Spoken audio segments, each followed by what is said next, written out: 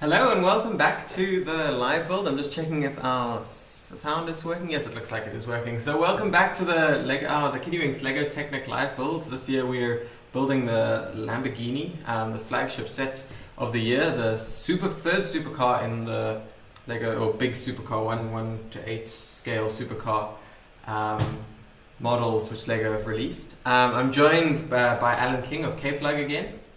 So we've been building for the past 2 days now, and we'll show you in a bit where we've gotten to.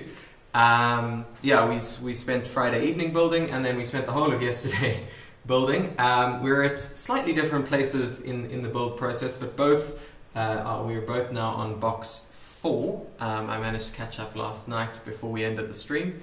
The only thing which, for anyone who has been watching diligently, the only thing which you have missed is I've actually unpacked my pieces for box 4, so we didn't get all the packet rustling on the camera. But yeah, apart from that, we're there. I don't know if you want to say anything. Yeah, morning everyone. It's good to be back. Looking forward to finishing this today. It's been fun, challenging. It's not a simple build. No. Requires lots of attention, but making good progress now. Yeah. We're hoping to finish today, but we'll just see how things go. We're under no pressure to finish. We haven't put that on ourselves this year, having learned from the past 2 years of builds. Also just to let you all know, if anyone has any comments, questions, anything you want to ask us, it doesn't have to be related to the Lamborghini at all.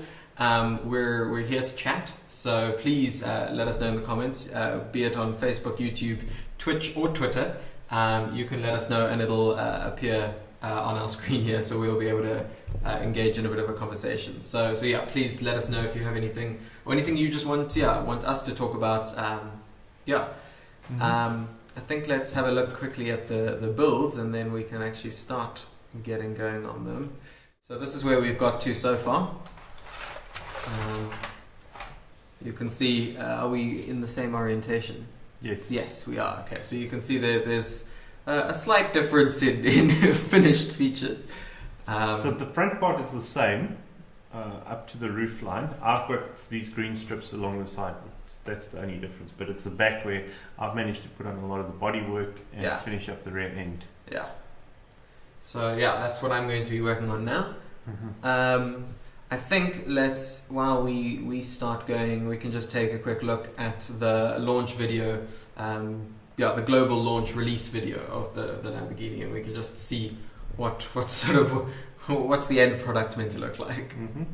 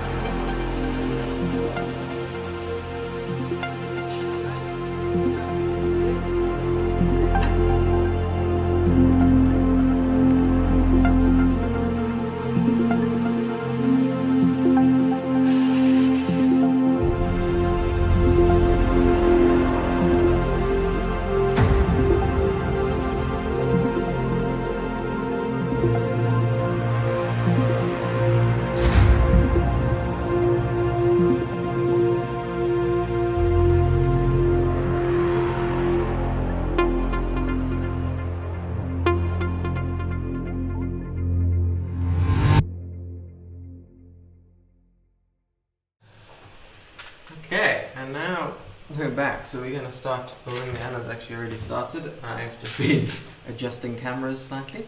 But yeah, we're ready to get going.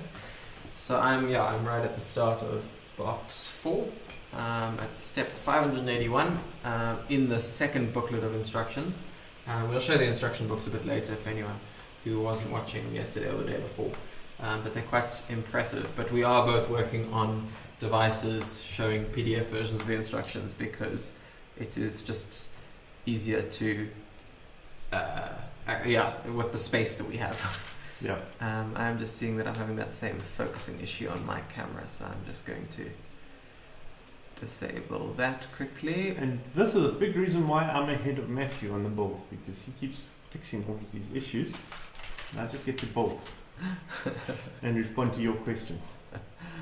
Indeed. Okay, we should have a better focus thing there. Just disabling the autofocus limit. Okay. I haven't done too much sorting of these pieces apart from just putting them in. I'll show you. We've each got these great trays which we're using. Haven't done too much sorting apart from just putting the bags in them at this stage. Try and save some time. So for the first time I'm noticing what people complain about the differences in colours. Ah, okay. So building the wing where you put these small pieces next to the big pieces, you can actually start to see where there are slight Look, the camera's not going to pick this up. Yeah. We don't have good enough cameras for that. But yeah. And I understand it's a very difficult thing to do. I think it's within the tolerances, but it just does stand out a little bit. Okay. That's interesting to note. Of course, there probably are other cases where this has happened, but building it late into the night, you don't notice it. That is true. We certainly were getting into the area of night blindness. Yeah. So at the moment, I'm busy building the rear wing, which is going to lift up from on this here. So I've got one half built, now to finish off the other half, and then attach it. And I'm not 100% sure what I'm building yet. So we will find out soon.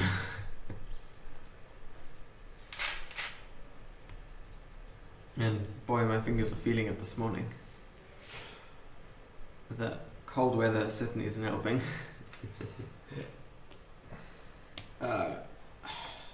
Yeah, for anyone not in the Cape at the moment, we've had a bit of rain yesterday and today, and it's been a little chilly. I need the car back.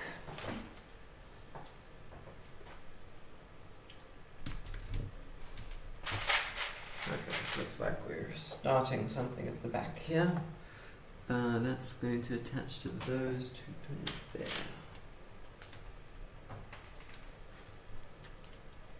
Are you building diffuser pieces? That's what. I just changed gear accidentally. Ooh, I can't even get this in. Let's do this more upright.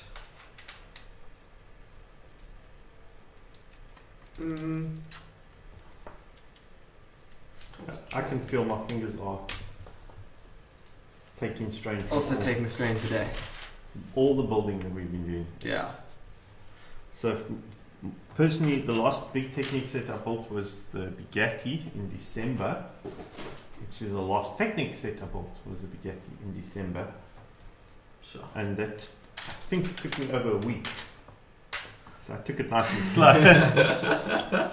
And I built a similar size set in the course of 2.5 days. 2.5 days, yeah.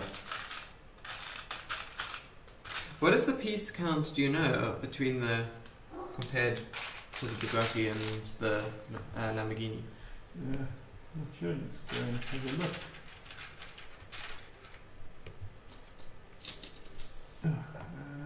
Actually, let's just browse it.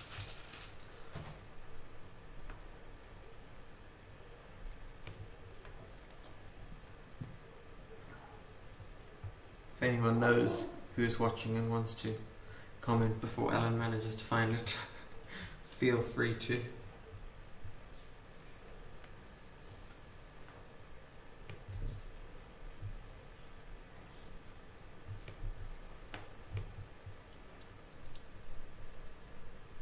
Just making it easier to compare them.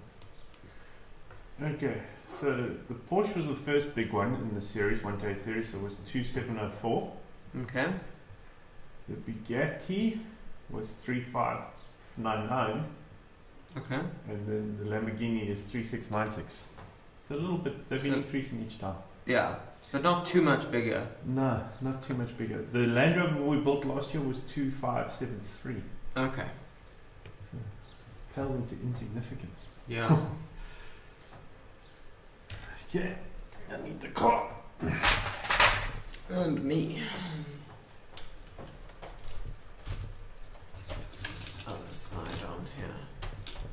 Yeah, and have a working rear wing. Nice. Not quite as cool as the Bugatti one. This one purely goes up and down. The Okay. Bugatti one, you had the key which you put in, which would open it and rotate. Yes, yes. We were commenting yesterday, this one appears to be operated by the passenger, Yeah. because the pedal is in the passenger's side.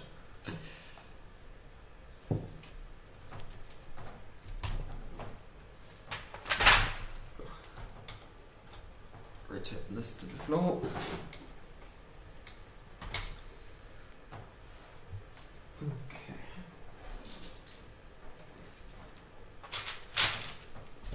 Let's get one of those.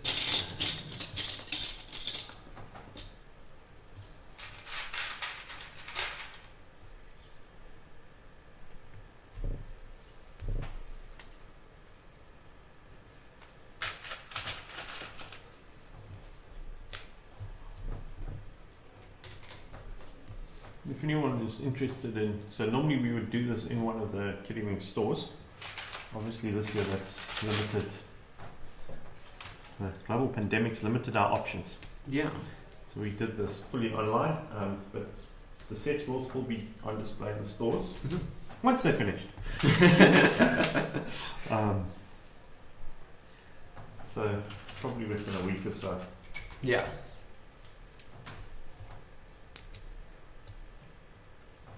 And if you are in the market to purchase one, there is, I think, still one available on our online shop, kiddywings.co.za.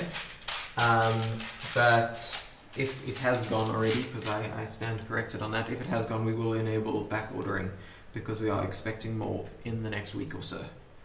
So if you are looking to purchase one, do reach out.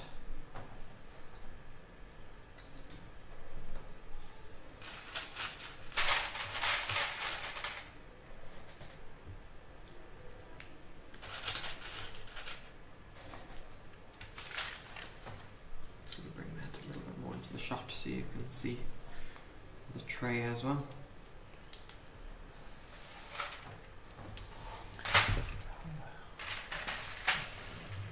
So I'm busy working on adding some more detail to the roof at the moment.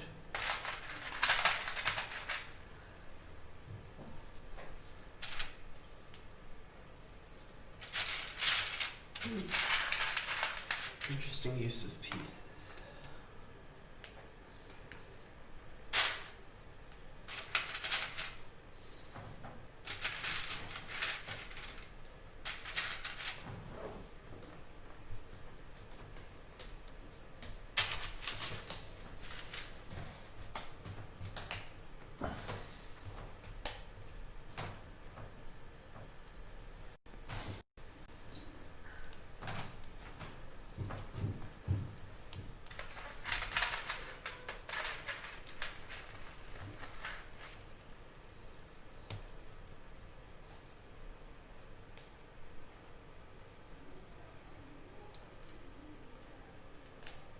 Oh no.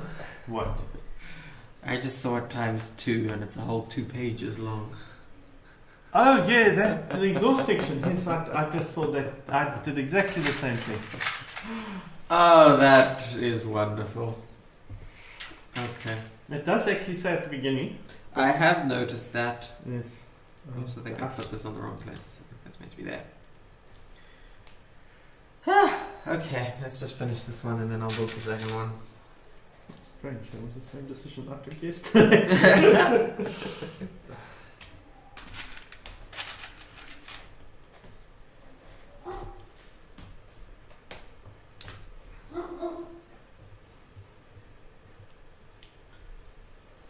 Okay. There's one of two. I'm going to build the second one now. Hopefully I can remember where I found all these pieces from. One of them was in this pile, there we go. And then I'm going to need the other side as well. I needed two of these.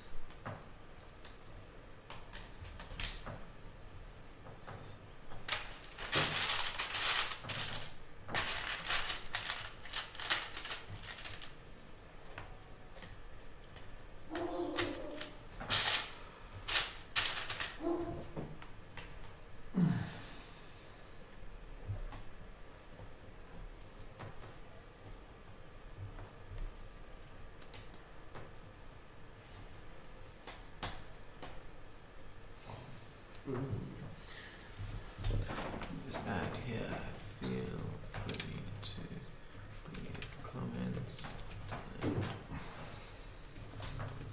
ask questions.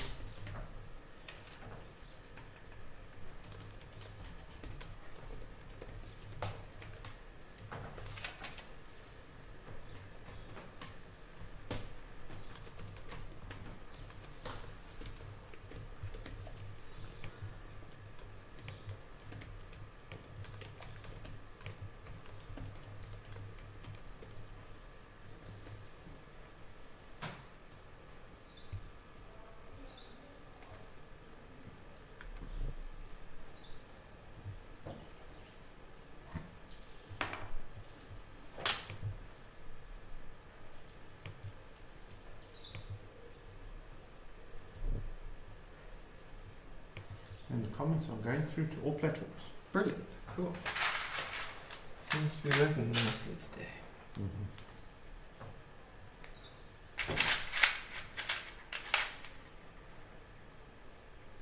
Yeah, if anyone who watched on Friday, you will have seen we had some technical difficulties, but we appear to have mitigated them and had a no interruption stream yesterday.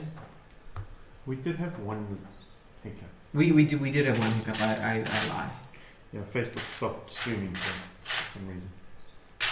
So we finished off our morning session and then... Yeah. Oh, two hiccups then actually, because we also had our sound disappear for a second. But neither were major problems. Can't find a piece, but I've just found it. Okay. Then I need one of these.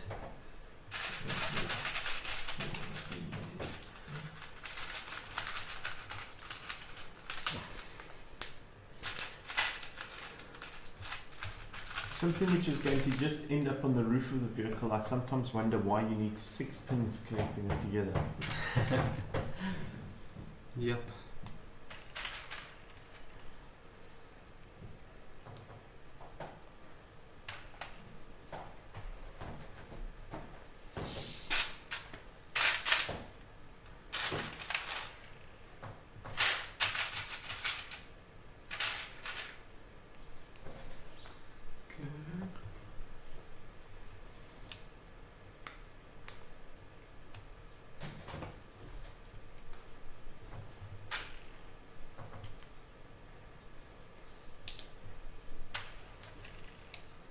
It is encouraging to see the parts go down. These 2 trays here were full of Yes, the you 2 can by actually black. see the one. Yeah. Yes. My one, what it looked like before. You have the before and after.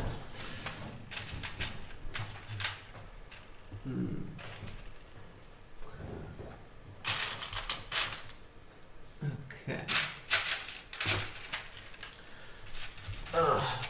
So you had a few questions yesterday. I have a question for you today. Okay. What would be your ideal Lego storage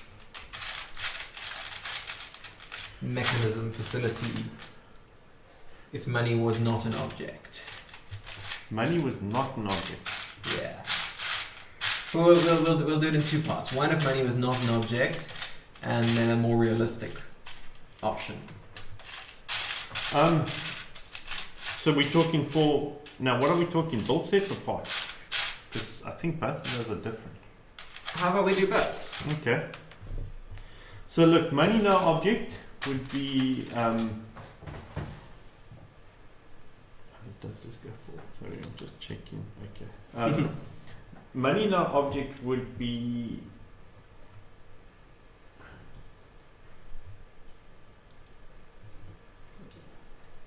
it's a When you ask him questions, he gets distracted and doesn't want to make mistakes with his builds. Well, no, blue pins going into where there are black pins doesn't work. No, that doesn't work. I hadn't picked up that they actually turned the card right. Or their car, the car in the diagram is different to mine. Okay, so money no object is some sort of cabinet like glass or perspex. Very clear, must be absolutely crystal, which you can put all the build sets in. Mm-hmm. So big enough shelves that you can see them. Ideally, like standing pillars where you can see the model from every side. Yeah. And make it just look absolutely amazing. Yeah. So someone walking in would be absolutely blown away. Yeah. So that would be ideal for me. And then storage of pieces in that scenario would be, we're talking money no objects, so why not just have a Lego brown box with every single part? Well, the issue with that is how do you find the pieces? Yeah, no, well, they're all barcoded, so a nice scanner which you could just walk around and go DDD. So, but you've still got to do some searching. No, there is searching. So, I think the money no object versus money, that one, the storage of parts comes the same. You want to sort individual piece types. Mm-hmm. So, like for example, I would probably, depending on the number I have, taken these two pieces as an example. Mm-hmm. They're 1x1 tiles, both of them. I would chuck them in the same drawer. Yeah. The green is going to stand out. If I have so many black ones that it's dominating, that would go to a second drawer. Yeah. And that's pretty much for everything. So start off by piece type, because you're looking for something, you know what piece you want. Yeah. Then you can focus on color. Yeah. Because either you in one or two scenarios, either color matters when you are trying to do that, or it doesn't. For money restrictive things, unfortunately, it's going to go with the solution I'm kind of working on at the moment, which is an open sort of shelving for sets on display. Ideally in a room which is only for Lego. So seal off the room that way and limit the dust that way. Okay. But like, not a carpeted floor, it must be tiled or laminate. Okay. And yeah, so that's how I would go with it. And you? Money no object.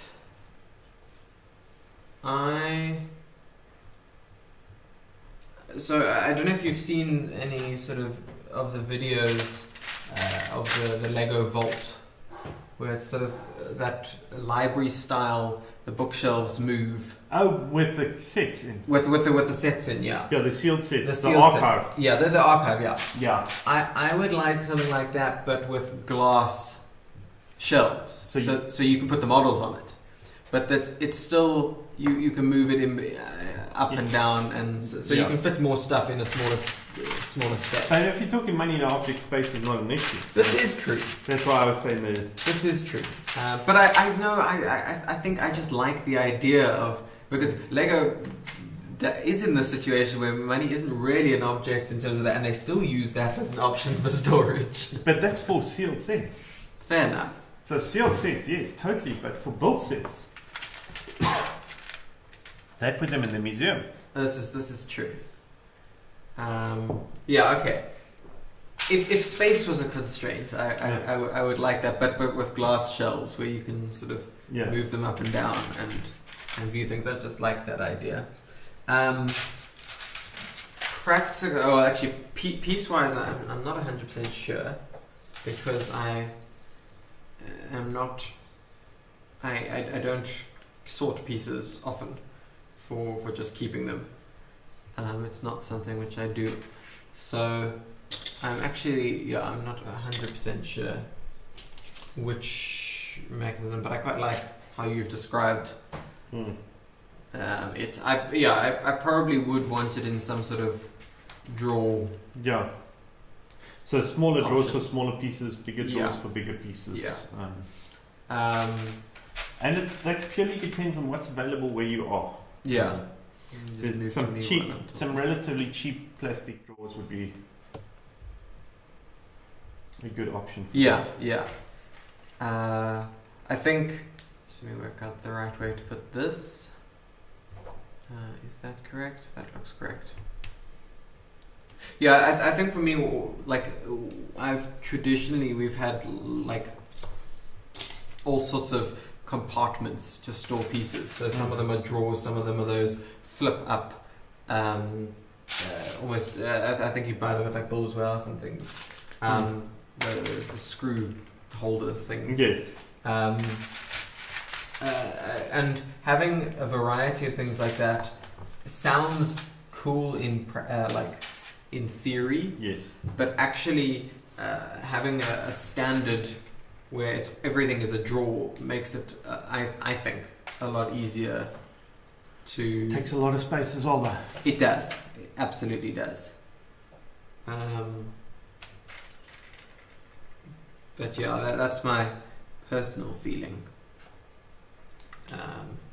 So yeah, and then realistically wise on the display of sets, sure, I don't know. I've always wanted let me just work out how this is going before I actually finish that thought. This looks like it is connecting to that. There we go. I've been a big fan of like a large, expansive city. With the Creator Expert modulars, but a train and having a harbour with some docks and just this very expansive city, which I actually think, it sounds like it's more elaborate, but I actually think it could be more cost effective because all you really need is a large room and some tables, or one big table. Very large room. The moment you add in the train tracks. This is true. So yeah, but what I'm saying is I would be happy to just display that and everything else. So from Star Wars to Technic to everything else, it doesn't really need to be displayed in any great way. I would just want that to be displayed well. Okay. So as Matthew's aware, I'm going through this debate. I'm in the process of looking for a new place. And part of that is how I'm going to display my Lego. So I've put in the requirements. I need a room for it. Mm-hmm. I think in an ideal world, you probably want a separate build room to display room. Just from the volume of storing all the parts and having them out. Mm-hmm. As nice as it is to build where you display as well, it's just that collection of parts gets so big so quickly. I think having them separate may be an option. The city is a cool option. I have a number of the modulars. I don't have any trains, and I kind of want to keep it that way because just the modulars takes so much space. Yep. And then you put roads in front of them, and we've seen it displayed before. To have a decent city display, it used a large table. Yeah. But then my thing is, so Jan Briggs has an approach where he'll put in Lego official sets for a while, but its idea is to replace them all with his own custom creations. Okay. So he has modulars in his city at placeholders to Yeah. fill stuff, and eventually he wants to replace it all. Yeah. And like, I would probably do a similar approach because I want the custom stuff as well. Yeah. Okay. I do have some city sets, but I don't feel they fit in a Lego city nowadays. Yeah. No. Because they're not sealed buildings, they're not complete. Yeah. No, absolutely. I think their usefulness is more for the parts, the colours, Yeah. So if you're wanting to build a police station, you might use several of the Lego City police stations to do it. Yes. But I think that's part of the creativity of Lego, is putting that all together. Absolutely. But the key to whatever you're doing is try and get as much space as possible. Yeah. That it's allocated for it only. Absolutely. If you watch James' tours, he has his city, originally he had his parts at the edge of it, which he then removed to expand his city. Mm-hmm. So that's now a separate room, his build room. Okay. And I think that's what you need to be flexible about as you grow. Be able to move and change. And things. Yeah, and none of it's final. Yeah. That's the whole thing with Lego. You get something, you can do it better. Yeah.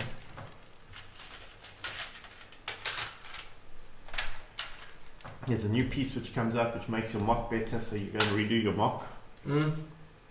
Mock being my own creation for those who are going, what acronyms are these guys using?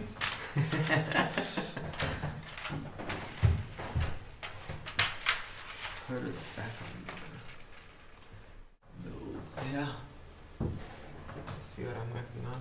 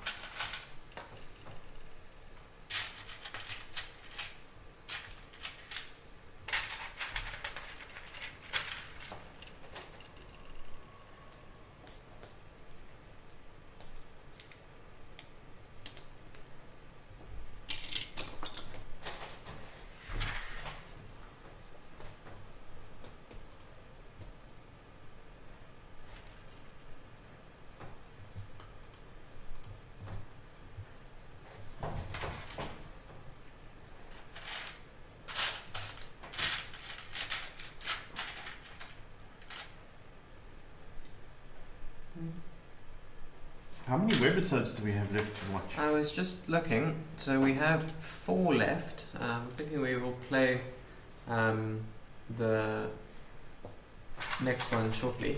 For anyone who hasn't been following along, we've been watching through the webisodes which LEGO produced to pair with the building of this. So yeah, we've been playing them on the stream, which has been quite fun. So yeah, we'll move to the next one shortly, so we can all take a look. And the next one's about creating new elements, which is one which I've been looking forward to watching. But what we might do is, if we get to the end of them, there were 1 or 2 which we played earlier on in the stream, which were great and will be fun to go back to and watch again if you hadn't seen them. You can also, if you are wanting to watch all of them, you can check them out on LEGO's website. They're all up there.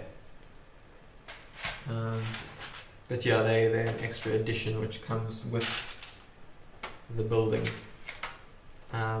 which is actually something which they seem to be doing quite a lot of. I know with the LEGO Art, which has just been released, or one of them is so far available, they come with music to... It's more than music, it's a soundtrack. It's a full soundtrack. It's a full, but it's discussions from what I understand, is like it? a Okay. podcast. Okay, so it's a full podcast to listen to while you're building the Lego Art, and that for me is quite a cool idea. But it seems that they're focusing on this idea of creating more than just a building experience for adults. So yeah, we'll take a look at creating new elements now.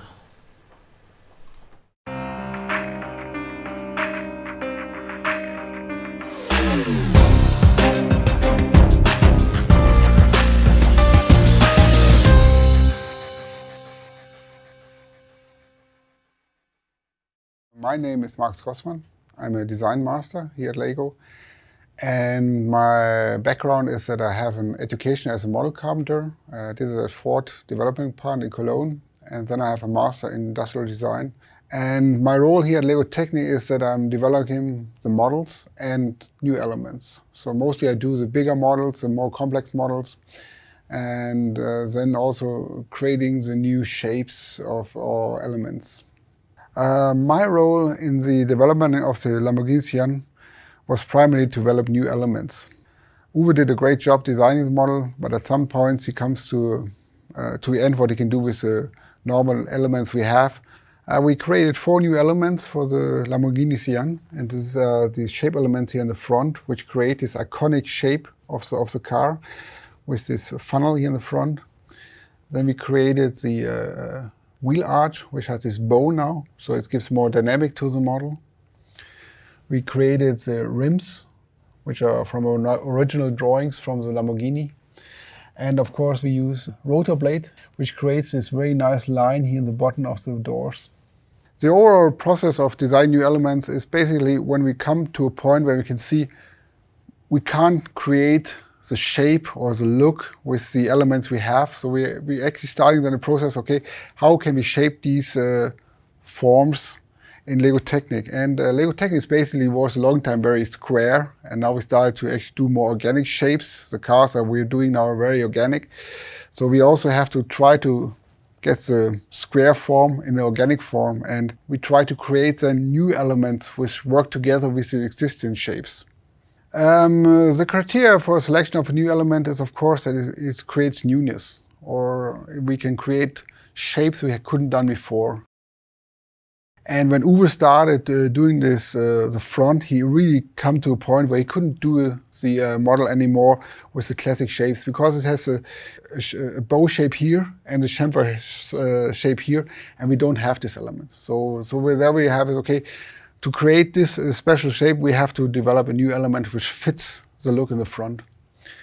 When we design new design elements, then of course we try to create elements based on family so kids can recognize this. And when we created this shape for the bow here, we started using this bow element.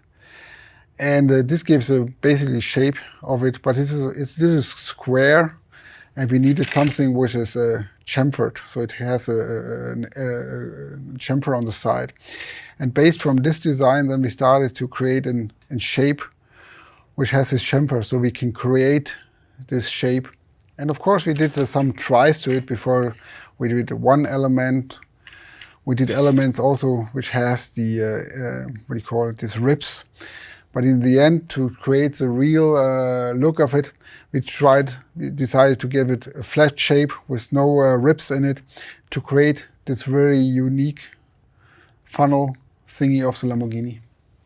The difference between designing maybe a design element like the bow element or technical element is, of course, that the technical element has to work together with other technical elements in a function.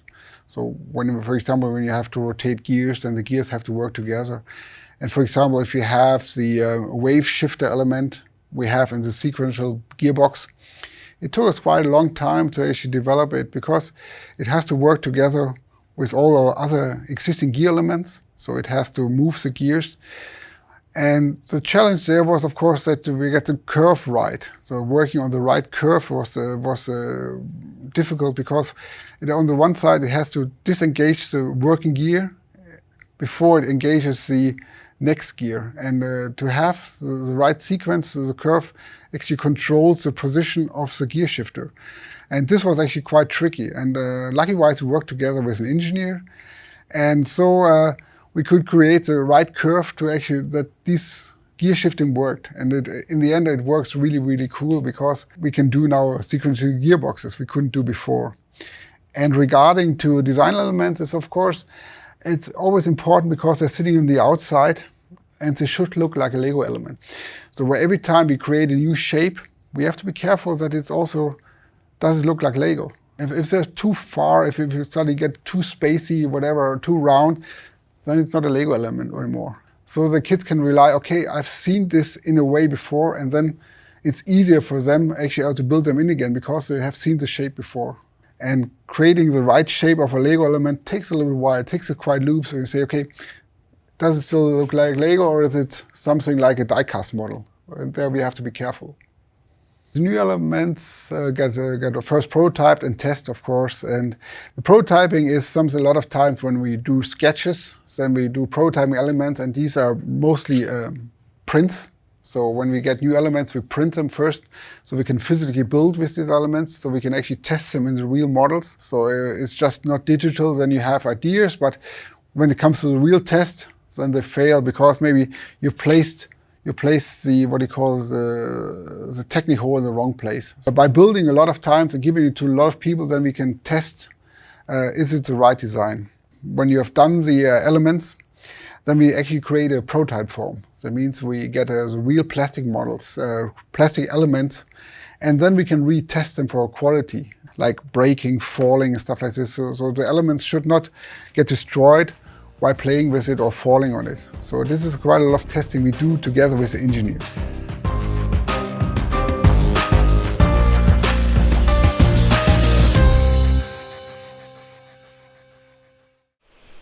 So there you have it. It isn't as simple as some people might think to create a new element, or even just to get it past the stages of I want a new element. How do I convince the designers to produce it? I'm also struggling to find a piece right now. You caught me at a very I'm busy working on the engine cover for the Lamborghini. It's quite a cool shape. And very interesting design elements to get. These two do not line up properly, but that's how they're meant to go. Just to get some of the weirdness.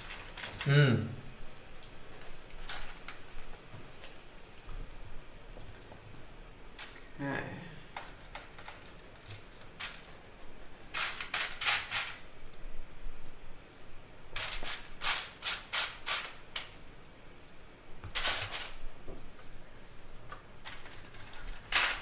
How many pages do you have until the end of the book? I'm on step 841. I'm going to start 841. And 857 finishes the chapter. It finishes the box. Okay. Sorry, the box was... Yeah, so I'm getting close to the end of it now. Okay. Quite obvious when I'm starting to move stuff around in the tray so that it's all easier to reach. It's generally a good indication that you're I'm excited for that because I'm struggling to find some pieces at this stage.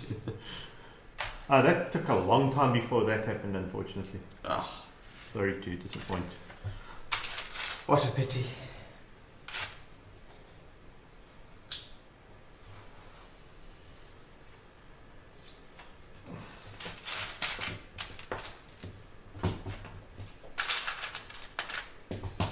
There we go. That's together.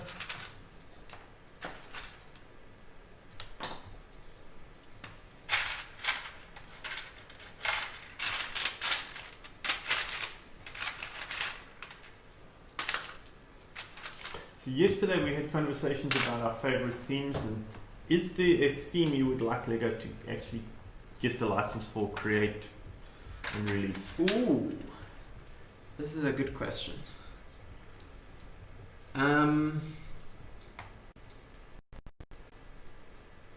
Sure.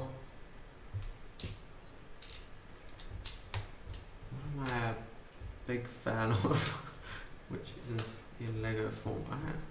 Why do you're asking complicated questions early in the morning? Okay. I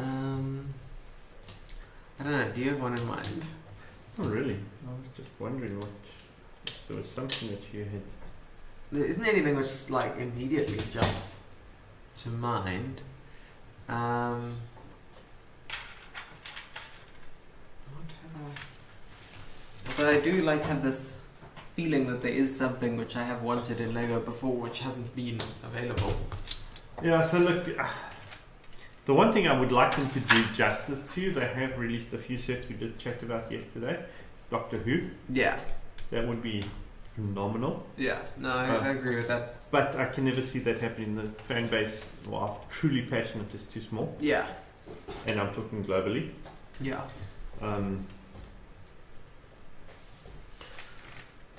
One which I would like to see done is actually it's one of the Lego Ideas submissions, which has gotten somewhere each time. I don't know if it's gotten to the final round yet of any of them, but it's the house from Up. I really like the idea, but it's not really a theme, so to speak.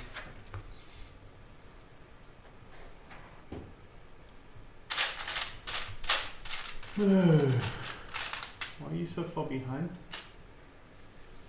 Me? Yes. Because you ask complicated questions and then I have to think. Okay. No, because I'm getting close to the end of this box again, and I'm noticing that I have a couple of black pins. You want to know why? I don't know. But those, I'm not too stressed about. If I do realize later that I need them. Okay. Because at the moment, so I am ending up with 2 extras, which for me feels unusual to get two, but we did earlier on. The first box we had 2 as well. Yeah.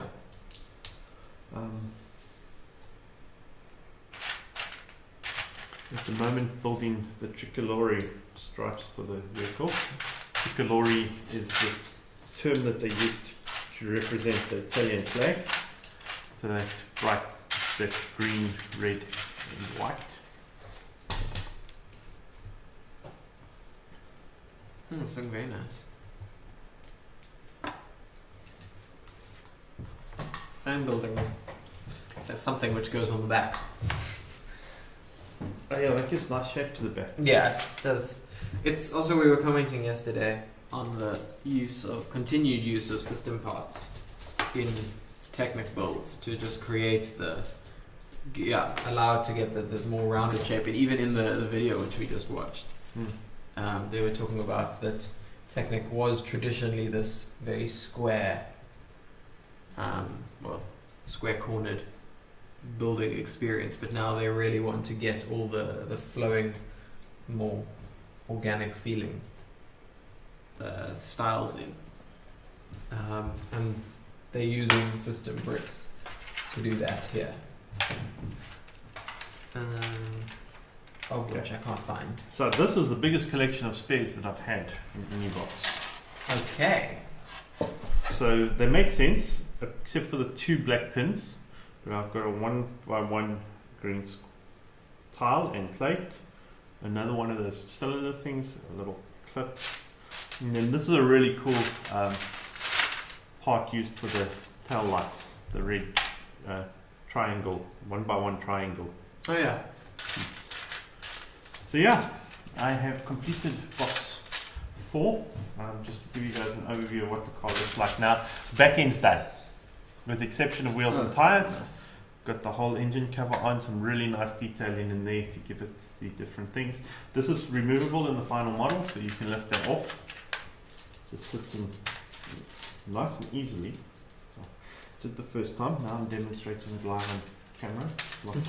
There we go, it goes back in. Got a working wing on the back here, so there you can see the tail lights, and that's not the wing, that's the seat.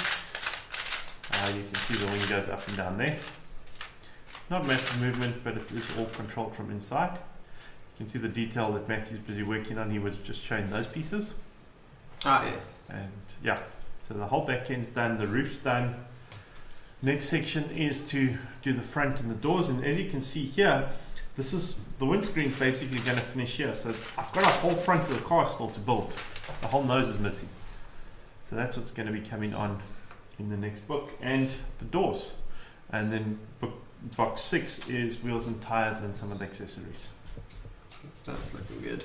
Okay, so let's pull out. So for those who did not see earlier in the stream, they come in numbered boxes. Here's box 5. They have this shape, so they all fit together nicely in the box. Once I've unpacked box 5 and 6, we can actually demo there. And here are the books. So this is book 2. And book 1 was the back of the car. So you can get an idea there. And big substantial books. So interestingly, box 3 swaps between the books. So I've just finished box 4. So I'm about halfway through this book. Nice. So we did determine yesterday there is over 1,000 steps of building. Yeah, so I'm here. Yeah, a little bit less than half. So I've got about 200 steps left to finish the build. So let's see what's inside this box.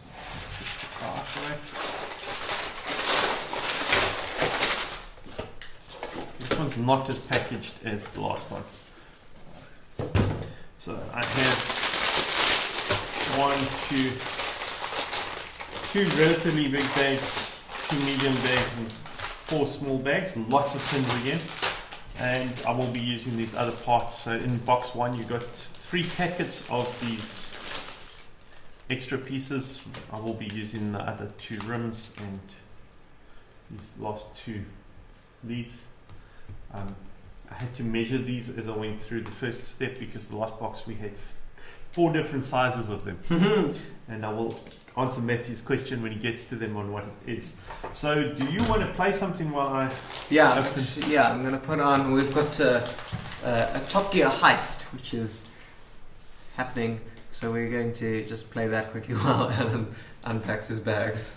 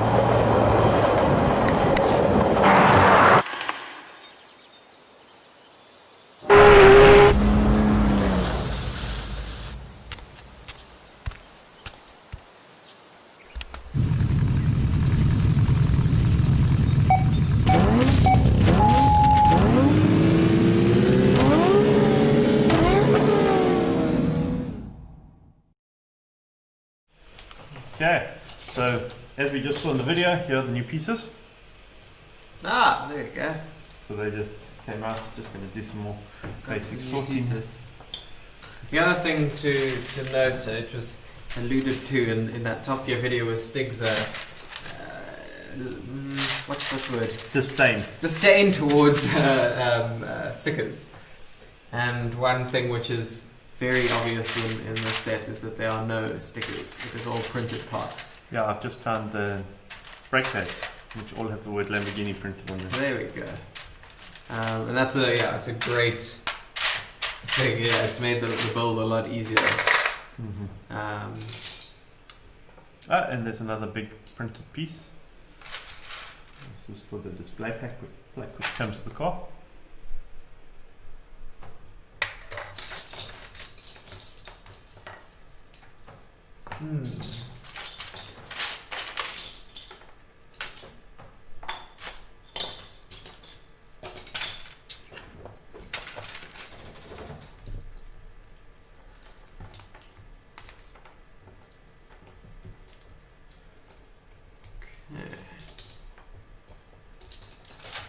What does it look like you're going to be building now? So this is doors in the front end. Okay. Very much so. So I'm just trying to get a bit of. Do you build the doors or the front first?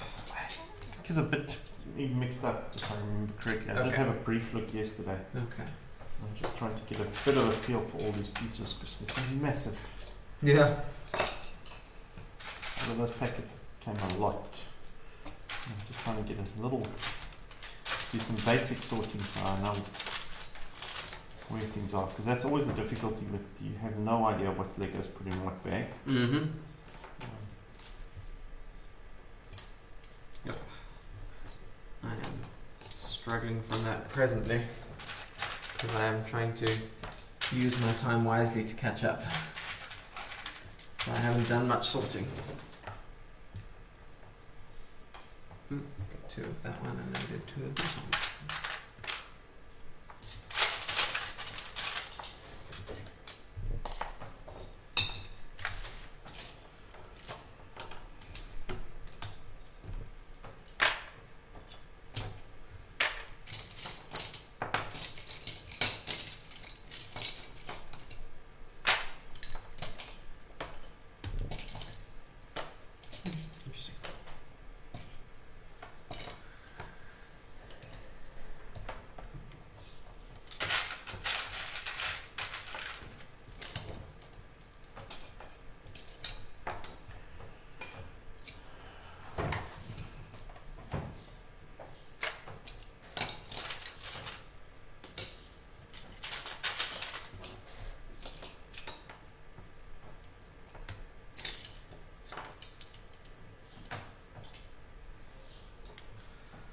Okay, this looks like I'm actually building the tail lights now.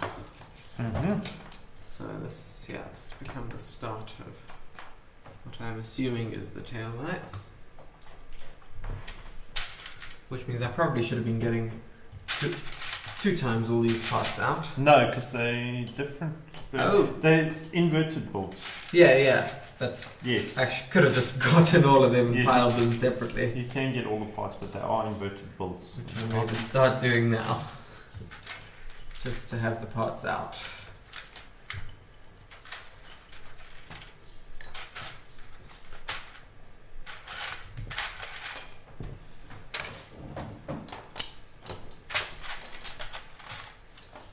I'm just doing the sorting so I actually have something to build.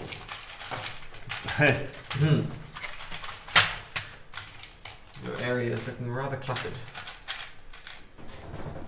Though on camera mine doesn't look much better. I do have a little bit more room here to be working with. No, the problem is the car's getting big. Yeah. So that's taking a lot of space. I just want a little space to work. I keep lowering mine to the floor to fit everything in. Oh, yeah, so I start by building the whole front piece so I can actually just move the car over here. Okay. Which allows me to move that out the way, and now I can start grabbing.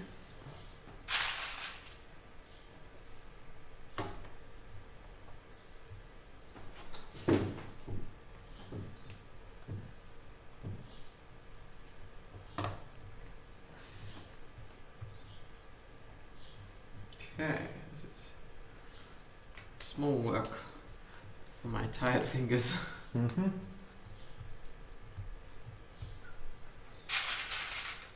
Oh, this does look good though. I like that. Does look good, eh? Yeah. There's the camera angle. Mm-hmm. Even here you can see the styling. Okay.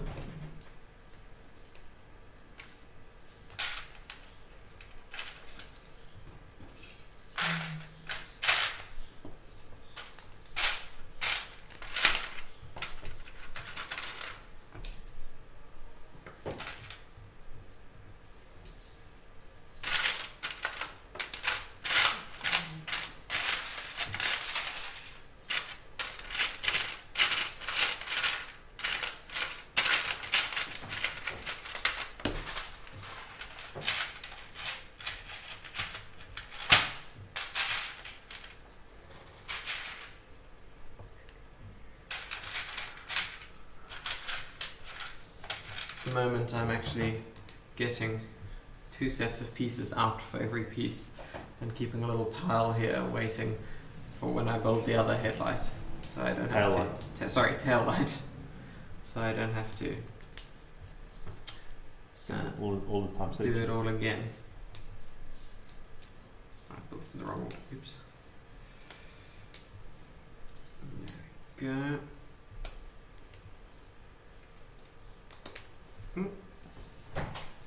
Managing to drop a piece and I've caught it.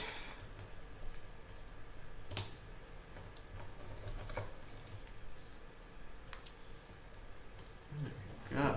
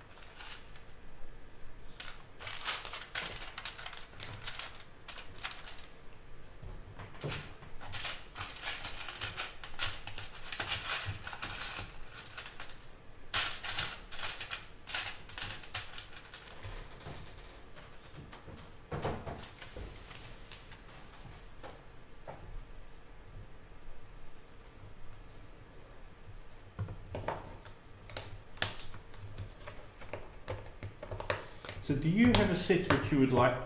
So there's two parts to this question. Mm-hmm. Set that LEGO has released and you don't have, which you would really like. You would like them to re-release or make available again. And then the second part is a set that they have never released. Any theme, anything, even if it's of something worldwide that you want, or you have like this dream thing. There is actually one which comes to mind of a set which I would like them to release. I'm just trying to work out how I've built this wrong. I haven't built it wrong. The set which I would like to be released would be an architecture set of the skyline of Cape Town.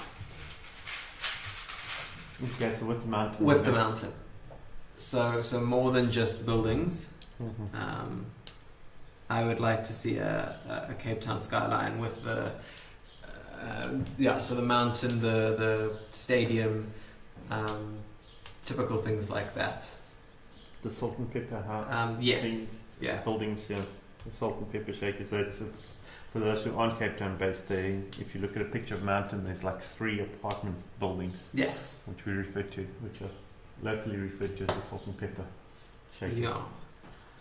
So, in architecture scale or the creator experts architecture?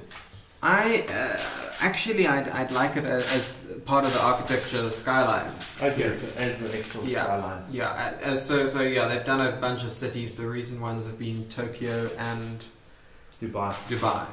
have been the recent ones. But they've done London, they've done Paris, they've done Germany. Yeah. They've Shanghai? done New York. Yes, they have done. They have done in New York. They've done a San Francisco. Yeah. So my feeling is that it's due for Cape Town is due, being quite a major tourist attraction.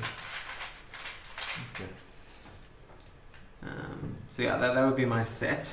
Okay. A set which I don't have and would like, I think is going to be the treehouse, just because of how short supplied it's been, and we haven't actually kept one for ourselves yet. Yeah, because we collect all the LEGO Ideas sets, and because I'm a great fan of the theme, and I'm missing that one. So do you have the early ones in the team? Like the submarines and... No, so there are, I think, 3 which we're missing, and it's the 2 very early ones and then the Minecraft one, I think, are the only ones that we're missing. Okay, cool. But apart from that, we've managed to pick the rest up. Cool. Okay. Yeah. Oop. How about you? So before I answer, I want to ask your opinion on the latest skylines. So I have a pretty large collection of architecture sets, but I did not buy this year's skylines.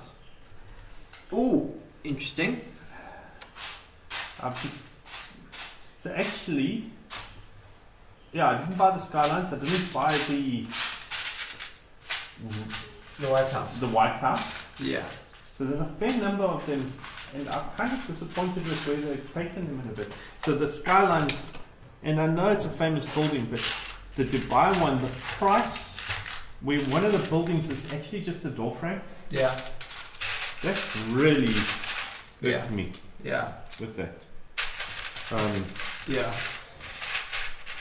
No, I think I'm of the same opinion. I wasn't a huge fan of the re-release of the White House. The White House also, I've got the old one, I think that's a better build. Yeah. The new one doesn't look amazing. It also, yeah, without getting into too many politics, it seems like a weird time to be releasing a White House. Mm-hmm. So yeah, I think a skyline of Cape Town, but all of this actual city-based one. So I've been to San Francisco and I've cycled across the Golden Gate Bridge. Yeah. So I got that for that. But if you look at the order that they've built on there, it's wrong. It doesn't actually match the city. Yeah. And that becomes a problem with a lot of them. Yeah. Is that they're not actually the famous landmarks, but they're not following the same order as the city. So that's my Your criticism of frustration with them a bit. And as I say, I've just kind of gone off. Yeah. So yeah, set that. It's a set I would love to see re-released. I mentioned yesterday was that Eiffel Tower. Yeah. The big creator expert one. Yeah. Set that they've never made. If they were to re-release that one, I actually would like them to do it again, not the exact same. Okay, so not what they did with the Taj Mahal, but more like what they've done with the Millennium Falcon. Yes. I think the building style of the Eiffel Tower could do with some improving if they were to re-release it. Just make it a little bit more solid. Mm-hmm. Yeah. Okay. Not that it isn't solid. It's just yeah. For anyone who missed the stories yesterday, I have several stories of it being toppled over by various family members of mine. Yeah. So yeah, that's on the re-release. The other one on the re-release, of course, is the Shuttle Tigerian that I mentioned yesterday as well. Said that they've never made.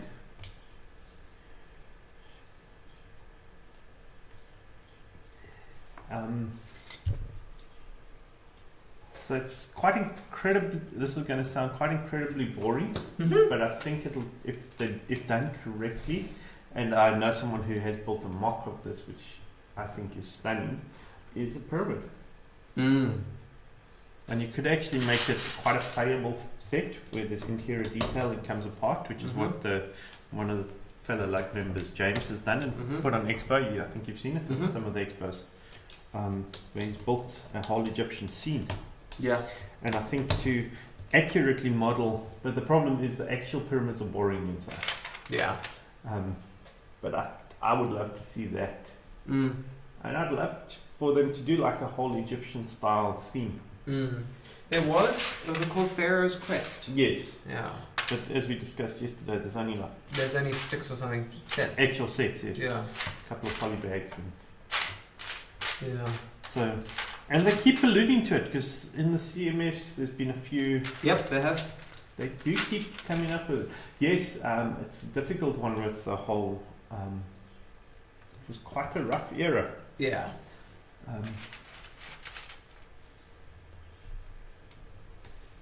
So yeah. Mm.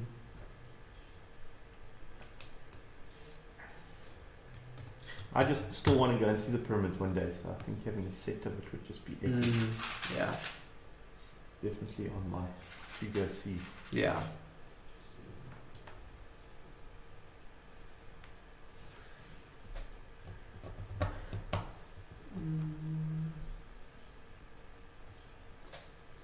You just bought one of those. Shouldn't be that difficult. I'm just checking. I'm feeling like I've done something wrong, but I don't think I have. Also, I had got to, when I started getting these pieces ready, I'm just trying to remember where that was, so I don't. Oh, there we go. Okay, so I don't start double getting these pieces now. Yeah. Okay. Yeah. Mm.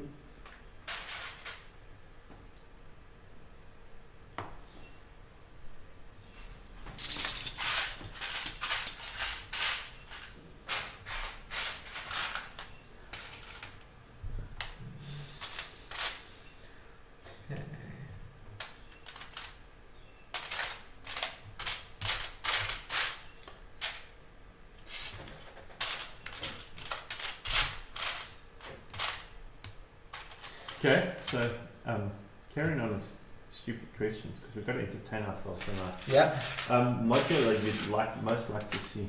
Modular. Yeah.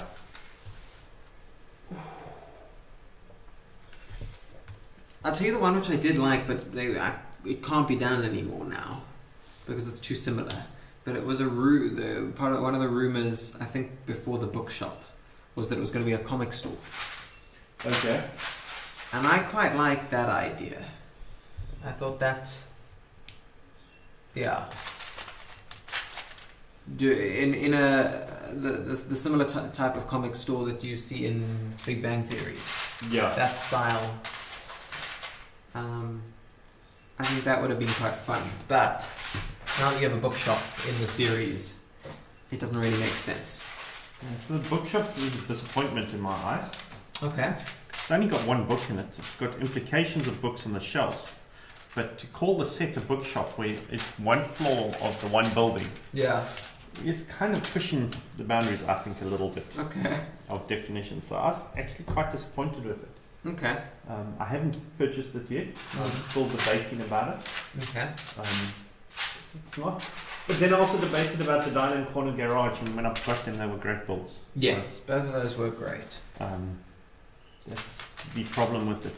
So for me, the one thing which I think would go so well into it, and I'll actually have a plan to build a mock of it one day, is a museum. Because you can put so many little nuggets inside it and great things. And I know that someone did it on Rebrickable. There were plans for a museum from the Tower Bridge. Yeah. As a rebuild where they built some dinosaur skeletons. And, Okay. oh, I have that. And it was modular size. Yeah. And look, the one I've got has got a little bit more extreme.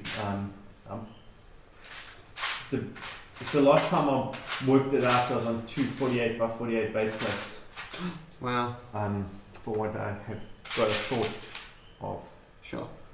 And, basically, I want to build a Lego museum. Yeah.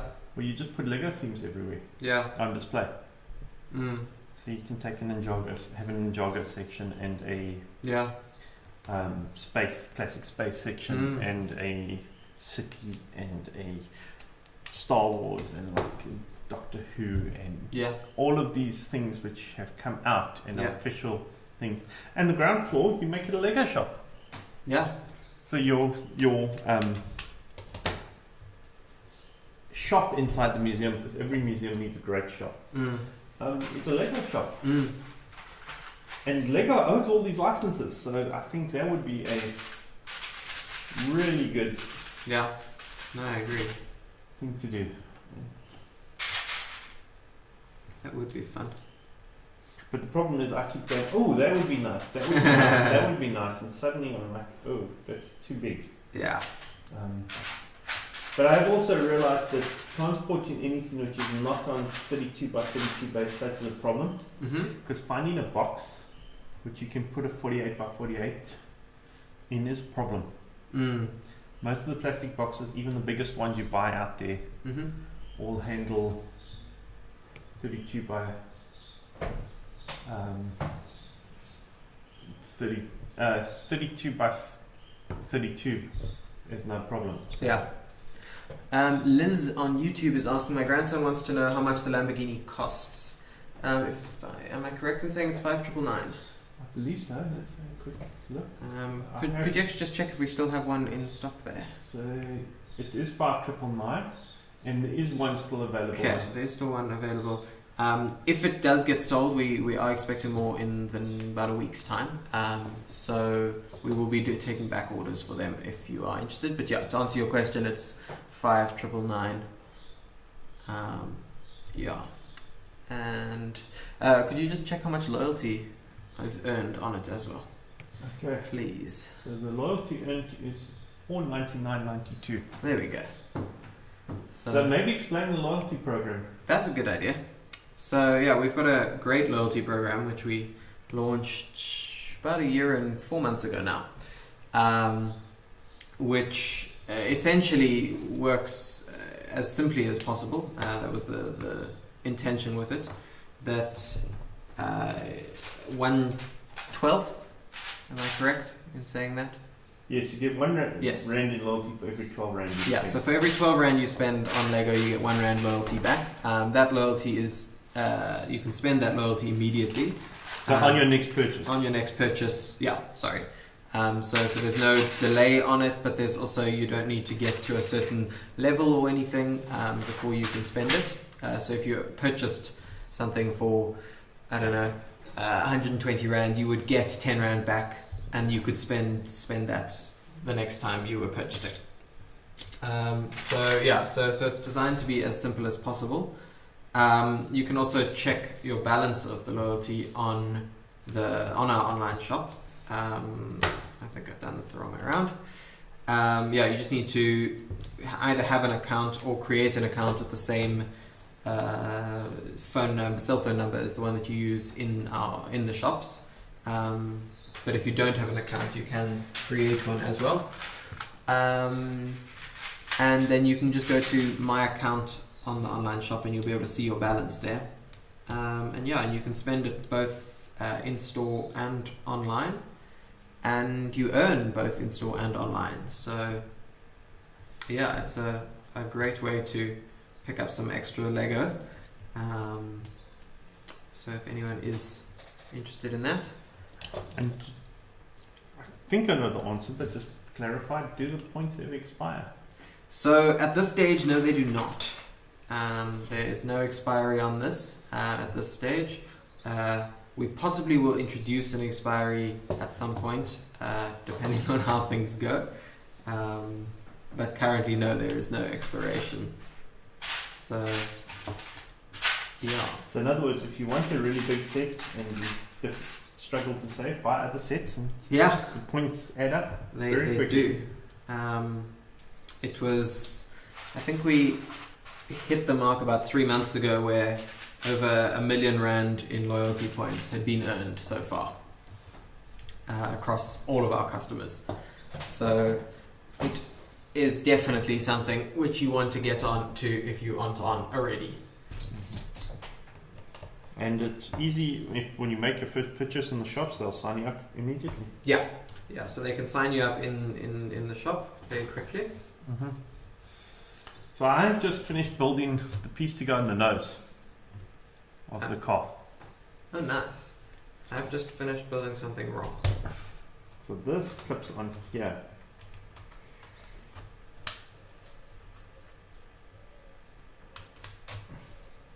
So that gives us a little bit better idea. So there's a good amount still to come on the front, Matthew. And you figured out what you built wrong. Oh, wow. Okay. Something is very wrong here, but I can't. Oh, okay. I did this the wrong way around. Alright. Oh, you got those. Yes, I made that same mistake. I did it right the first time. Well, one of them I Some stuck reason. on the wrong way. Liz is saying, my grandson of 6, Nicholas, is Lego crazy, is watching now and wants to see what you've built already and when you'll finish. Okay, so let me show you, actually let me put Alan's one on the screen quickly because he's a bit further.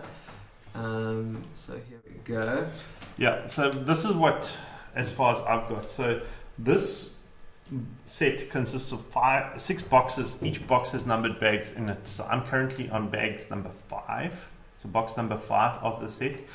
I built most of the structure of the car. At the moment I'm busy building the front end and the doors, which are scissor doors, so they go up. We've built complete, so I've got the engine cover, which I'll just remove. Got complete engine in there. We have a working rear wing. So you can see there it goes up and down. We have a full working 8-speed gearbox, which is visible from underneath. So all of this. And the car has all-wheel drive as well. So you can change through the gears. That gives you an idea of what it is. So the aim is to finish it today. Yeah. Hopefully around lunchtime, depends on how it goes. I'm currently on step 887. I think there was 1,087 steps. Yeah, something like that. So I've got like close to 200 steps in the manual to go to complete it. So yeah, that's what we're building. So it's the 1:8 scale Technic. And what you can do is once we finish these, they will be on display in the Kitty Wing stores. So you take them along to, you said it's Willowbridge and Palmyra will be first, and then we'll swap them around the following month. And then you can actually see it in person. 2 shops. Yeah. And I think at your Willowbridge store, you've currently got a Bugatti on display there as well. I think there is still a Bugatti there. Yeah. I think the Land Rover might have come back now. Okay. Not too sure. So those are what we've built in the previous rounds of this live build. Yeah, and we'll just take a quick look at where we're going to in this build. So here's the finished product, which we're aiming for.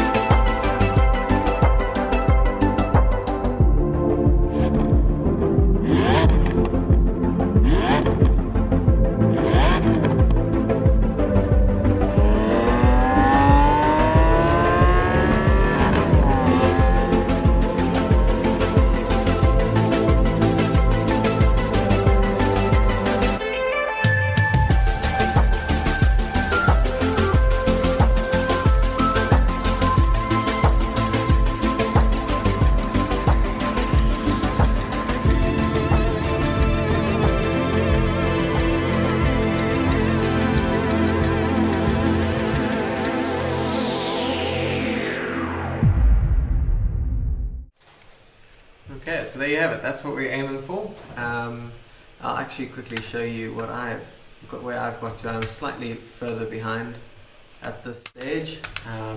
But this is what I'm busy working on. I've just finished up with the tail lights there. You can see them looking really great at the back there. And now I'm busy, I think, going to start working on the back here. So yeah, that's where we've gotten to so far.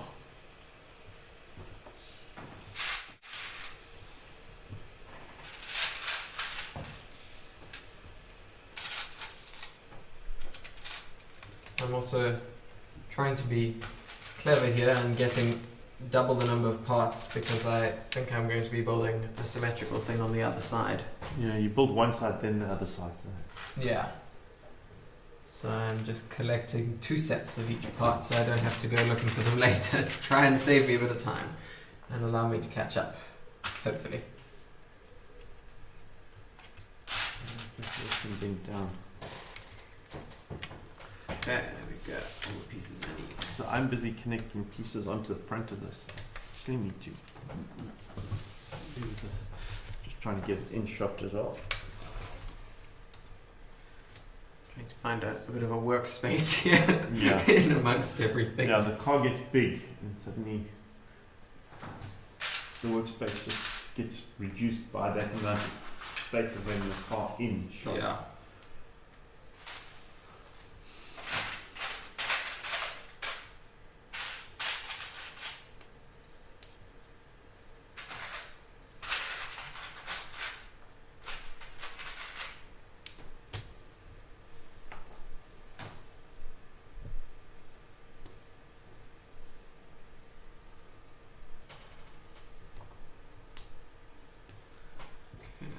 Right, and then there's just slots in there, and this is going. So hopefully we've answered your questions, Liz. If Nicholas has any more, please add them. Yes, Happy yes. to answer them. Please do.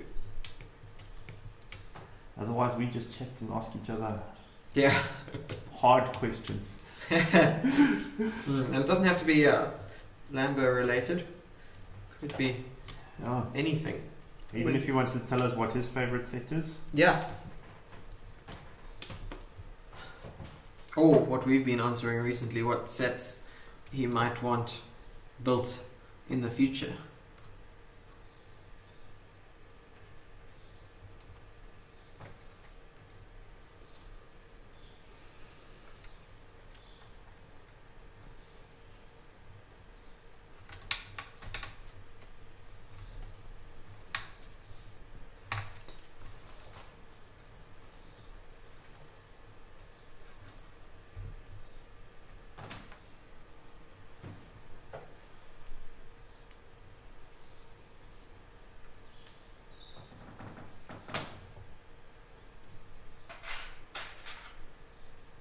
Oh, my fingers are definitely starting to feel it today. Mm-hmm.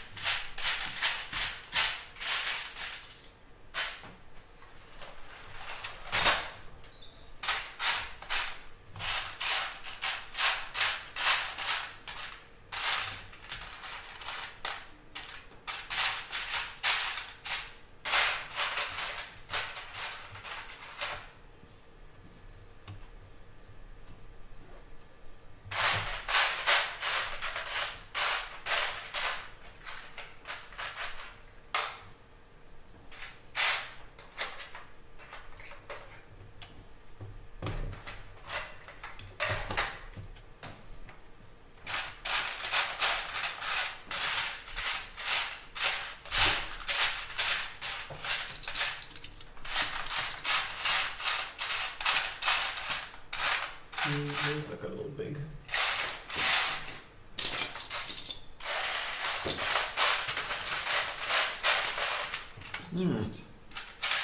Ah, there. Struggling to find a piece. Yeah, so there's only one of these grey bushes in this particular box. And I know I've got one sitting in my spares from the previous box. Ah, I was tempted to go, well, I'll just use that. And then I spotted it. Let's just cross over to the chat here, then we can see what's happening here, because Liz says Nicholas has verbal diarrhea. Lots of questions. He wants to know if there's a Titanic Lego, because he's saving up for it. There has not been an official Titanic set, and I doubt Lego ever will. Yeah. Because it was such a tragedy. There's been some amazing mocks. Yeah. Mocks being my own creation that people have done. Bricks, I think. Beyond the Brick has covered it. So Beyond the Brick is a very awesome YouTube channel. Some guys who do reviews and attend lots of conventions and show it off. Yeah.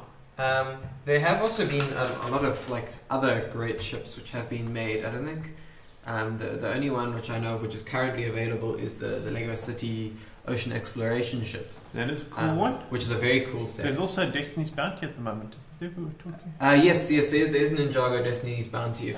If you're looking at on the Ninjago side, there have been in the past though. I think there was a Maersk ship. Yes, which I was quite a fan of. Yeah.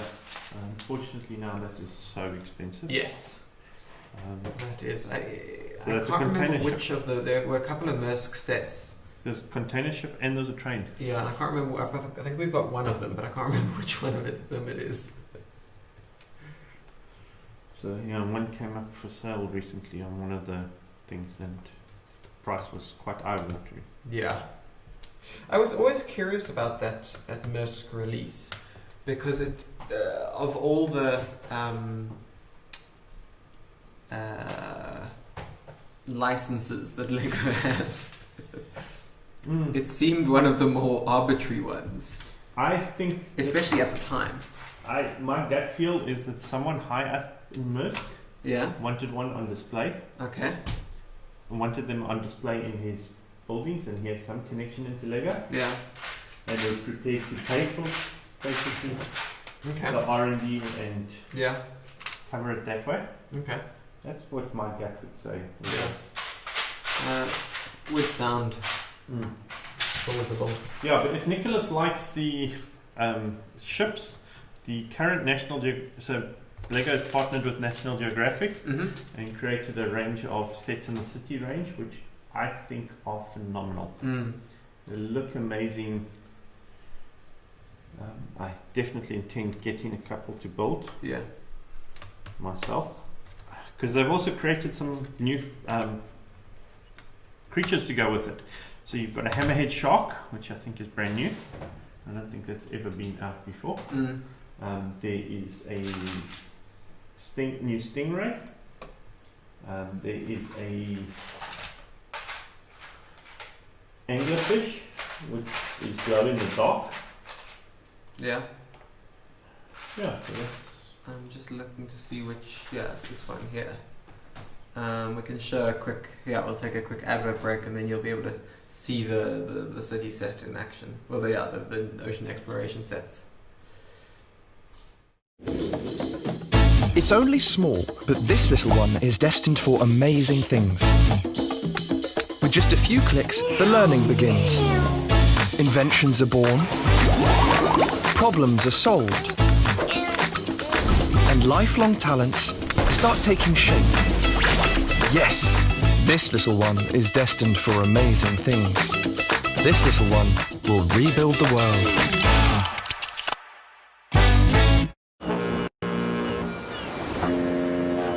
What if I could live under the sea and breathe underwater? Roger that. Yes, you can.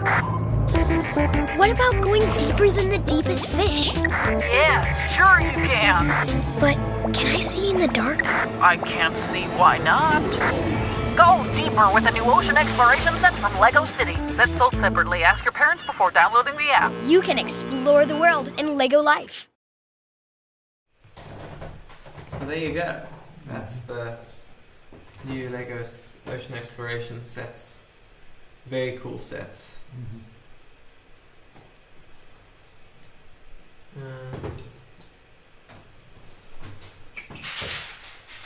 Let's see. I need to... And with being associated with National Geographic, I'm sure in one of the adverts it said it said they're contributing back to National Geographic from these sets. Yes, yeah. There actually is. We can take a quick second break, and we can in a little bit, and then I'll be able to show you some of the stuff about the partnership with National Geographic, which is quite fun. Liz says, "Oh, that's great. What's the next was a shark he was going to ask about. We will watch." Yeah, there've been sharks in a lot of sets. Yeah, and now we've got the new hammerhead mold, and that's just cool. Yeah, particularly because I think I'm trying to think if what the last shark change to the mold has been. So the one before that was there was a zombie shark for Silent Mary. Ah, okay. But I don't know that was a full mold change, but rather careful paint application. Yeah, possibly. I do remember there was in that. Yeah. But yeah, the shark mold has been around for a long time. But Yeah. it's still popular. Yeah, absolutely. But yeah, no, I remember the same shark from a very long time ago. Mm-hmm. And I'm happy with that. If something works and is really good, Yep. keep using it. Like the hammerhead is just a change to the head. It's just a different head part to it. The rest of the body is still the same because it's so good. Yeah. Keep that. Rather spend the money on creating new pieces. Absolutely.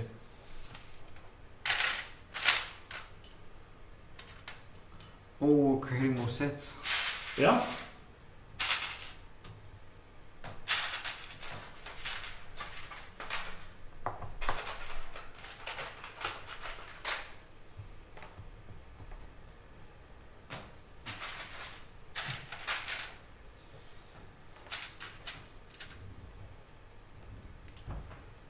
Okay. I think I'm not sure where this next piece is going to go, but I'm actually going to move this down because it looks like it's a larger piece that I'm building. Okay. So let's move this down. Okay, and just from a stats point of view, it does look like the stream has been going well so far. No dropped frames, which is great. It's very cool. Let's swap to our build for a minute so that then we can see more what's going on. Ouch. And then we'll take a short break in a bit. This is supposed to, it's supposed to Show stick out. partnership with National Geographic. I think I have got that in prop. Because you put in pieces which basically join up and give strength to the whole front end of the car at the moment. But fingers are sore after. My fingers are starting to feel it. Yeah, so this, I know if you can just see on the edge of the picture, I need to push this axle down. Till only two. My word. There. That just gives more strength. Sure. So the rear of this car got an angle on it from here and it's looking good. I fetched pieces for the wrong step. Very good. Fortunately it wasn't the step before. Mm-hmm. It was the step ahead. I have done it where I've refetched pieces from the step I've already done before. And then you build this whole structure and go, oh, I've already detached Yep. Very entertaining.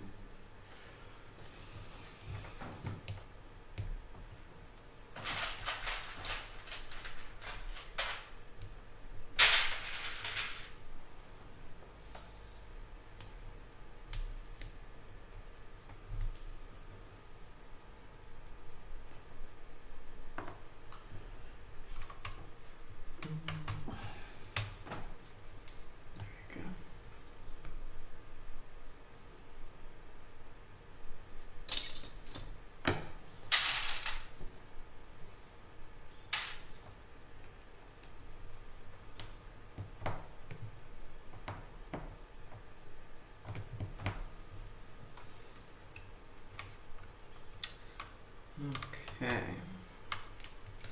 It's a bit more stability. And this little thing that I'm building. And I need another 7 length, another 2 of these.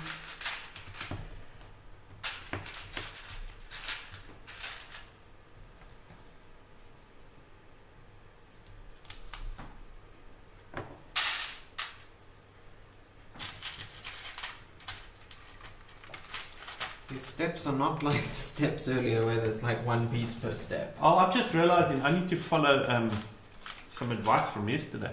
Oh yeah? In one of the webinar videos we watched yesterday, there was a comment made about before building the headlight. And I think I'm getting quite close to that process. Yeah. For those who hadn't watched the webisode, the comment was that we suggest a cup of coffee before building the headlights. Yeah, and the next part, so I've just built I realized the mechanism was coming out. The next step that I actually have to do is start building that whole headlight section. And for those who don't know, this car has like a Y-shaped headlight. Yeah. It's actually made up of 3 white bars. I have those bars here.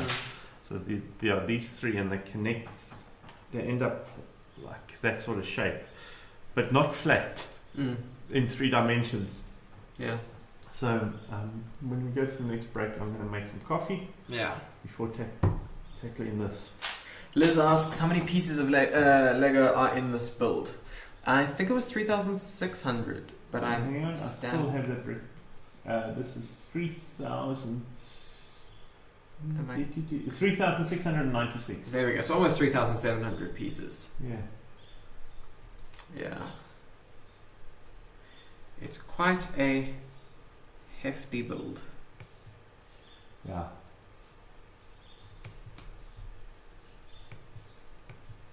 Okay.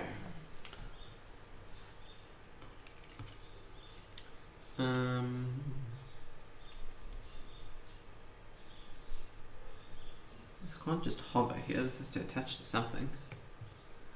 I think I know. I just had this the wrong way around. That was Yeah, it does attach on one thing. There we go. Okay.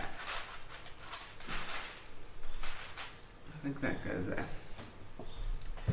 Well, I tell you what, let's take a look at what Lego's doing with National Geographic. Well, since we've just spoken about that, so we'll do that, and then we can let Alan go get some coffee. Yeah. From the depths of our vast oceans to our lush green jungles, the world is a truly beautiful place. So can we inspire our children to protect and preserve it? Yes, we can. Because more than most people, kids already know exactly how to do it. Creativity. Being creative is fun. Being creative is where flying cars and roller skates for penguins come from. But being creative can also make the world a better place. Wildlife photographer Steve Winter uses remote-controlled cars to capture footage of rare baby tigers. Elephant ecologist Dominique Gonsalves uses beehives to stop elephants stampeding through villages. Photographer Amy Vitali dresses up as a panda to safely capture images of endangered baby pandas. These are just a few of the incredible ways National Geographic explorers are using unexpected, creative, fun solutions to make the world a better place. And that's why LEGO is joining forces with National Geographic and contributing funds to explorers to help their work in ocean exploration and species preservation. Together, our mission is to show the world how creative ideas that make a difference can come from anywhere, especially from the most creative people on Earth, kids. So grab some bricks, dream big, and come explore the world with us on lego.com and natgeokids.com. So how great was that? We get to see a little bit about what LEGO are doing with National Geographic Kids and National Geographic. So that's quite cool. I appear to be building this. No, I haven't built this wrong. That goes over there. Alan is still getting his coffee, so you get me for a bit. Yeah. I'm just looking for a number 14 of this piece.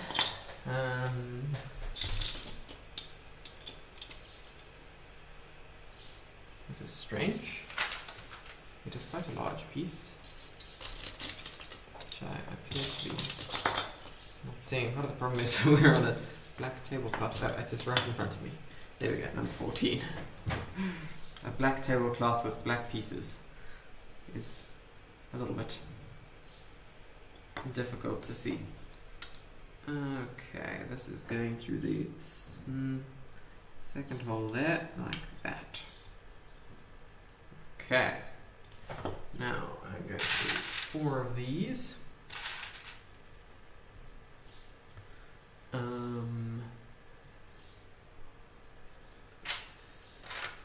of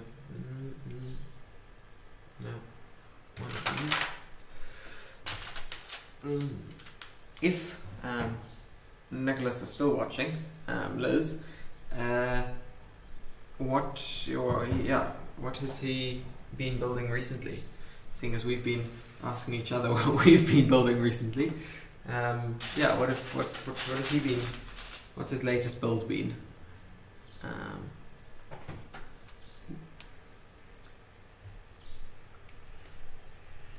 think we are slightly delayed on the chat as well, so might get an answer in a little bit.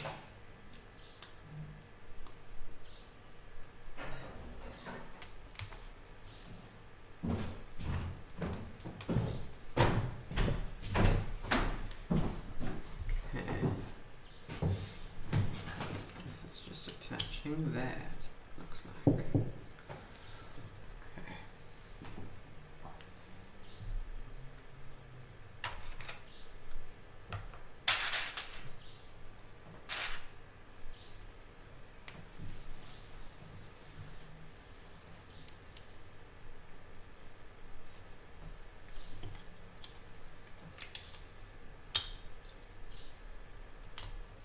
That makes it a lot more stable now.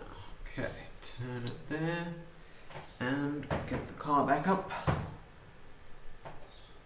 and fitting it on this side, it looks like. Okay, so this is looking like the start of the what's that thing around the wheel called? Wheel guard. Wheel arch. Wheel arch, that's what, yeah. This looks like the one side of the wheel arch, the beginning of it, and then it'll cross around.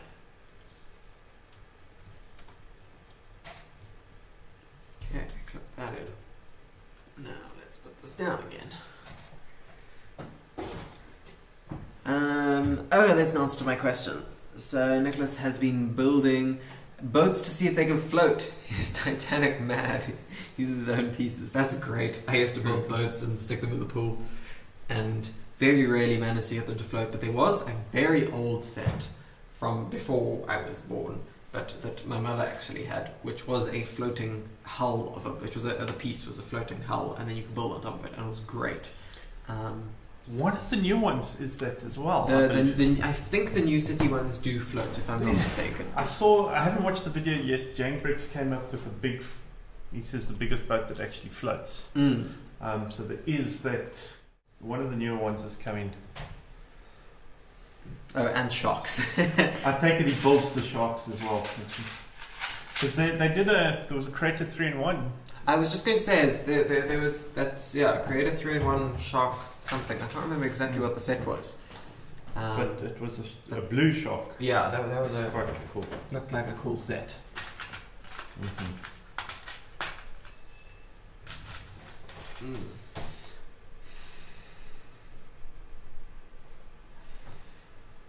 Okay. But what he's doing is the best thing ever to learn is to just build and be creative with Lego. That's what makes it teaches you so much more than anything else. Yeah.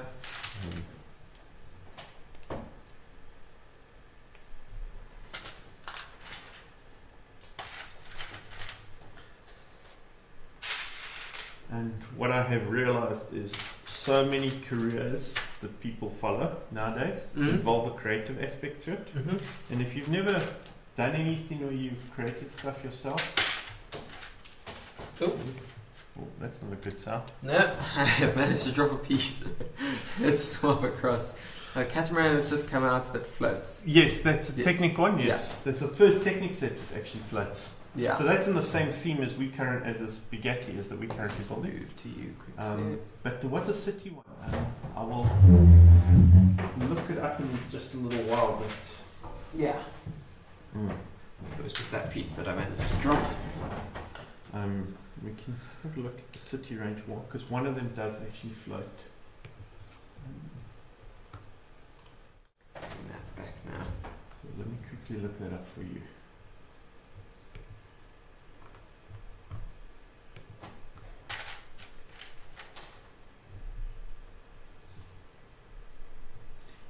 I want 9 pages of city sets. Is it not one of the recent ones? It is Southbound to 2020, which is Deep Sea. I'm sure it's one of the Deep Sea Explorers. Yeah. So the big ocean exploration ship. I've got a funny feeling that this one does float. It looks like a floating hull. Let me just check. You might be checking it on Lego's website. They Yeah. normally have the list of features.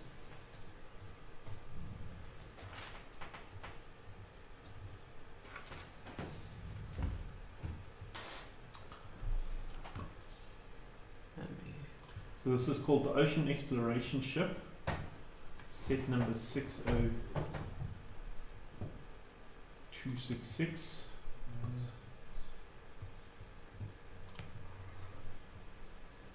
Which on LEGO sites is coming soon. It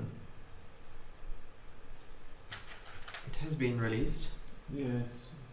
What's in the box? A floating toy exploration ship that can working crane, shark cage, dinghy, submarine, helicopter, 8 minifigures including Lego City TV character hull hubs, plus shark and stingray figures. There you go. Yeah, so remember lego.com is a global Yes. page. So when was this released? August? It was. No, June. No, it was a June release. June release.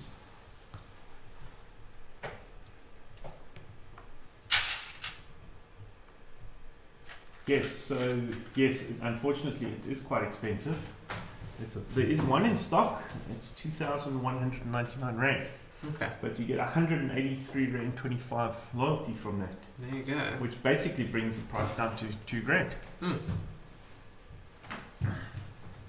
The other one, which I think is amazing, which is out of stock online. I don't know about individual stores. Habitat has it in stock. The Ocean Exploration Base. Yes. Yes. Which is modules that they develop for the space theme where you can connect them in different ways, and that comes with the hammerhead shark, stingray. And then there's smaller ones as well. So there's the submarine, Ocean Explorer submarine, which is the one which comes with the anglerfish. And then there's an ocean mini submarine, which is a very small set. It's just 156 rand. That comes with a hammerhead shark. Yeah. And Habitat and Forest Glade has that one in stock. Okay. The Ocean Exploration Submarine is available online as well. All the shops have it in stock. Okay. Yeah, the other shops should be getting soon. But if you are in the area or want to go for a drive, you could pop into one of the shops that does have it. So that's the great theme.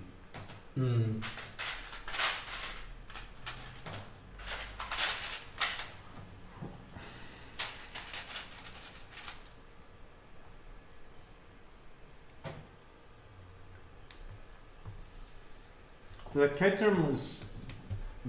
the catamaran was very interesting. The fact that they built a set with such big pieces and such specific use pieces.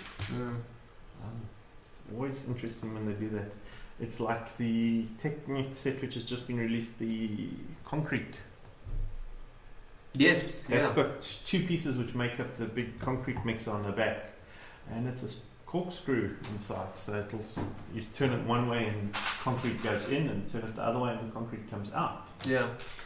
Actually, I've got a video just demonstrating that, so we can show what we're talking about.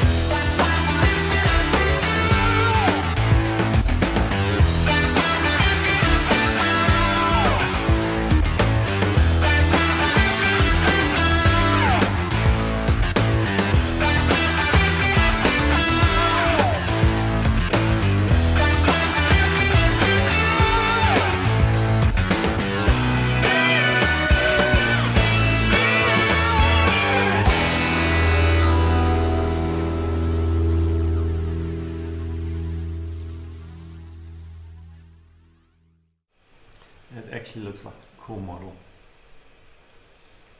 Yeah. Jean is saying, nice weather to build the Lamborghini. It's a little bit chilly for my fingers, I must be honest. Yeah. Yeah. But yes, it definitely is inside weather, so Yes. I do agree on that front.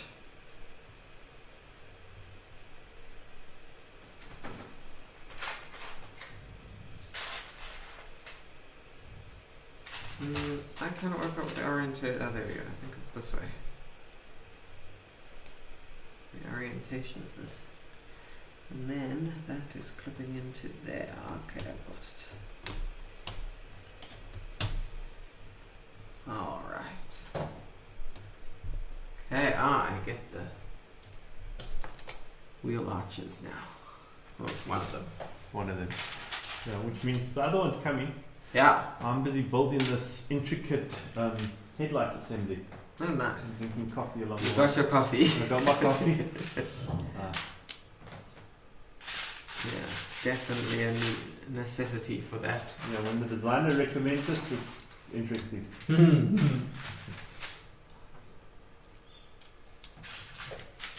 I wonder if I can remember which episode that was, because we might play it a bit later again. Definitely wasn't the first two. No. I think it's 3 or 4, but I can't remember which one. Okay, well, let's have a look and see if I can remember.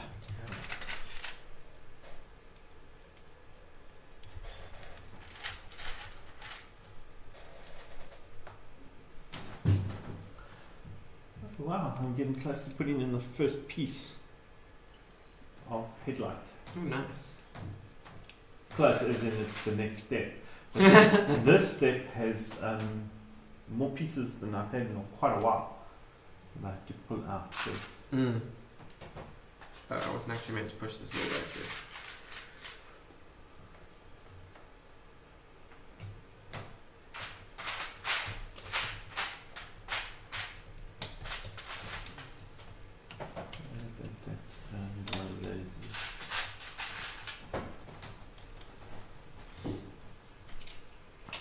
There we go.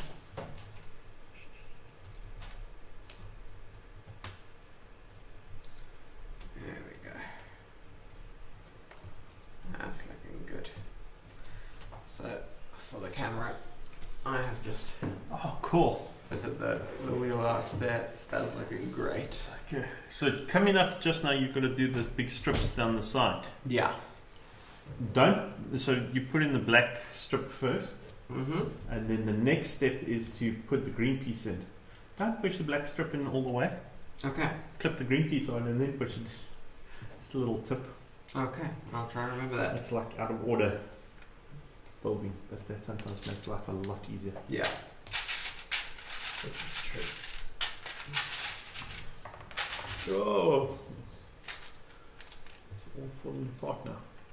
What's the next thing here? Nicholas would like to know, do you guys build F1 cars, and if so, which is your favorite team? So I'm a big F1 fan. I do follow the sport and I love it. So I have a favorite team because I've supported them for so long. That's what it actually is. They are improving at the moment, but they're not doing the best. I love McLaren. I have for a long time. Possibly a bit based on the drivers. By the way, I've just put in the first of the headlight beams. Oh wow. But I also respect Ferrari. I think while there's a lot of politics around them, I really love the young driver they've got in Charles Leclerc. And the Speed Champions range of Formula 1 cars have been actually very cool. When they did release Mercedes and Ferrari have both had those. There was also McLaren ones. They were the old McLaren ones. So yeah, the Speed Champions range. This year they've got the Formula E cars, the Jaguar ones have come out. So yes, I also have the many years ago Technic released a non-branded Formula 1 style racer. And I purchased that set purely to get so it's not any particular team and it's not licensed. But that's a very cool thing. But I remember as a kid building Formula 1 cars and racing down the passage in the house until they crashed. Ooh. Look at the color difference on that. No. That is...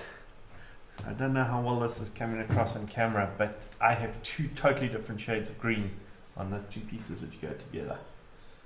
Oh wow. Now that is the sort of time I will actually think about messaging LEGO and asking for replacement pieces. Because yeah, it's quite obvious. I'll see when it's all finished. But yeah, let's just document that quickly. You don't have two sets of two different colours. That's what I'm going to look at, but I'm just going to quickly grab a photo. No, actually I've got a whole bunch of them which are different.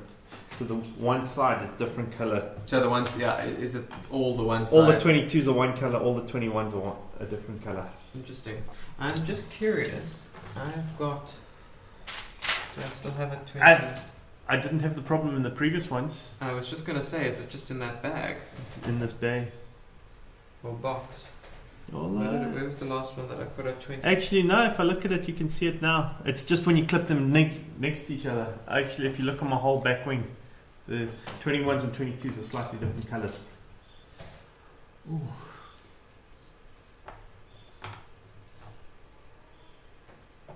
Ooh.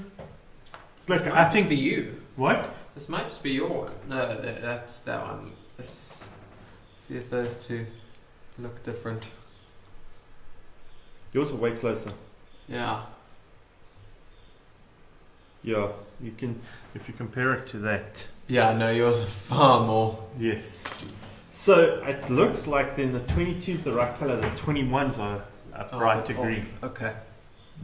Very interesting. Very interesting. So this is partially the luck of the draw.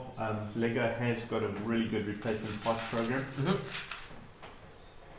Yeah, if you ever find that you've lost a piece, misplaced a piece, missing a piece, they're great with getting them to you. You just gotta go onto their website. I need a 22. And as long as it's a set which is still produced. Yes. Yeah. That's the condition. Yeah, I think. And don't be ridiculous. Don't go and try and order so many pieces that you could actually build the whole set. They will ask questions about it. Yeah. Which is why I took the photo of this piece, because I will probably be requesting a number of these 21 pieces. Yeah. So I actually just want to take a photo of it. And so, because I have it so you can actually see. Yeah. Also because it is a free service which LEGO offers, and they courier to your door. So they have to make sure that it is genuine, Mm. that you do need the pieces. Yeah. Yeah, and that's the important thing. They've changed it so that it's actually like DHL rocks up with a package from Lego, Yeah, which is a phenomenal service. yeah. I don't know another brand which looks after you that well.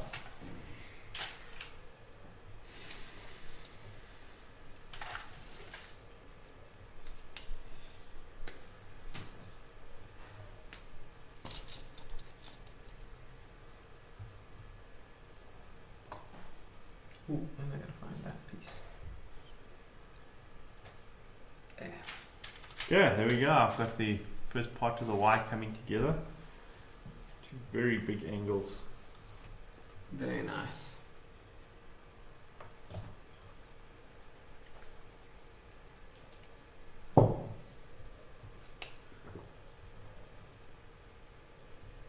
And now I need to clip this on.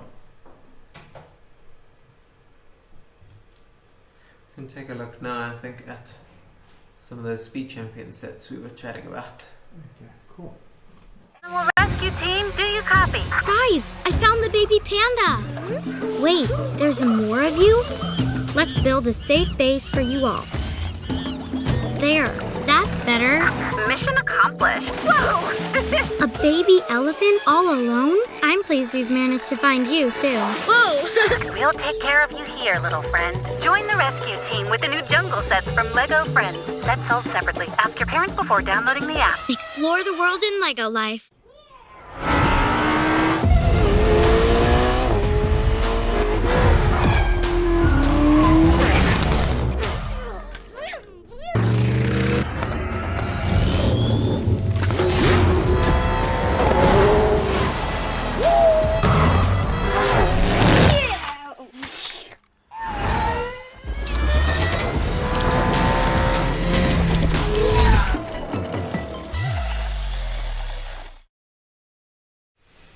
So Liz is saying Nicholas says Mercedes is his F1 team. Oh, cool.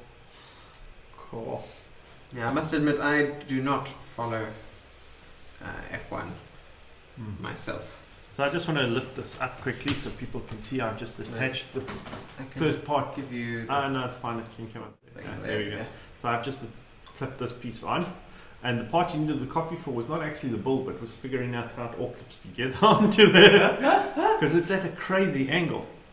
Yeah. Okay. So it's very cool. I'm trying to work out which part you told me not to put on just yet. This big black piece on the side. This thing.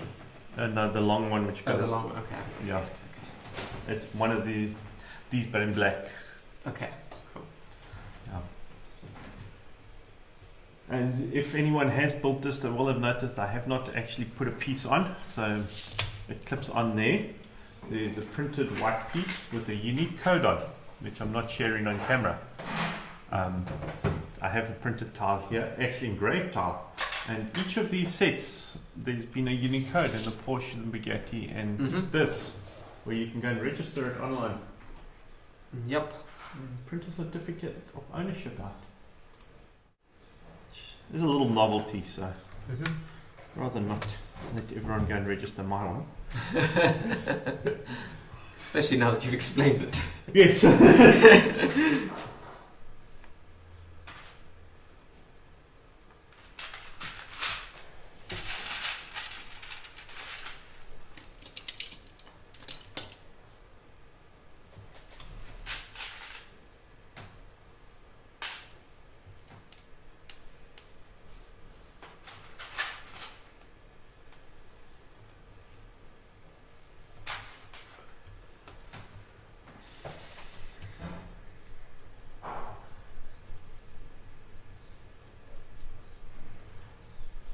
So hopefully for Nicholas's sake we will finish before the race this afternoon.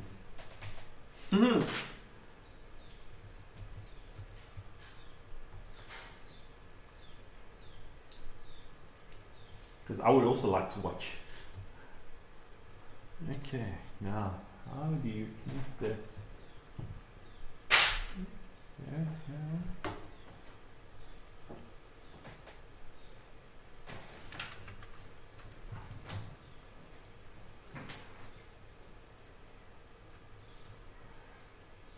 Okay, I've done something wrong here. Chris.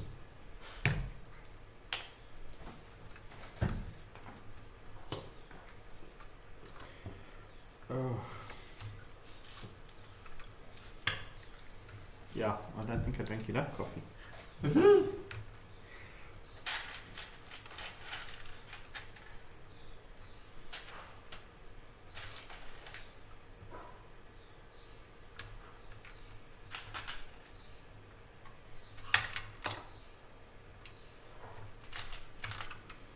That should be up that way.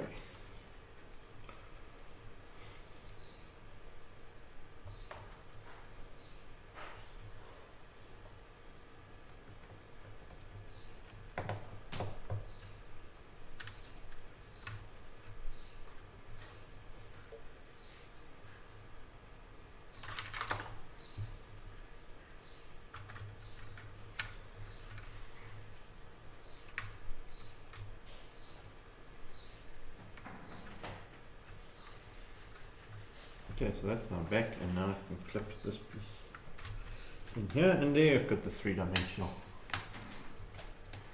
Nice. Managed to sort out. So I had clipped the clip for the third arrow on upside down. Okay. So I had to rotate those two pins, those two pieces there, and now I have that.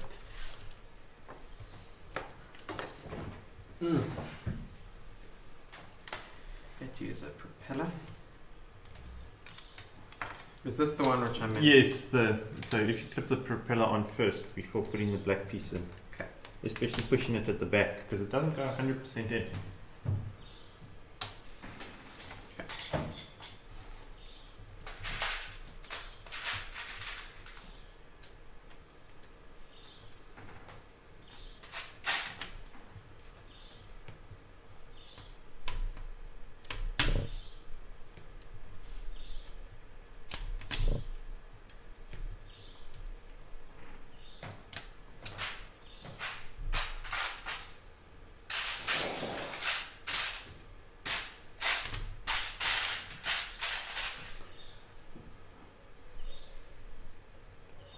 Is this correct? Is what correct? Does it just sit out a little bit? Yes. Okay. To get the shape. And mine also sits out a little bit. You like push and it just goes to a point. But you can't actually, and that's why I said putting the propeller piece on first makes sense. Yeah, I agree. That's very weird. Mm-hmm. When I did the second one and it was exactly the same, I realized I had got it right. Okay. Always validation. Yeah. Either I've made the same batch of mistakes twice, or it's correct. Yeah. I tend to trust myself.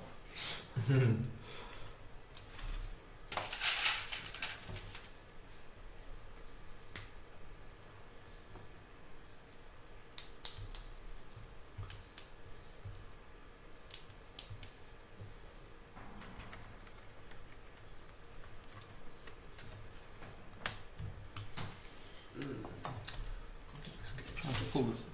You on quickly. Okay. Or I might put your full build on. Then you can see. Yeah, so I'm busy adding on all of these detail pieces at the front here. I actually now get to start building the other side. So now I have to build the same again for that side. So let's see if I can do it without making a mistake.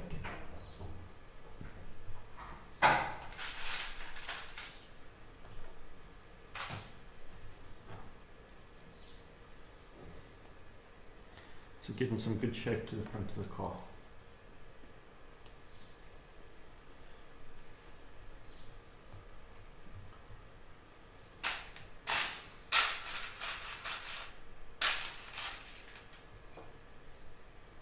I've also learnt how the arrangement of pieces in bags is, which makes the build process easier.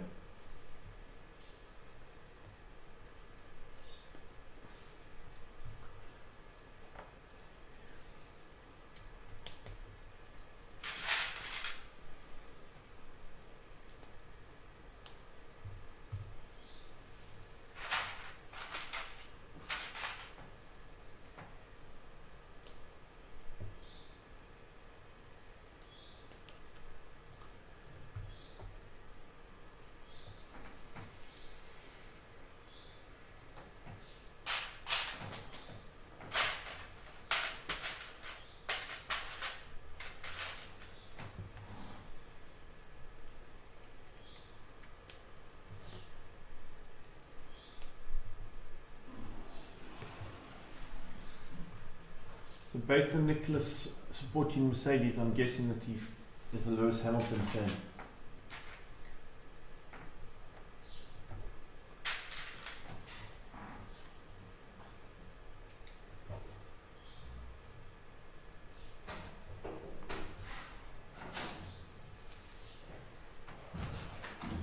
But I do think who you support in F1 is also influenced by who was around when you started driving, when you started watching.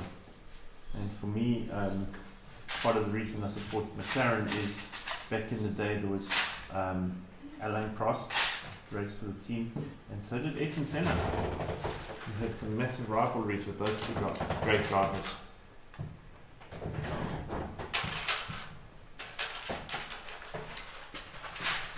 Liz says yes, he is, but I'm not. I said yes, he's a Lewis Hamilton fan. Okay, there we go. Yes.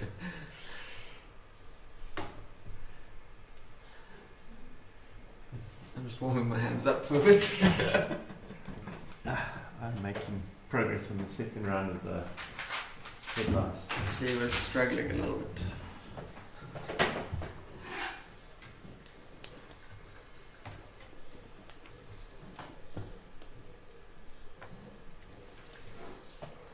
Reheat this up.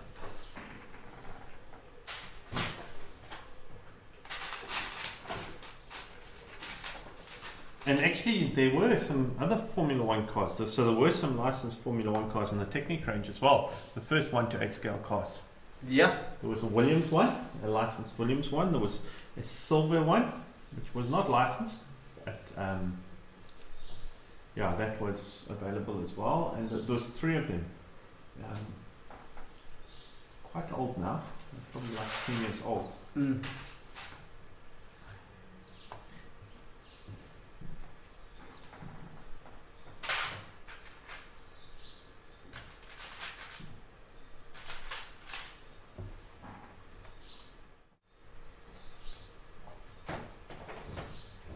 Are you starting on the other side now? No, I think I'm doing the, if I can find the piece that I'm looking for, the, this. Oh, you're building the top Yes. part. You're building up Yeah. to the side of the engine. Yeah. If I can work out what I've done here. Oh, I'm one step ahead. Still have to do this step.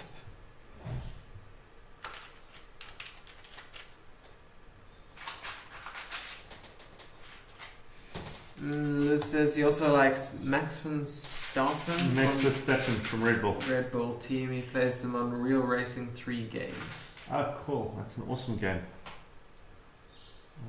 I have spent way too many hours in. That's really frightening when it shows you how many hours you put in over years of playing the game. Mm. Not something you actually want to see and acknowledge too often. Mm-hmm. But yeah, Max is a talented young driver. But what's cool at the moment is we've got a lot of those. And when the racing was suspended, they did a lot of online races, and a fair number of the drivers participated, and you got to get to know some of the characters of these guys, which I really enjoyed.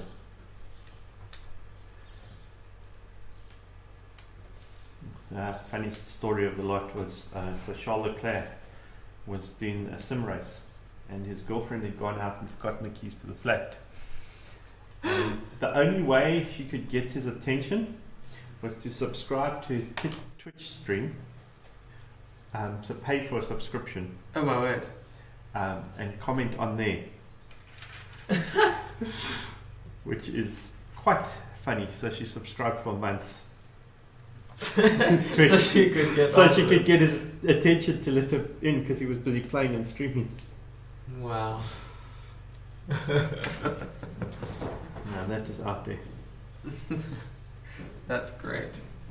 Yeah.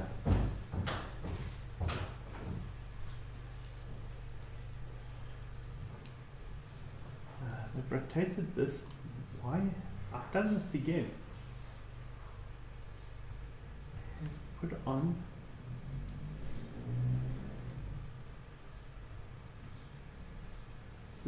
That is correct.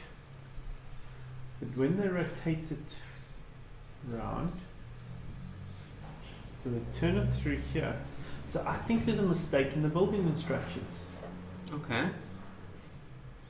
Because this piece that I'm looking at right here, it's these two jump 180 degrees. But in the previous step, when I align it, they are pointing down. But when I turn it this way, they are now going up, and that was my problem. I'm going to change this before I go too far.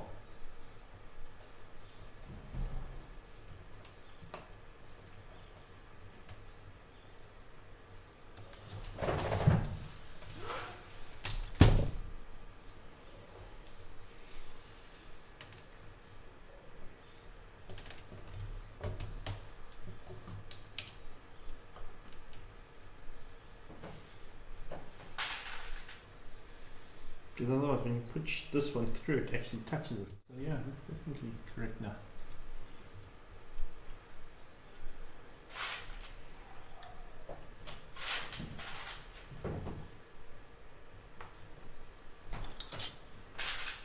And for those who were not watching yesterday, we have commented about pieces. Yeah. And this set is phenomenal for them. So you can just see on Matthew what he's put up on the stream there. The fuel filler cap is sticking up. Yeah.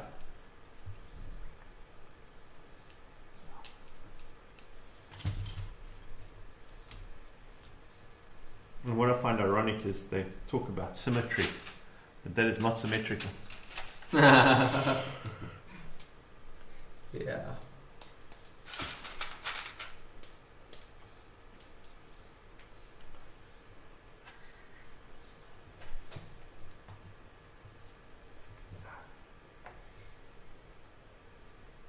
That's a 9, not a 7.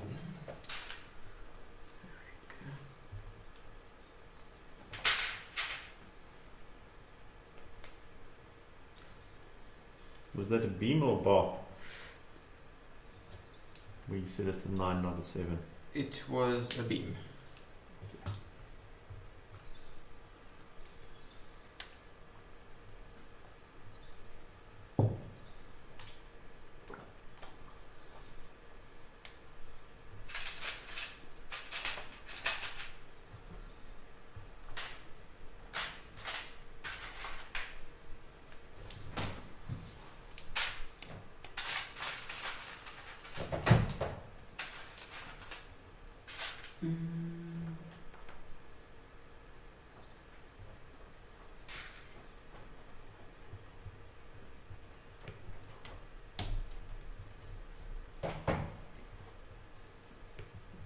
Good.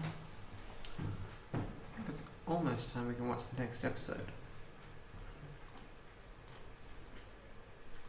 I guess we're not going to be finished by lunchtime.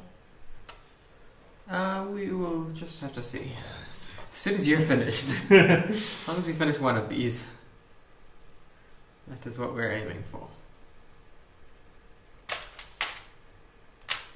Yeah, just looking at the piece left. I'm like, there's a lot to do.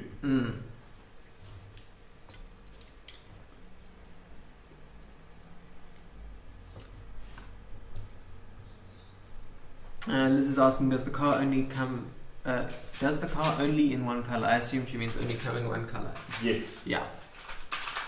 So that is a thing. You'll possibly see.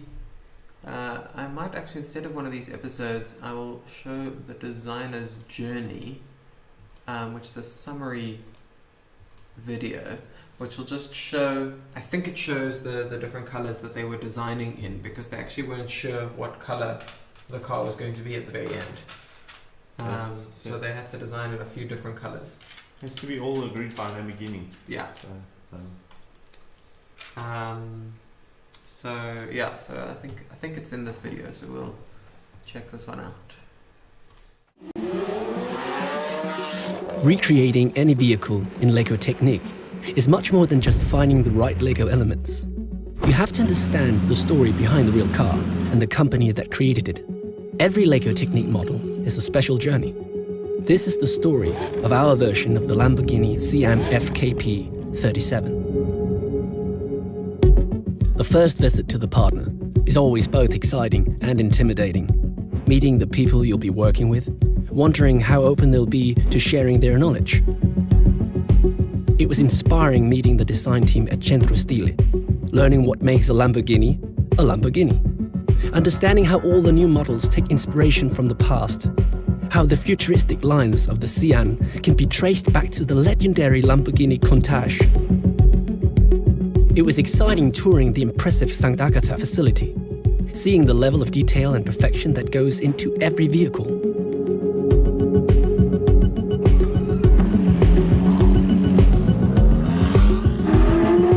We returned to Billund with a lot of enthusiasm, but also some doubts. Could it be done? Could we reproduce the sharp lines and elegance of the Sián in LEGO Technic elements? The building began. We tested different designs, investigated new ways of working with the Technic elements.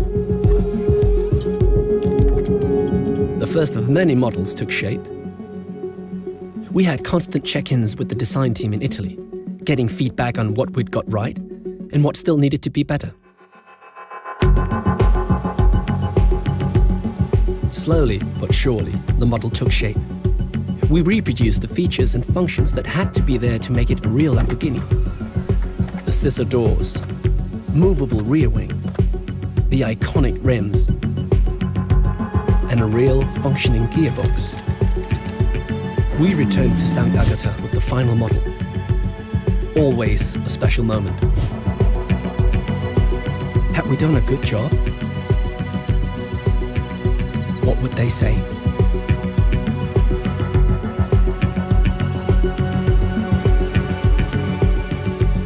Our exciting journey was over. Now your building experience is just about to begin.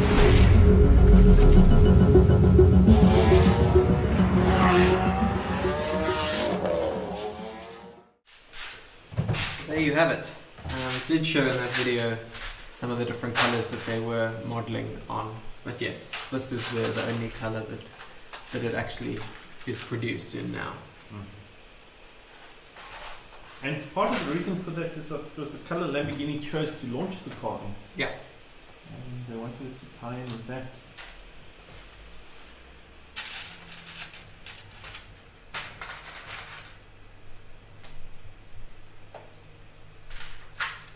Because that's the key with anything which is produced under license, as this is. It's a collaboration between LEGO and the original equipment manufacturer, the OEM.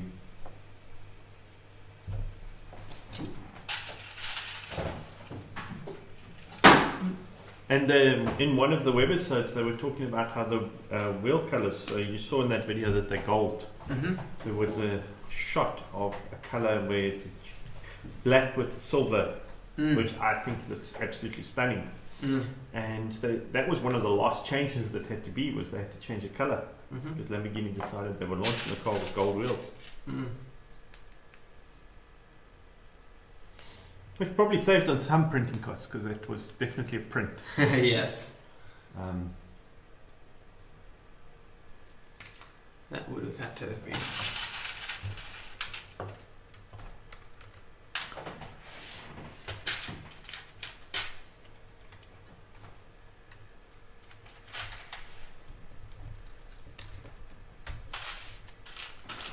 There we go, getting the front end looking the same on both sides. Nice.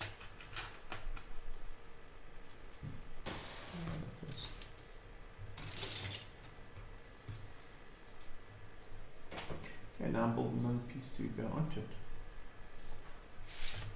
To fill in this section here.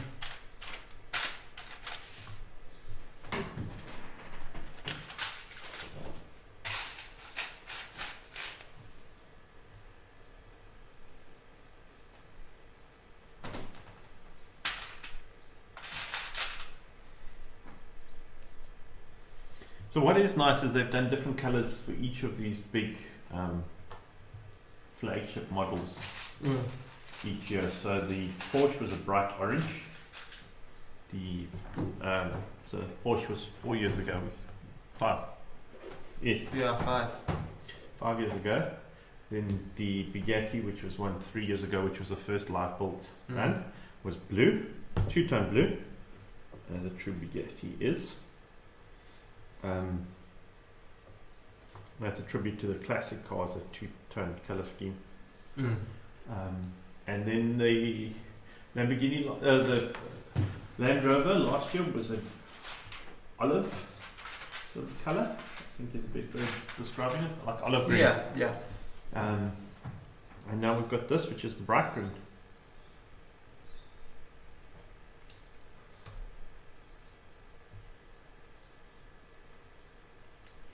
I was seeing,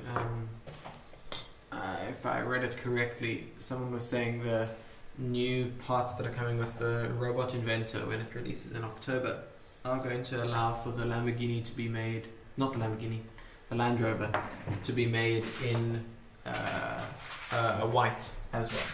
Oh, cool. Because some of there were, as with this set, there were a few parts for the Land Rover which were made specifically for that set. And those pieces were only then therefore made in the Land Rover color that was needed. So you couldn't recreate it in a different color if you wanted to like change the whole body outer work. But now those pieces that you needed are being released in white as part of the Robot Inventor, which is coming in October. So that's never going to be an option with this particular one because of all the prints. Yeah. So even if the pieces come available, they'll never reprint specifics. So like, for example, this little green piece here has a printed Lamborghini logo. We saw two yesterday on the head, which were used in the headrests. This is the one which is going to be used in the front of the car. That's never going to be printed on another colour. And I've just noticed that that's not perfectly centered. Huh. Have a look at it. No, it isn't. And none of them have been.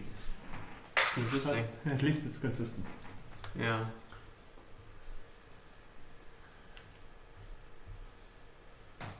Interesting.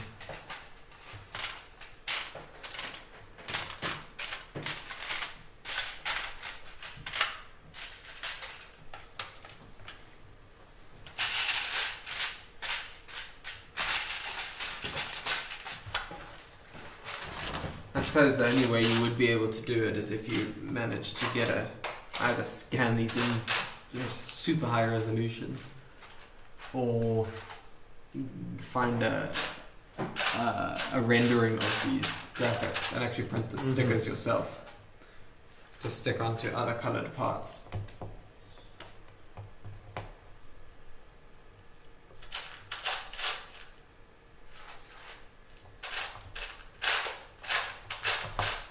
Which I don't think would be impossible. No. It would be difficult. But it's not for the ordinary builder. I was wondering if I had misplaced some. I almost short some pieces. But I just found them. Okay, good. Was convinced they were in a different part of that sorting tray.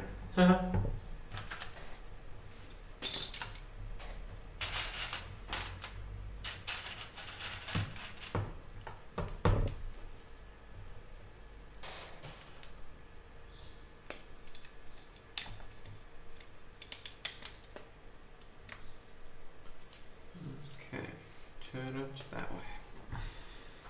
This is going to fit on somewhere here. No, you've done it on the other side. Oh no, you haven't. That's a fun one. That's one I missed a piece of yesterday. Ah. And have to go back and.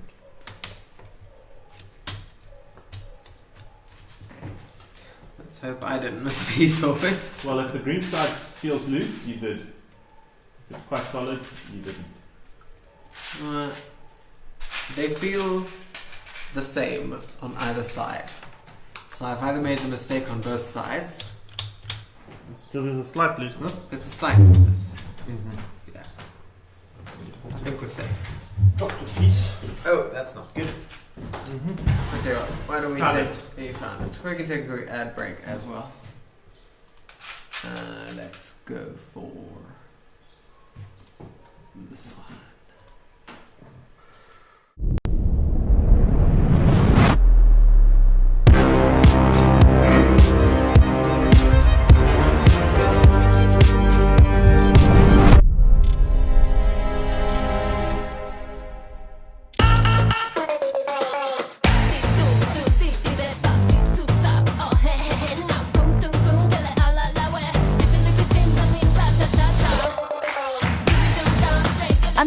creativity dot your world.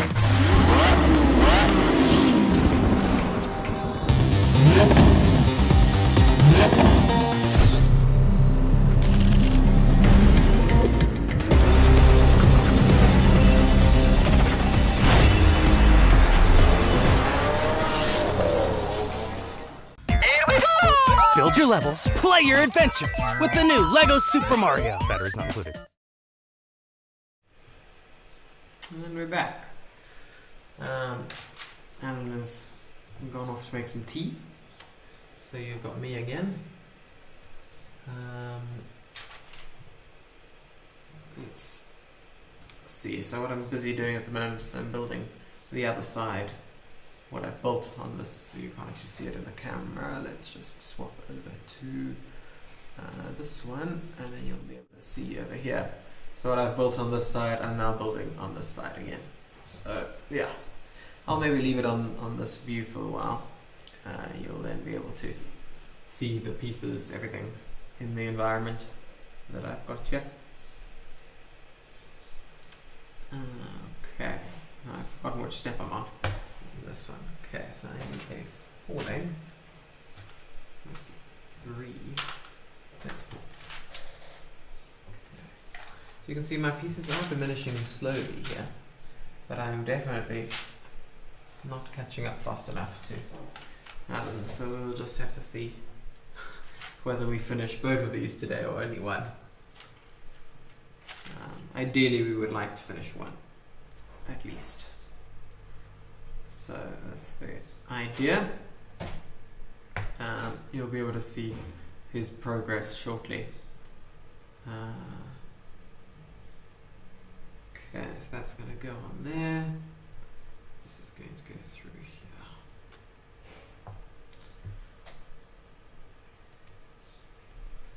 Okay, and we have a question. Francois says, morning there, Francois. How are you today? Have you got any builds yourself today? Are you going to be building anything? We had a comment from Joanne, I think it was earlier, saying it's a great day to be building a Lamborghini, so could be a great day to be building something else. Let us know if you've been building something cool.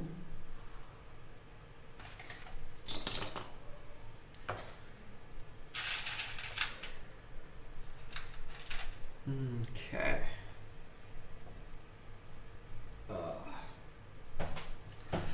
Where do you guys get the sorting trays? So no, this is a common question. Let me swap over to this view quickly, and then I'll be able to speak to you. This is actually a common question which we get. Unfortunately, they're not easily buyable. They come in a lot of the LEGO education sets. So these ones in particular come from either the EV3 education versions or the NXT education versions. The LEGO Mindstorms. So yeah, they come in the boxes and the sorting trays inside it. Unfortunately, they aren't available like just by themselves. So yeah, the reason we've ended up with so many is because of how involved we've been with robotics over the years. And we've picked up several EV3s and NXTs, so thanks so much.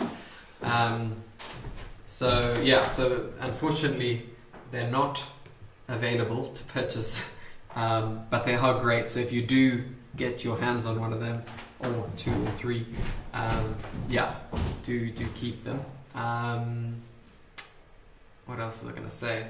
Yeah, so the best way to get them is to find one of the education sets, which has one in. Yeah. And good, thanks. And you? Yeah, we're doing well. We are. I'm a little cold.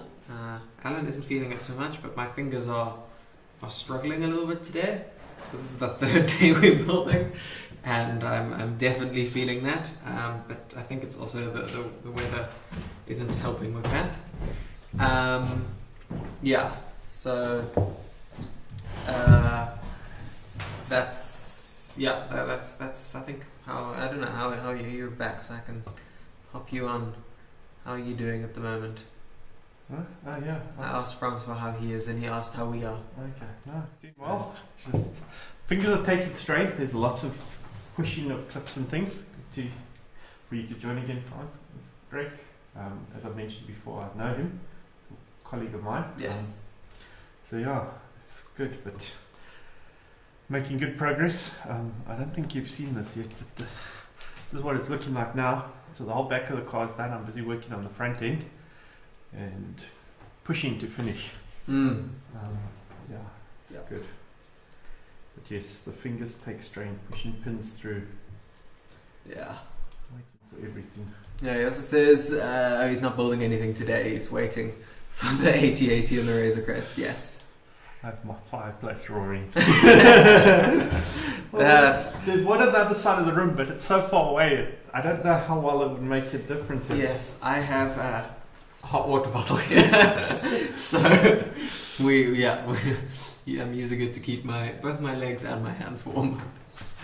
Yeah. Yeah, I just went and made some tea too. Mm. And got some coffee. Yeah. Just to warm up the hands a little bit. Mm. And wake me up. Yeah, so let's pop back onto your view there.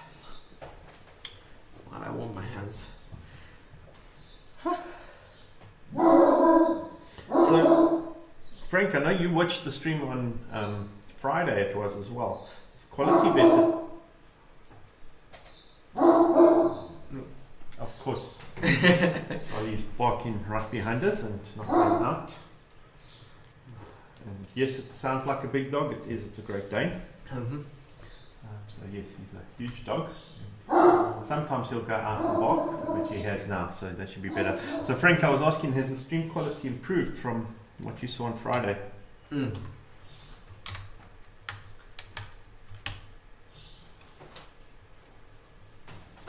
And what I have just plugged in is a second layer to the front end. Oh, that's looking nice. So there's a black piece going across there. So lots of detail coming.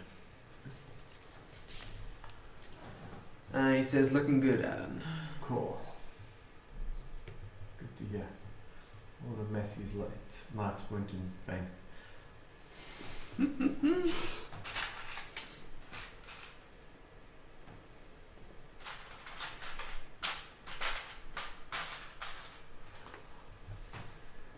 He says, yeah, especially the sound. Okay, good. Yeah, cool. Glad we've got that fixed. We have a new microphone, which wasn't actually working on Friday. We were going to be using it, but then it decided that it was going to make some weird noises. But fortunately, we've got that sorted. Yeah, and because we had so many other issues on Friday, we decided that it was more important to actually just get going. Yeah.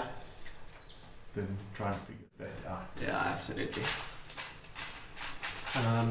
Yeah, we've got this 4-camera setup going, but it seems that the software or hardware, we're not too sure where the issue is, only allows us to show 2 at a time. So, yeah, that's why we're sort of all these scenes are laid out that they're only 2 at a time. But then there's a separate external microphone which is picking things up, which is nice. And Liz is asking, Nicholas is loving this. How often do you guys build? So we actually this Technic Live build is an annual thing which we do. So once a year. We've done it. This is now the 3rd year we've been doing it. The first one we built the Bugatti Chiron. That was I built that with Peter, who flew down from Joburg to do that. He's part of the ZA lug. Yes. So that was the first build which we did, and then last year Alan and I built the Land Rover, which was last year's big flagship set. Not part of the supercar range, but still the flagship Technic model for the year. And then this year we're building the Lamborghini, and then next year we'll be back. So at this stage, this sort of build is only once a year. Although if this live stream works and people enjoy it, it's definitely something that we could see ourselves doing more frequently, but with different people and different things. So not only looking at Technic, there are lots of sets and themes which I think could be given the same treatment. So do let us know if you've been enjoying this, and if you'd like to see more live streams like this, and if what you'd like to see live builds of, or just live discussions is also an option. So it doesn't necessarily have to be us building, it could be a discussion on things. So yeah, let us know. Yeah, and as Matthew was implying there is, so we're both big fans of LEGO. Obviously Matthew is involved with the Kitty Wings store. It's family business. Yeah. It's part of the family. So, and I'm a member of Cape Lake. So the lakes are, and we mentioned ZA Lake. So ZA Lake's based up in Johannesburg, that Peter's part of. I'm a member of Cape Lake. They're LEGO user groups, mostly targeted at adult fans. So LEGO is my permanent hobby. It keeps me sane. I built a fair bit, and when I just want to relax, we had a long discussion yesterday on what builds we find relaxing and what we don't. And yeah, it's really good to do that and just have some fun and meet awesome people. That's the other part of it. Having been involved in it, and we do exhibitions from time to time. We have done several with Kitty Wings. Generally at the Willowbridge shop. We're hoping that we will be able to do one again this year, but we need to follow government guidelines for that, because they are popular. And yeah, so I've exhibited there several times. I went and supported the Kitty Wings family when they did the family expo last year as well. Yeah, that was fun. What's Frankie saying I keep the LEGO company afloat by myself? Frank, you haven't seen the family collection, because they have one of most of the sets in certain themes. Yeah. So my collection pales into insignificance. Yeah, though the unfortunate thing with our collection is a lot of it was built and then was put into boxes for storage, and has since been unbuilt. And yeah, ideally we're wanting to rebuild a whole lot of it, which was actually the basis behind doing the family exhibition last year. We were hoping to do another one this year, but haven't been able to, obviously. So I've just built the bonnet for it. Oh, very nice. And we've got another question here. Yeah. Oh, what's our opinion on sorting out parts? Joan says he sees we don't spend too much time sorting them. So my personal reasoning for doing this is because I'm behind and I'm trying desperately to catch up, although trying to warm my hands up now is not helping in this catching up process. But yes, that's why I haven't been sorting parts specifically. I generally actually do prefer to sort them because I find it does make the build a little easier to do. So if I wasn't in a little bit more of a rush, I probably would want to sort the parts. I don't know, I think you have a slightly different view on it. I think that comes from age. So personally, this is what I've got sorted now, is more sorted than I normally do. Kind of doing that to give Matthew a bit of chance to catch up a bit as well. I think it comes from when I started with LEGO, it was put the parts out and start building. And I find the searching for the parts actually as much fun as the building. So having made a couple of mistakes yesterday, I am now pulling the piece, because sometimes I won't even pull out all the pieces for a step to build it. I'll just grab, and that's where I made a mistake. I just pick certain things. Yeah. And that's where I made a mistake. And on a stream like this, it's more painful. When I'm building for leisure and hobby, if I make a mistake, I get the fun of rebuilding something. Yeah. So yeah, it's I'm not against sorting. It's just I find when I'm sorting parts, I like to have my spares sorted. We had a bit of a discussion earlier this morning about that. But there's a balance. Yeah. And we got another comment saying, my problem is I want more huge sets which are as much value for money as that Hogwarts set of mine, and so I end up picking my sets carefully. So that Hogwarts set is the castle. Okay. Which, when you go to price per piece, is really good value. Okay. So my problem is I like, and ironically the Hogwarts theme is licensed as well, but I like Star Wars is under Disney, and the Disney license seems to, although if you do a lot of things, it's not really theme based. Some themes are more expensive than others. Yeah. I collect what interests me.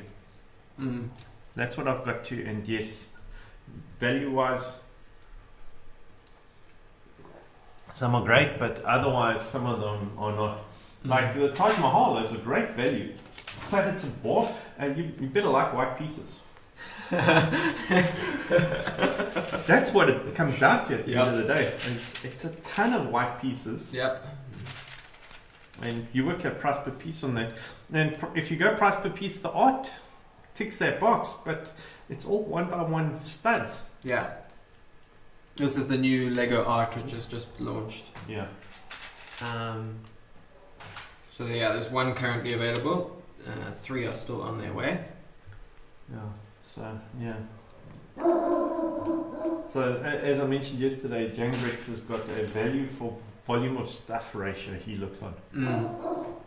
And goes, does this feel like a $50 value? Yeah. Like, am I happy with the amount of stuff I get for my 1,000 Rand or whatever it is? Yeah. And some sets yes, some sets no. Yeah.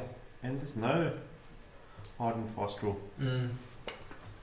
Terrible if you pick up a fault and it's 10 pages back. So I did pick up one yesterday. It wasn't 10. So on the sides of the car are these pieces here, and one of them was very loose.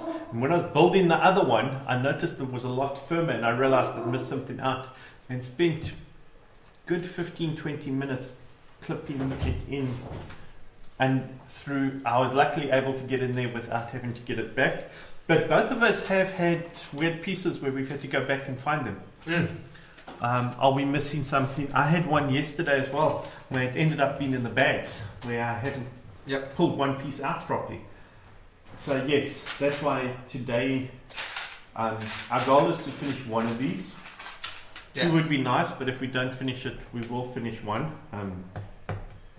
So I'm being quite diligent about making sure I do pick all the pieces up, because Matthew's got some siblings who will very happily just pick up the rest and build at home.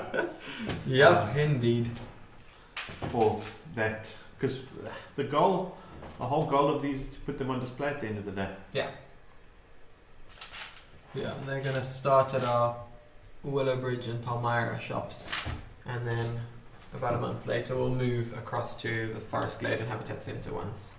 So if you are wanting to check the built models out, you will be able to. And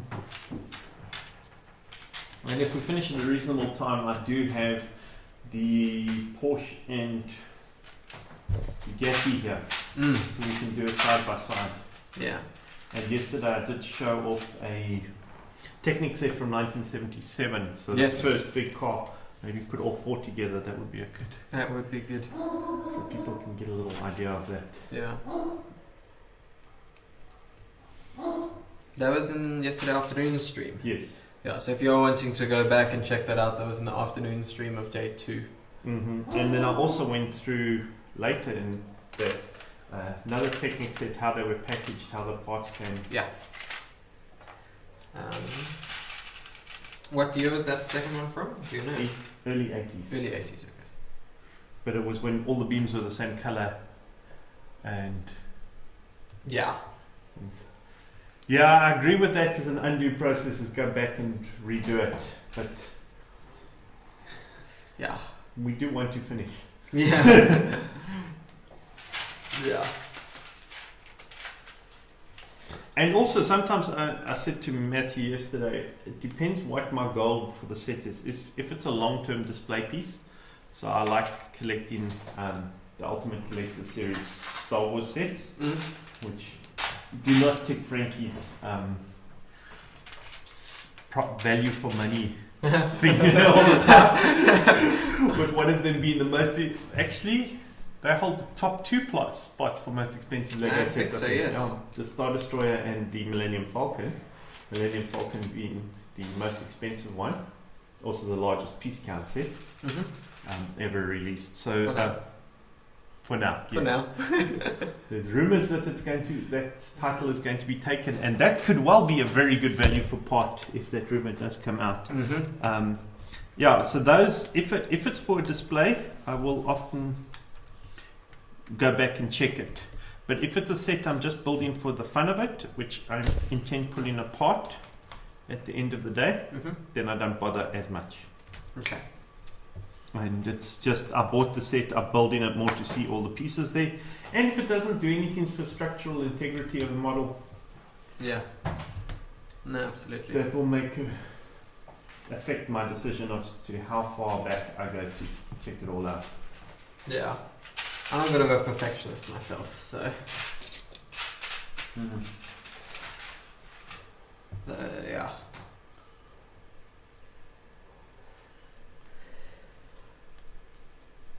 Okay, that's fitting on there. Oh, I've actually noticed I missed something from earlier, which is clipping in one of these. There we go. Yeah, that's really hard steps with. Push this pin into this. Yeah. Okay, this is starting to look a lot more symmetrical now. Let me put on, oh wait, if there are more comments I'll swap back to that view, but let's put on the view of checking out where we've gotten to here. So I'm busy fitting these on here. Struggling with this one a little bit. These rubber stripe pieces. It might be easier to start on this side, yes. There we go. Perfect. Okay, yeah, definitely looking more symmetrical at the back. I'm clipping pieces onto the side here. So definitely beginning to look more like the front end of a car now. When you consider it looked like Matthews did on the front there. Not that long ago. We've got some more questions, so let's pop that back up. So we got glad the Lamborghini doesn't have stickers. Yes, absolutely, it is a great feature of it. Although we did notice, you noticed some of yours were slightly off center. Yes, so the logos which go on the top of the seats and the front bumper are not perfectly centered. So yes, it is awesome that it is all printed, but having certain tendencies towards OCD, I do like them to, so when there's a sticker I will take a long time to put it on. And put them together. Frank is asking about how to display sets. Yeah. So we had a little discussion earlier in the stream today, but I'll repeat some of the thoughts. I like the idea of putting sets on display with as much visibility around them as possible. So I have some shelves. I currently have 3 of them. They come from a Cape Town based company called Macrack, which I find are phenomenal because you can choose the different heights. They're wooden shelves. They're fine, they're relatively affordable. Yes, they don't stop dust, but you can just put sets on there, especially the UCS ones, and that will, and then you can view from multiple angles. So if you have a room to put that in the middle of, that's really cool for the UCS things. Part of the inspiration for that style layout is a YouTube channel called Down Under Bricks. It's an Australian guy, and he's a big UCS fan, and he's built similar style shelves in the middle of his room where he's put all the UCS sets on. Yeah. And he has both Falcons, and he has some non-official UCS sets where he bought plans. Okay. He has just finished building Ewing UCS. Oh wow. Which is huge. Okay. And that was part of where that came from. So that's where it is. So Sean has asked about, is the 50 Shades of Green really a big issue? That depends on your luck. So I have it. I can pull up these two pieces here. I don't know how well this camera is going to pick it up, if you can see. But those two are different shades. And you end up sticking them right next to each other in a couple of places. So that is an issue. I have taken some photos of it, and we'll probably contact LEGO to get some replacements, because it does seem one of the pieces is a different color to the rest. So it would be all the number 21s. I'm not so phased about, I know some of the smaller pieces do go different shades. Looking at it from a distance, it's not as noticeable. You have to look really close. So that comes down to where you're displaying it, how you're putting it together, how much it's going to frustrate you. Yeah. When I look at the other ones, I pull them off the shelves occasionally to show people. But most of the time they sit on the shelf, and from a distance they all look epic. Yeah. So that's what I have the debate, but yes, I have noticed some differences. Yeah, interestingly, it seems that your one has had slightly more color discrepancies than mine. So yeah, it seems that it's a bit of a luck of the draw. Yeah. And looking at the release dates, these are both sets built at the same time. On the bottom, I'll check on yours, but I was looking at the actual box. Oh yeah. The LEGO shipping box, because it's got all the manufacturing date details. And yes. Things on there, and this was manufactured quite a long time ago. Yeah. So these were all like March. Yeah. Put things into perspective. And I was considering looking for some kind of perspex shelves. I'm quite a big fan of the idea of perspex shelves, I must also say. So yeah, it's just that pushes the cost up considerably. Yeah. So or even better, if you have got the money, glass shelves. Yeah. And surprisingly, this is a tip I learned many years ago. If you want glass containers to, like, if you've got a shelf and you want to put a glass container over something, go to a place which sells fish tanks. Yeah. And ask them for a fish tank. Generally, it's cheaper for them to make a fish tank. They charge less for it. Just make sure they don't put a lot of silicone on the joints. And that is quite a cheap way to do that, which is cheaper than Perspex, stronger. Is a good tip. So that's one. Yeah, it does make them unique. That is very true. Every single one. And that in some ways, so this is the other side of it. So there's only going to be 63 of these Siáns in existence. And Lamborghini does talk, and we've seen it on some of the webisodes, about uniqueness. And yeah, whether any owner decides to spec them as this car is, as the launch car is, who knows? But yes, it does add some sort of, and knowing Lamborghini's history and the fact that they hand built the cars, yes, I'm going back way before they were owned by the VW group. That, yeah, I think there's elements there which it does make it unique. So I may not complain to LEGO. Just see. And Frank goes, "Well, good idea. I'm guessing that's the fish tank." Yes. Yeah, I quite like the idea of fish tanks, particularly if you can find someone who's happy to make custom ones. Well, most of the places which so it's pet shops which sell them, you can go in there and say, well, can you guys custom make one, and just give them dimensions. Yeah.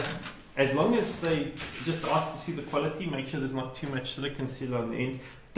And tell them not to stick the polystyrene on the bottom. Yes. And they're generally quite okay with making that. Okay. Because it's a service they offer to customers. Yeah. Anyway. Yeah. Because we've actually been looking for Okay, wait, I need to work out where I plugged this in last time. Yeah, we've been looking for Perspex display cases to put models like this in for when they're going in the shops. And we've made a few ourselves, but it does get quite pricey. And I've been looking at either trying to find someone who will make them. Just the one thing about fish tanks, they're heavy, huh? This is true. And just the glass can be heavy, so you need to decide how often am I going to open it. Yeah. Do you have the ability to get it from pet shop to your house? Mm-hmm. Let's practice. But that goes with any sort of solution you're going for. Yeah.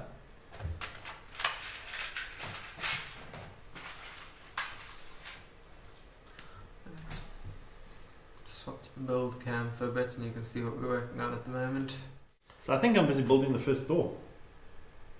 Oh wow. Judging by the pieces and the weirdness and the shapes. Okay. Because the doors on this are very unique. Mm.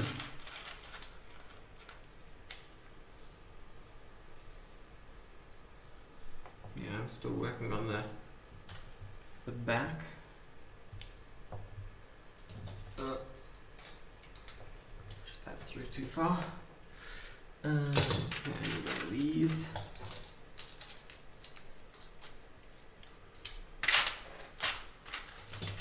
So look for these tiny green ones.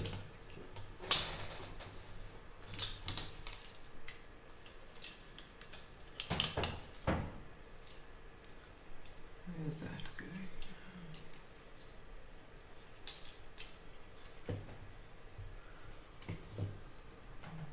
Okay. I think it's. What you looking at? Is it this one or yeah, the very this short one at the back? The very short one. Very short one. Okay. Is it this piece? Yeah. Yeah, that's a very short one. Cool. Oh wow! You next you start building the wing. I have started. That's what I'm busy building. I've just realised. So that's where I was this morning. So you're not a million miles. Not too far.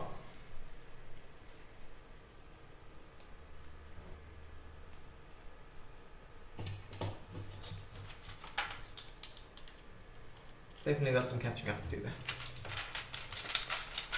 You know what time did we start? Like 9 o'clock. Yeah, it was just before 9. So it's still 3 hours of building behind. Yeah. Yeah.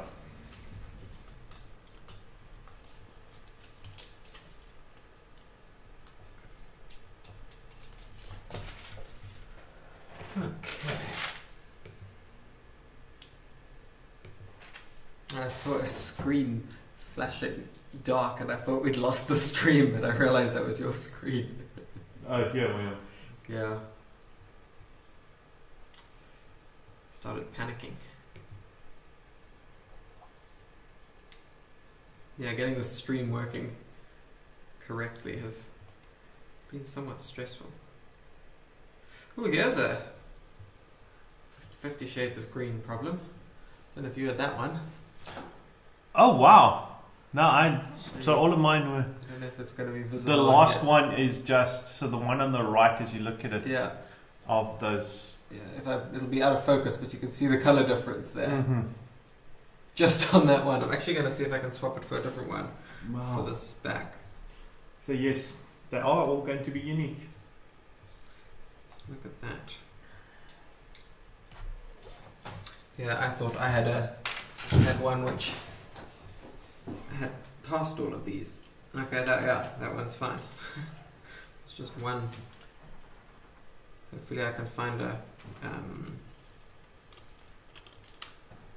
single place for it.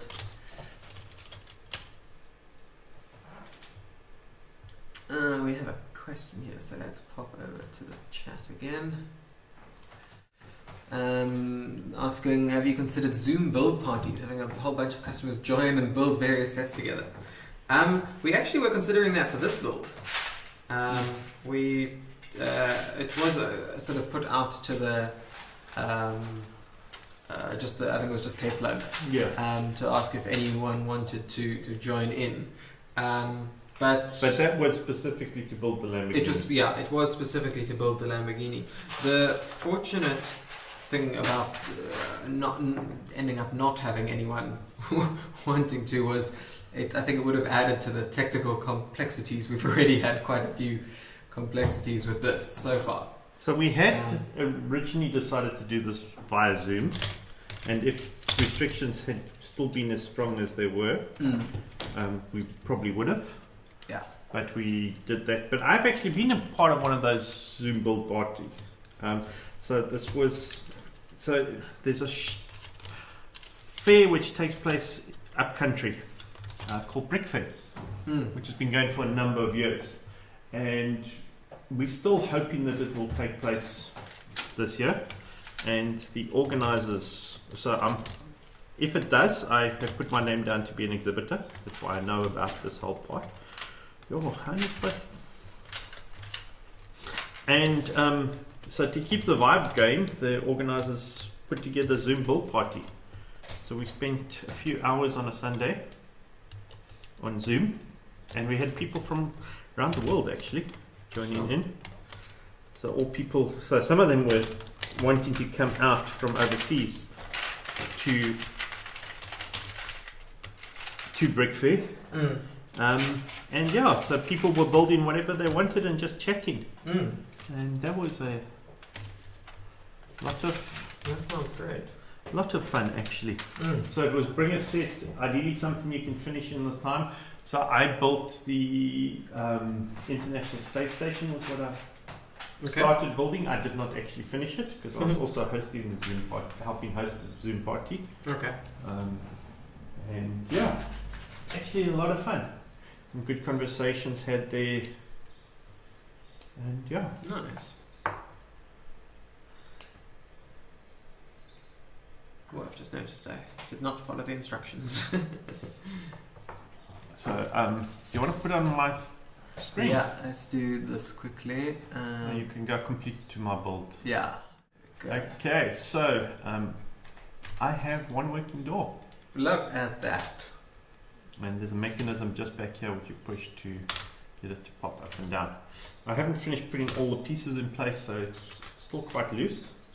I'm not totally sure about, I need to build the whole wheel arch now, which is what I'm starting on, and that will bring more structural rigidity, which should make it firmer. But if I just turn the car around, there we go.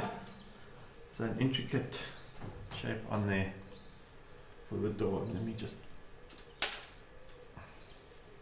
Liz says, wow, that's amazing. So yeah, that's a signature of the Lamborghini V12s for many years, is the scissor doors. Yeah. And Frank says, okay, I need to run. Have fun, guys. Thanks so much for joining us. Yeah, cheers. And we'll probably just take a quick advert break now and then as well. So this is another LEGO Technic set, which has just been released, the 6x6 Volvo articulated hauler.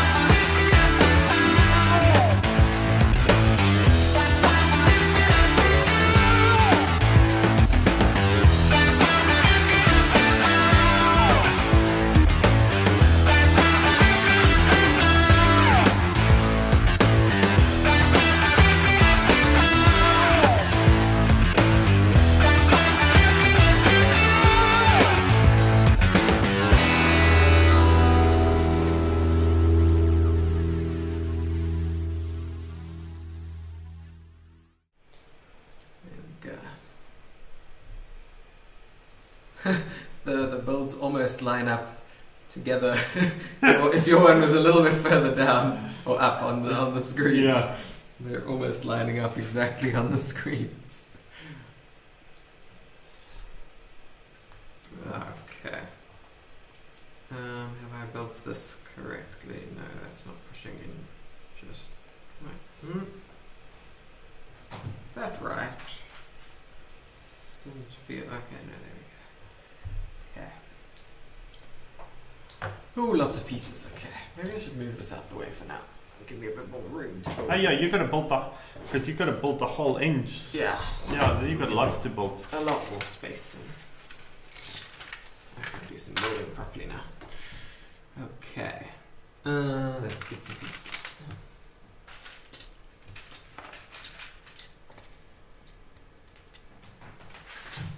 These are one of my least favorite pieces to try and find. It's the only way to tell, because I can never tell if it's the right way around. So the only way I have to tell is to read the number on it. 20, whether it's 21. a 21 or 22. Yeah, 21 and 22. I love those. And I really don't like that. Because they look so similar. Mm-hmm. Well, they're the inverse. Yeah. But because they're small, the inverse, unless you have both of them, it's difficult to... So when I sort, I put those two in piles. In piles, yeah. Next to each other? Yeah. When I do have the time to sort, that's exactly what I do too.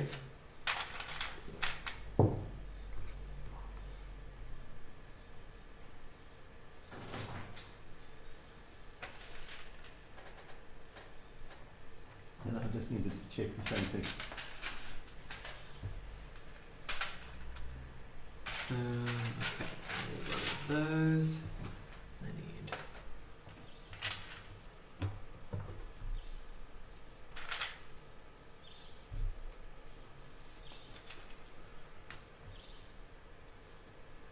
Okay, I think that's everything I need on this side.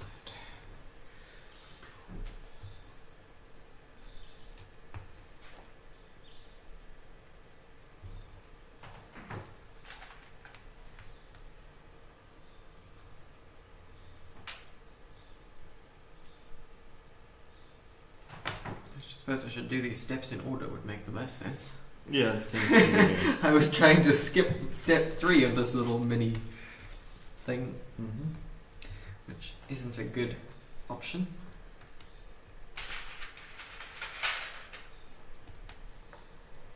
I also appear to have not got all the pieces yet. Ooh! There is a sub-step inside of a sub-step. Mm. That's when you know it's a complicated little build.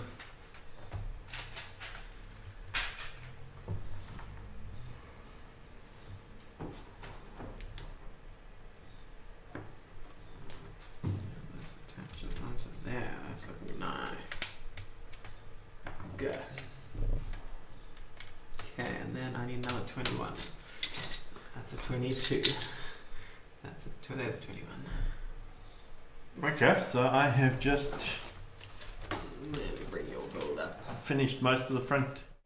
So I have the wheel arch and all the front details completed there now. Very nice. With the door. Pops up. Ooh, man, that's no longer going to pop up. Because I just managed to pull the mechanism apart. Oh no! Cold fingers and a difficult... There we go. I managed to... Okay. Yeah. Actually easier with the roof off. With the engine cover off. Ah, so that's coming along. Now I've got to do the other side. Also got to put the wing mirror on the door. And yes, the blue pins. There's a blue pin there. Are you noticing them? There's a few which just... Oh, well, on the wing. Okay. In the middle of the rear wing. Oh, yes. Yeah. Ah. Okay, now I need to figure out how I'm going to Let's pop back to this one. arrange things to get the front. The problem is the car's so big now. I've been resting it. I think I must move these manuals and just rest the car on the table. Luckily, there's not as many pieces around anymore. Yeah, I'm also feeling that, but I'm a whole box behind you.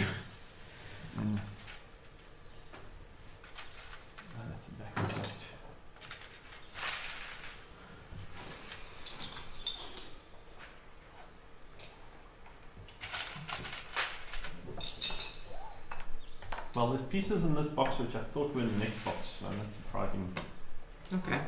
So I think the next box is actually just wheels and tires. I'm just trying to get it so that then we can sort of see the front. So if I have it like that, people can just see the front. Cool.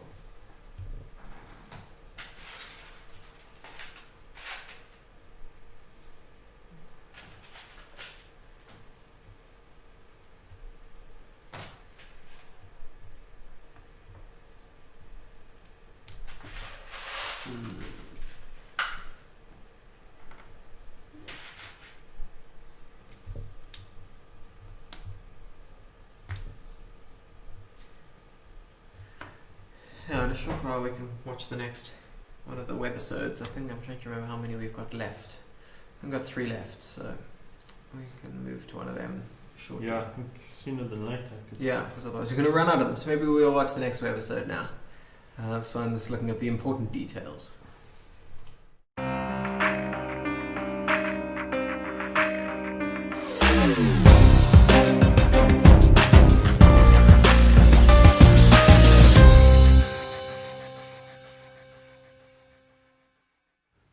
It was really important for us to recreate the movement of the rear spoiler on this car, because the spoiler, that's what gives you the downforce when you're driving these really high speeds with these supercars.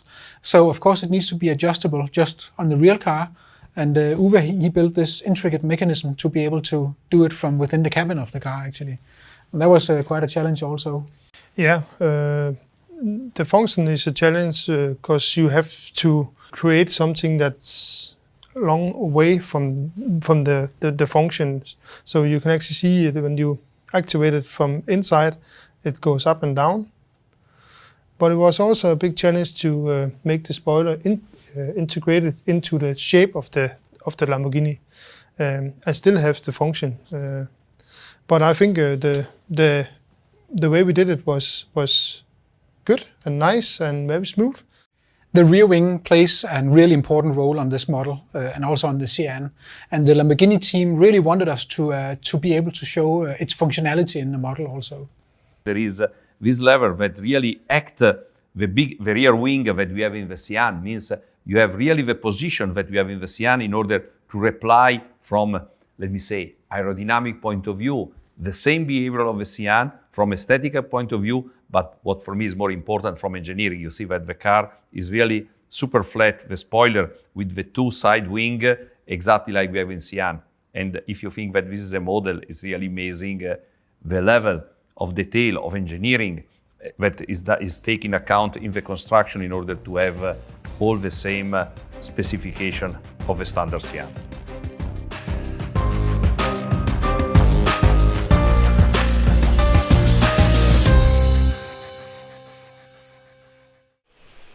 So there you go, looking at all those important details, but also it's quite fun that I'm building exactly that right now, is that rear wing, which I think I'm actually building incorrectly because I wasn't paying attention. There we go. So yeah, that's quite cool. So I've started building the second door and I realized I made a mistake in the first one where I did not put in a black pin. So I'm going to end up with an extra spare because I'm not reassembling the door. I honestly don't believe that there's any value in it because it's held on it's a grey, big grey piece. It's inside the middle here. Then you put a black pin in there so that there's now 3 pins holding it instead of just the 2. Yeah. Not convinced that that's absolutely necessary. So yeah. I am not pulling apart the whole door to go and just to do that. Put in that piece. I agree. And I'm going to try not make the same mistake as you. This is looking really nice over here. It does. Wow. Wow, wow. There's a definite colour. Yeah, you can notice it quite well on this camera, quite interestingly enough. If it works closer. You can definitely see some of those. But yeah. It's interesting. Yeah. Because on the one hand, like ideally you would want it all to be the same, but on the other hand, I think anyone criticizing it, hasn't really thought of the actual design process, manufacturing process. and I think there's, that's not right. There we go. Yeah, there are certain limitations in manufacturing that even today we can't manage to get everything 100% perfect. So yeah, I sort of see two sides to it. But as we were saying earlier, I don't think it's noticeable enough that if it's a display piece that isn't being looked at in minute detail, it's not noticeable enough.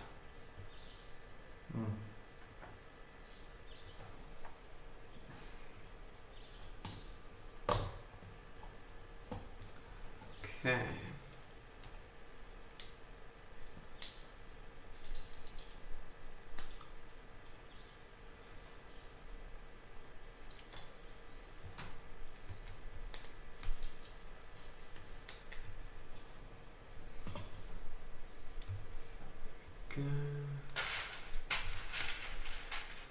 This is looking good. Look at that. There we go. And fit onto the car. So let's get this up here. Carefully. I've been resting it on the floor too.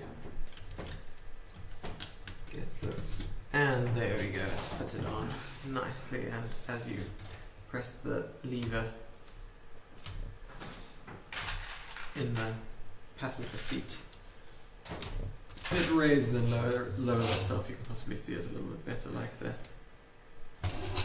This is just, wait, it's that way. There we go, check that out. It looks like it's eating something. So that's quite exciting. Oh, that's different. Progress now. Yeah. Okay, at this, yeah, I'm just going to take a quick break, so I'm going to put you on the screen. Cool. There we go, and I'll be back.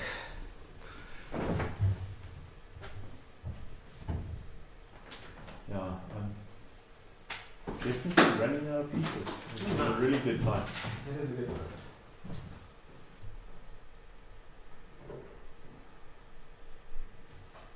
Building all the intricacies of the door panel, doors.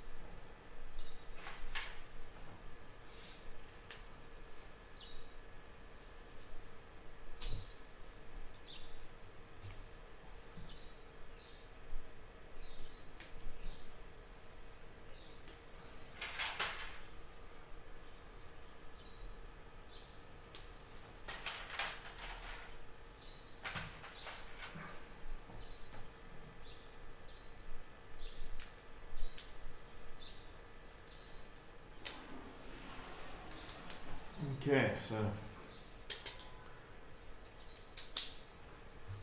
this is the detail at the top here, and the panel to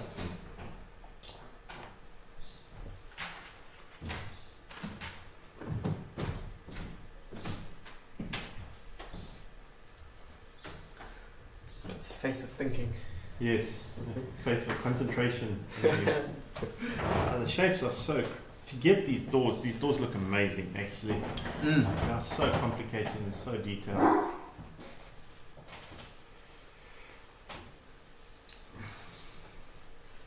Oh, I'm glad to say we are still all working on the stream. No dropped frames the entire day. This is looking good.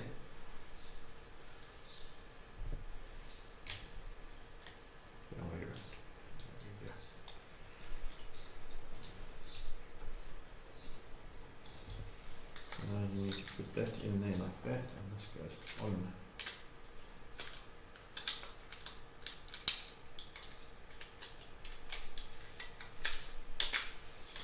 So that's the shapes that you're building for the door. you're getting all these different details. So this is actually a door. It's not quite. You need to put a pole in for the mechanism to clip it on, but this is actually what goes up and down. This whole piece here. That's cool. So we go into 3 pieces which are required to get it going. So from there. And then I can maybe go to the big bolt thing and I can show how it attaches. So if we can go to a full bolt view. There we go.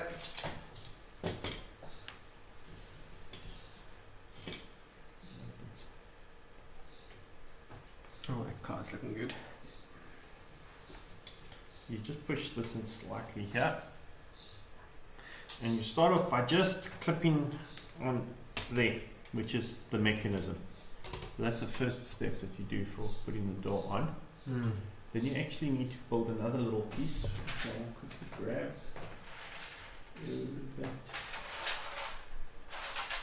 Getting down to the last of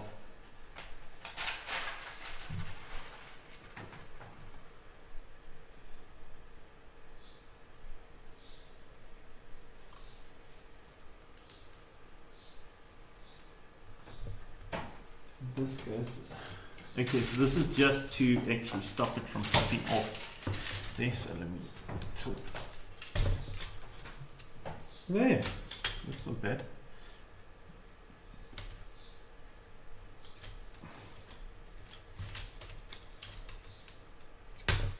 So that is actually just to stop the support. So I just pushed that piece on there to stop this hinge from popping off. And then you take this.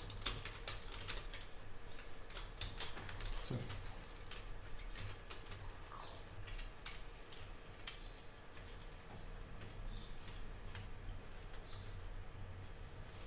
push that in there, all the way down, and you push this in all the way to the end. So the door's in the position that the lever is, and there. So let me just remove this so I can get to it easily. And this is the mechanism for the door. That's cool. That one seems to be working better than the other side. Oh no, that's because I've taken they both work the same. Oh, they work the same, okay. It's just because I've taken the engine cover off, it's easier to manipulate. Okay, useful to know. So. And also I'm fully aware of how it's supposed to fit and feel, and yeah, it's always the case when you build the second one. Yes. It's easier. Yeah. So in other words, when you build another Lamborghini, no planets. No planets. Well, if I do, it'll be in a quiet, still relaxed environment, not another live stream of the same car. No. Different car. Different car, maybe. Although after the last live stream, you said, "So would you do it again?" And I was like, "I'm not sure." Here we are. Managed to convince you again. I mean, yeah, any community members who are interested, there'll be another Technic flagship set next year. Always looking for people. So do reach out. Or if anyone wants to build any other sets as well, there's no reason that it has to be limited to Technic. I also have many family members who are part of the family business, which would also be happy to live build anything, City, Mario, anything. So anyone who's interested and wants to get involved, do reach out.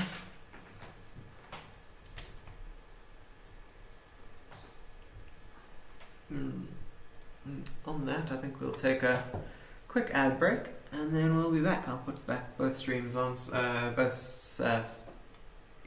views on, so you can see both of our cars where we've gotten to.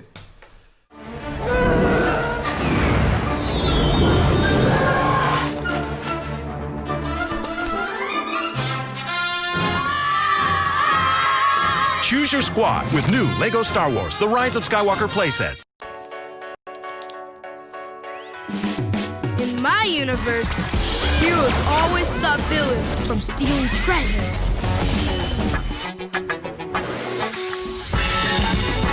In my universe, heroes wear super suits and super armor. In my universe, heroes battle on the ground, in the air, and through different dimensions. LEGO Marvel Avengers sets. Build the universe in you. Multiple sets shown.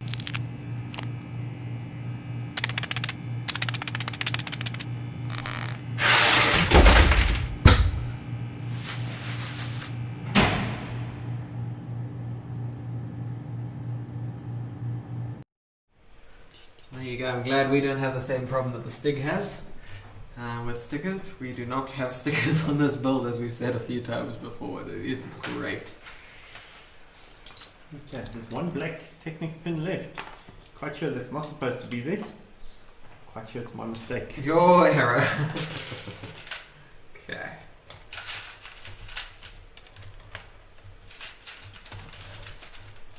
I'm busy putting together the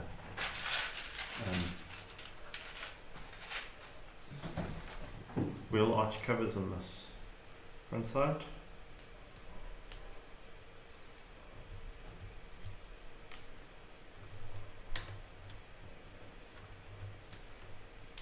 It's beginning to look a lot more like a completed car.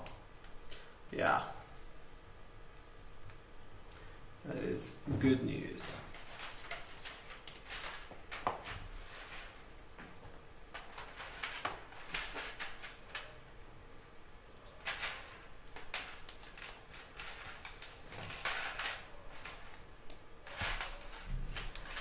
Just drop that.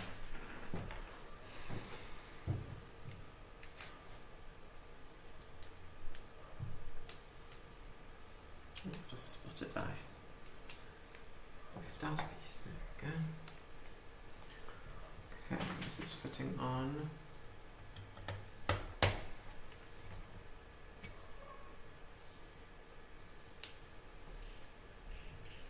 Yeah. No, something. Yes. I've got the wrong piece. I have a 13, not an 11. Ah. I think that's the issue. Yes, it is. Yes, because it should fit that nice. You can just see it on mine. Yep. Ah. Great. That's what happens when you just guesstimate.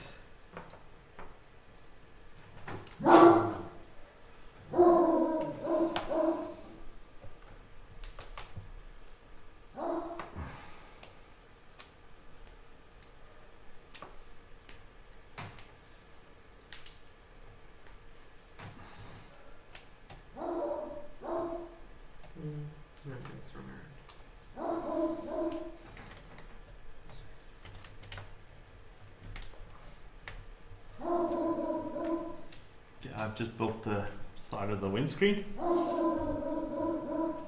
Built the other one on the other side now.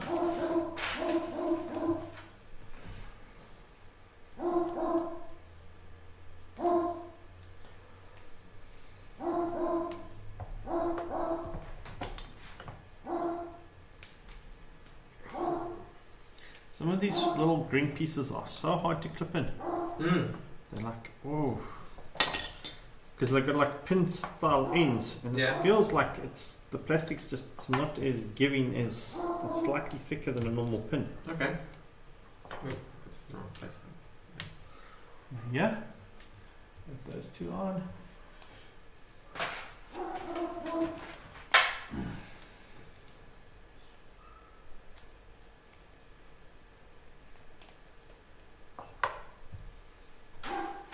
Well, seeing as you're getting close to finishing, I think we should maybe watch the next episode so we don't run out of time for them. So let's watch. So the next one is actually looking at the iconic doors, which is what you have just built. So I think it's a great time to be watching that. So let's take a look.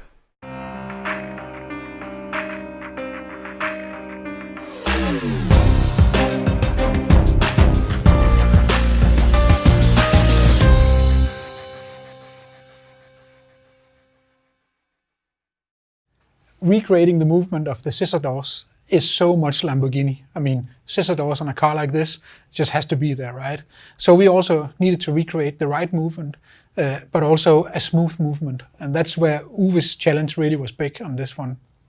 Yeah, one of the things are that the doors has to move, but it also has to fit into the design of the car. And we were trying to do different ways, but we find out that pushing somewhere else on the model to get up the function will give us a lot to the magic. If I look the car from this side, what really for me was crazy is that everybody, me personally, have a perception that this is a classic door blocked, but you see is really a scissor door like we have in our model. Means what is done here is something that is really unique. You have door that is really able to open like in the standard Sián. I mean, Lamborghini, they have scissor doors. So, of course, we also have to have the right movement on this car, and by that representing the real Sián. But that also proves to be quite a challenge for Uwe because it's a very special movement. It has to be smooth. So, what did you do? I was created this kind of way to do it. You actually push in the back of the car, and the doors goes up like this. Of course, they have to go up, so you also have the feeling that you can get into the car like you can in the real world. This was actually also very hard. You actually have, I think it was 3 different angles on the door to get it fit into the model, to get the movement, and to get it so it's open up and you can get into the car. So that was a big challenge. I used many hours on this one, and I think it's super okay today.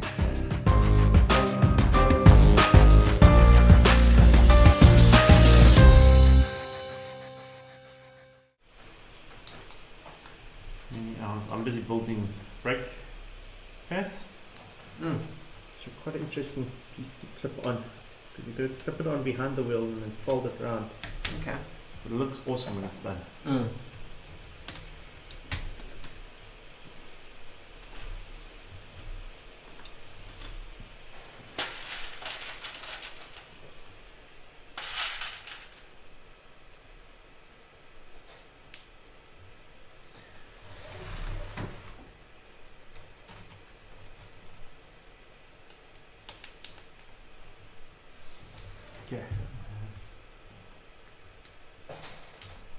Okay, so I have a whole bunch of pieces left, but it's told me to open box number 6. Because I need to get, so box number 6 is rims and tires. So let's see what's inside here. 1, 2, open up one full then. Do that. 3, 4,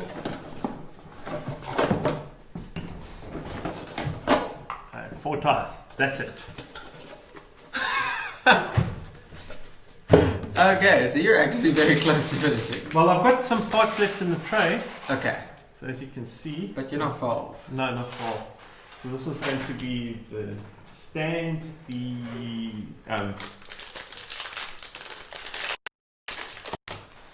stand, the bag.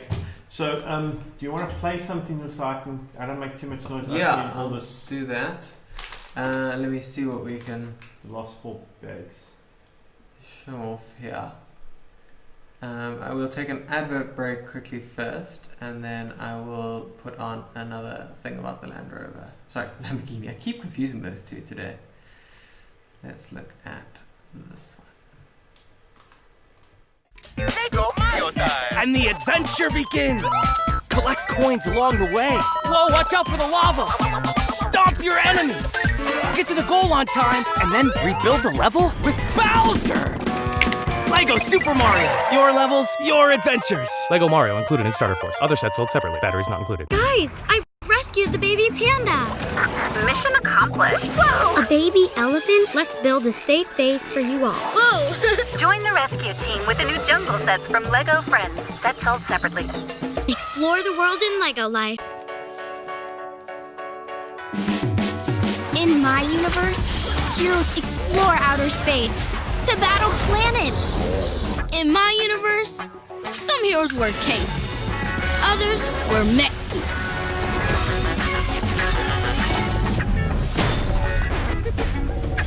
In my universe, heroes save the world and race around it. LEGO Marvel Avenger sets. Build the universe in you. Multiple sets shown, each sold separately. It's only small, but this little one is destined for amazing things. With just a few clicks, the learning begins. Inventions are born, problems are solved, and lifelong talents start taking shape. Yes, this little one is destined for amazing things. This little one will rebuild the world.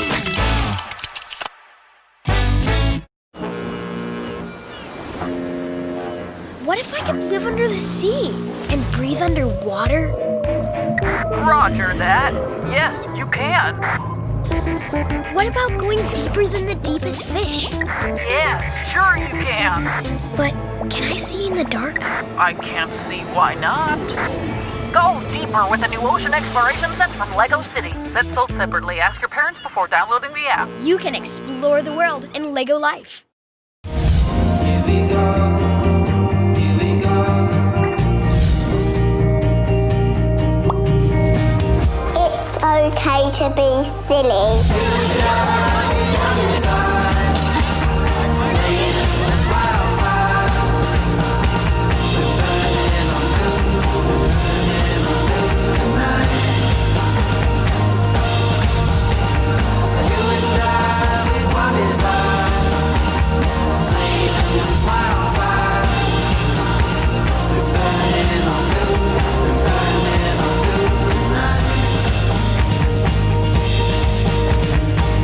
When do you think grown-ups grow up?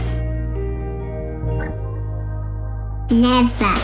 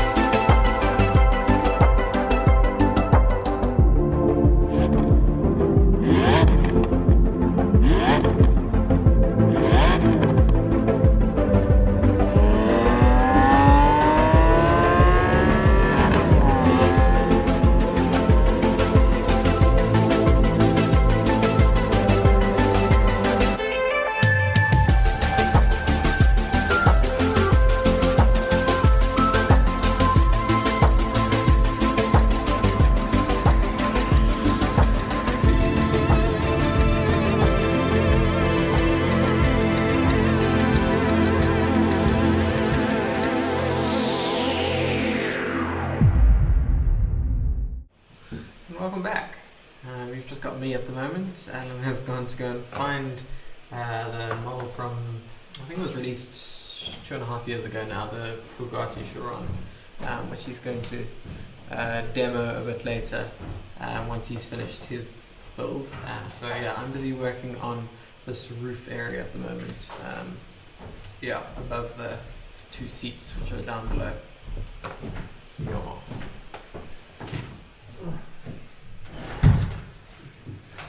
And I'll just swap to Alan because he has returned and you can see how much further ahead he is at the moment. Yeah, so the car's coming close. I've opened the final box. I have to mount wheels and tires and put on Lamborghini logos.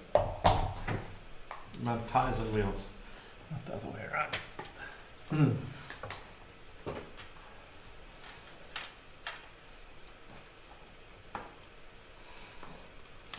And a trivia fact for those who don't know, that LEGO is the biggest manufacturer of tyres by quantity in the world. They have more tyres than any other company. Mm-hmm.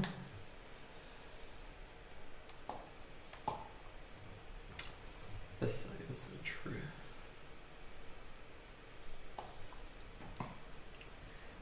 For anyone who is joining us, our intention is potentially not to finish both of these models today on the live stream, because if we just manage to finish one, that is fine. So we will just see how things go. But I am quite a bit behind at this stage. I've been having to manage the stream and all sorts of things as well. So yeah, but it has been a thoroughly enjoyable build. I don't think we've ever finished both on.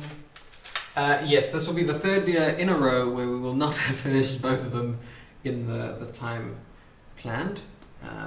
Although this year we did go into it knowing that this was a possibility. Mm-hmm.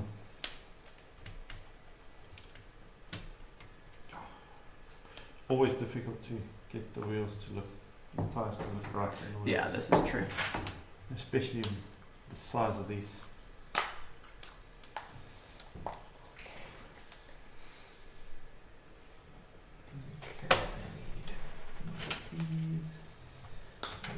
Yeah, my current goal, just depending on where Alan gets to when, is going to be to finish up on this box, which is the end of box 4, which leaves box 5 and 6 to do at some point.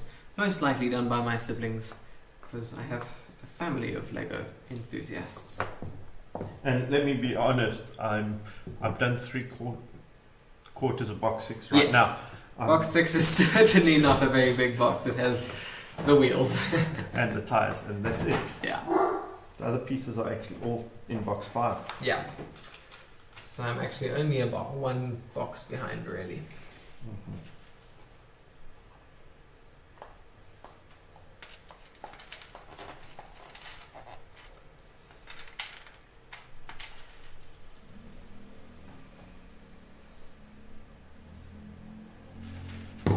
Yeah, and then to finish them off, I need 4 printed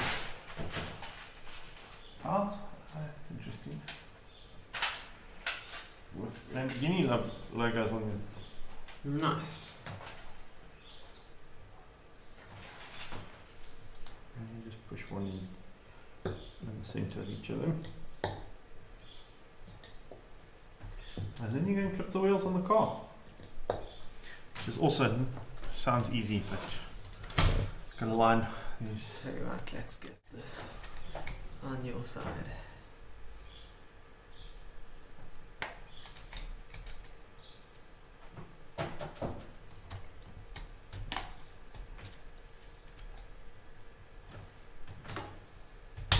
There we go.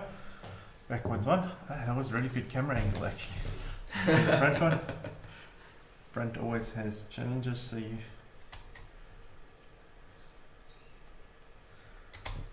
And of course, front wheels steer. There we go. That one went on relatively easily. Let's turn the car over. It is a solid build. That I will say. Because I'm like pretty much grabbing anywhere. That's good. Look, I don't think you could pick it up by the doors. I wouldn't want to.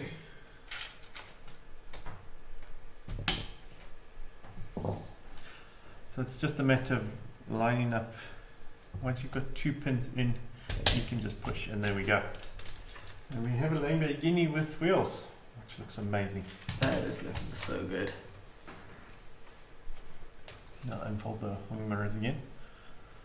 Okay, now what else do I have to build? I need one of those, 2 of those. So this is the little bag which goes in the front of the car, which has been a common trend of all 3 of these.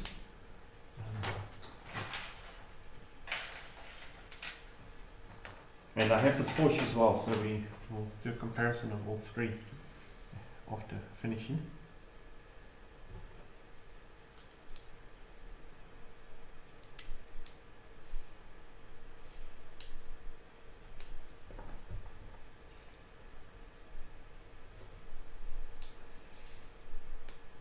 For those who are going, why a little bag? Well, it's because all of these manufacturers have relationships with luggage companies to produce luggage for the owners of the cars.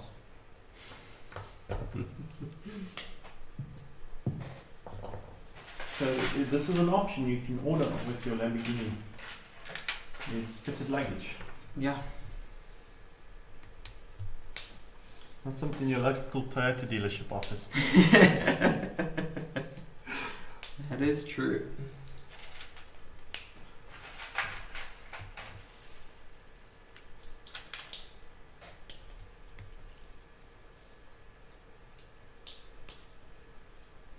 I think before you get too far, we're going to watch the last of the webisode episodes. Cool. Chatting about the wheels, actually. So this is good timing. Yeah, if you've missed any of the previous ones, you can check them out on LEGO's website. Just looking for the Lamborghini webisodes, which they've produced. They're 13 in total, which are designed to go along with the build process. So they're very fun to watch. So yeah, here's the 13th and final one, titled Golden Wheels.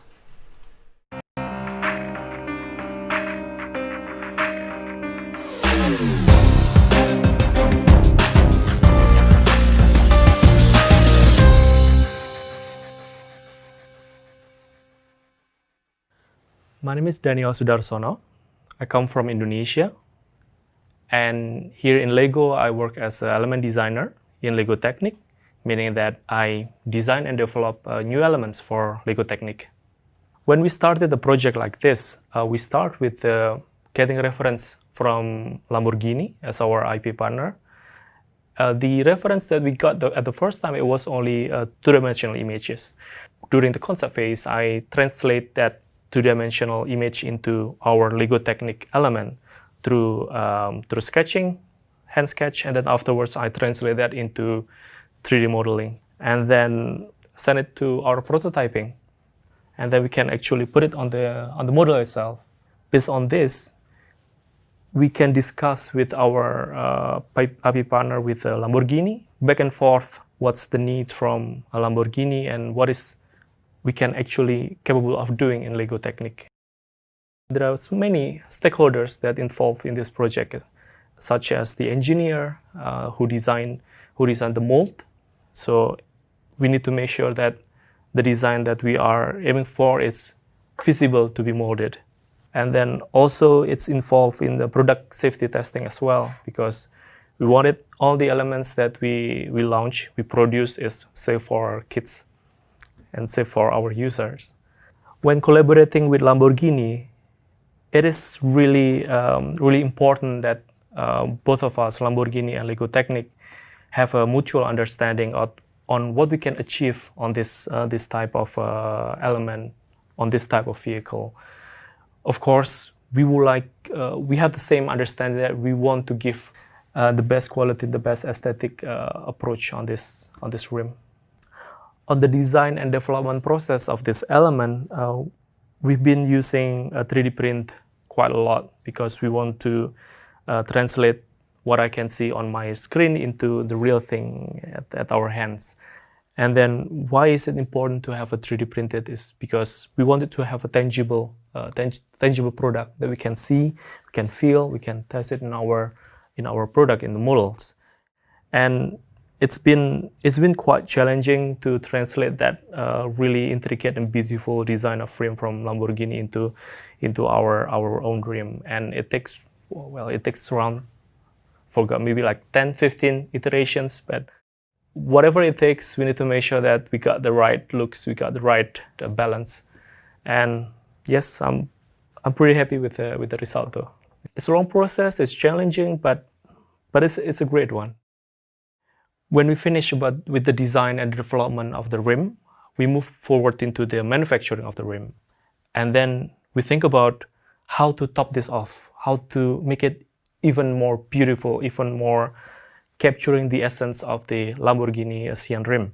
So we put this element into a process called drum lacquering, which is the elements put into a drum, and then it's coated with a golden color. And this is how you will receive it in your box. And we believe that with this process, it's really giving the effect that we want, that really golden, the golden rim from the Lamborghini Sián.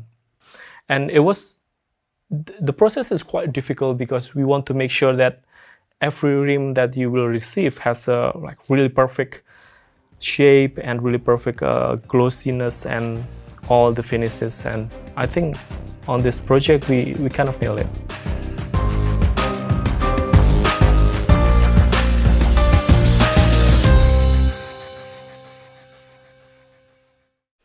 So what I'm doing quickly is I'm just checking on. So I finished the build. I'm just busy.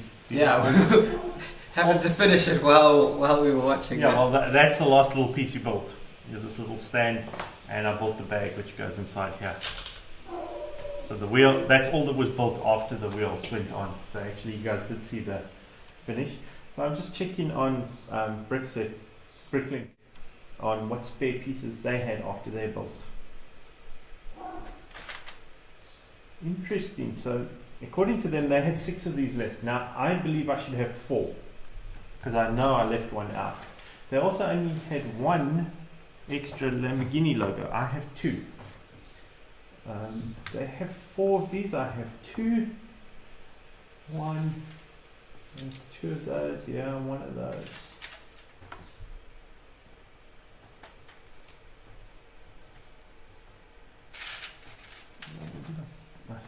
Also, as while we're doing this, if Liz and Nicholas are still watching, Liz says thank you so much for the build. It was amazing to watch, and Nicholas is so happy to see it. Now he wants to build it himself. Yeah. We're so glad that he enjoyed it. And yes, absolutely, it is quite a complicated build. So I think you said he was what was he, 6? I think 7. So he might need to wait a little bit. But if he wants a challenge and he's up for it and he's got some assistance from family members, absolutely he could go for it. It is a great build. So nothing jumps out as being too crazy on the spare parts I've got. Mine do differ. They had a spare yellow elastic band. Oh, okay. And neither of us got that. No, we definitely don't have that. We definitely don't have that. So what I'm going to do is do you want to just go to the build camera? Yeah. I'm going to move. So this is the completed model. It comes with 2 side accessories. You've got a little bag and you've got a stand. Everything's done. So as we've shown before, working rear wing. Goes up and down. The working scissor doors, which is very cool. You can remove the engine bay. There's a complete working V12 engine below the beautiful printed pieces. You've got a full working gearbox, all-wheel drive, working steering. So if I turn the steering wheel, you can see the wheels actually turn. It's so much more obvious now. And if I flip the model, what's really cool on this one is there is the working 8-speed gearbox. So as I pull, I don't know which side. It's right on the other side now. Trying to get my hands into. I can see that. Oh, you can see it will go through all the gears here.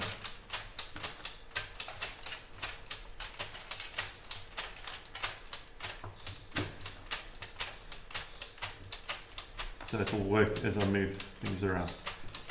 So yeah, you've got a full working gearbox, so very impressive.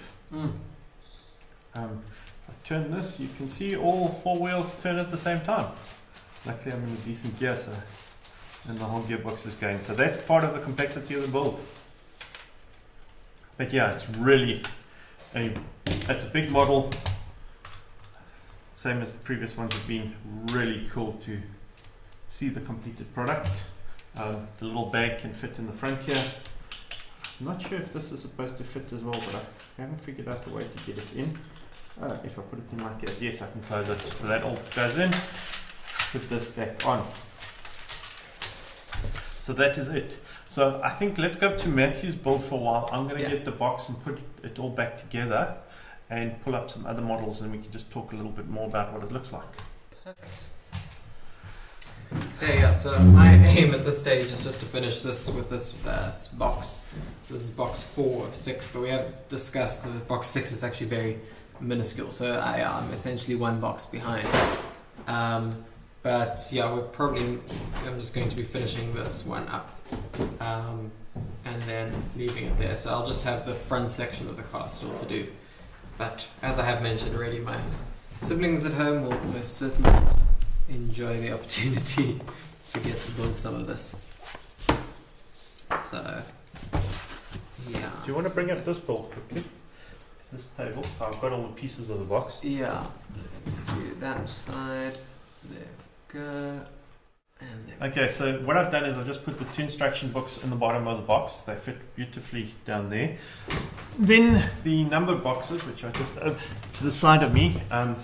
So there are 4 black ones and these 2 green ones, which have numbers on there. You can see number 2. So these will go in the side. So I'm going to do it so it all faces me. 1 and 2, and you can see there's a bit of a wedge shape. And then if I start, I believe number 3 goes on there, 4, and these ones have these extra pieces over which fit over, so there's number 5 and there's number 6, which is, so that's what the box looks like for this, and then you put the cover on. So it's got the same sort of pattern as the red deck lid.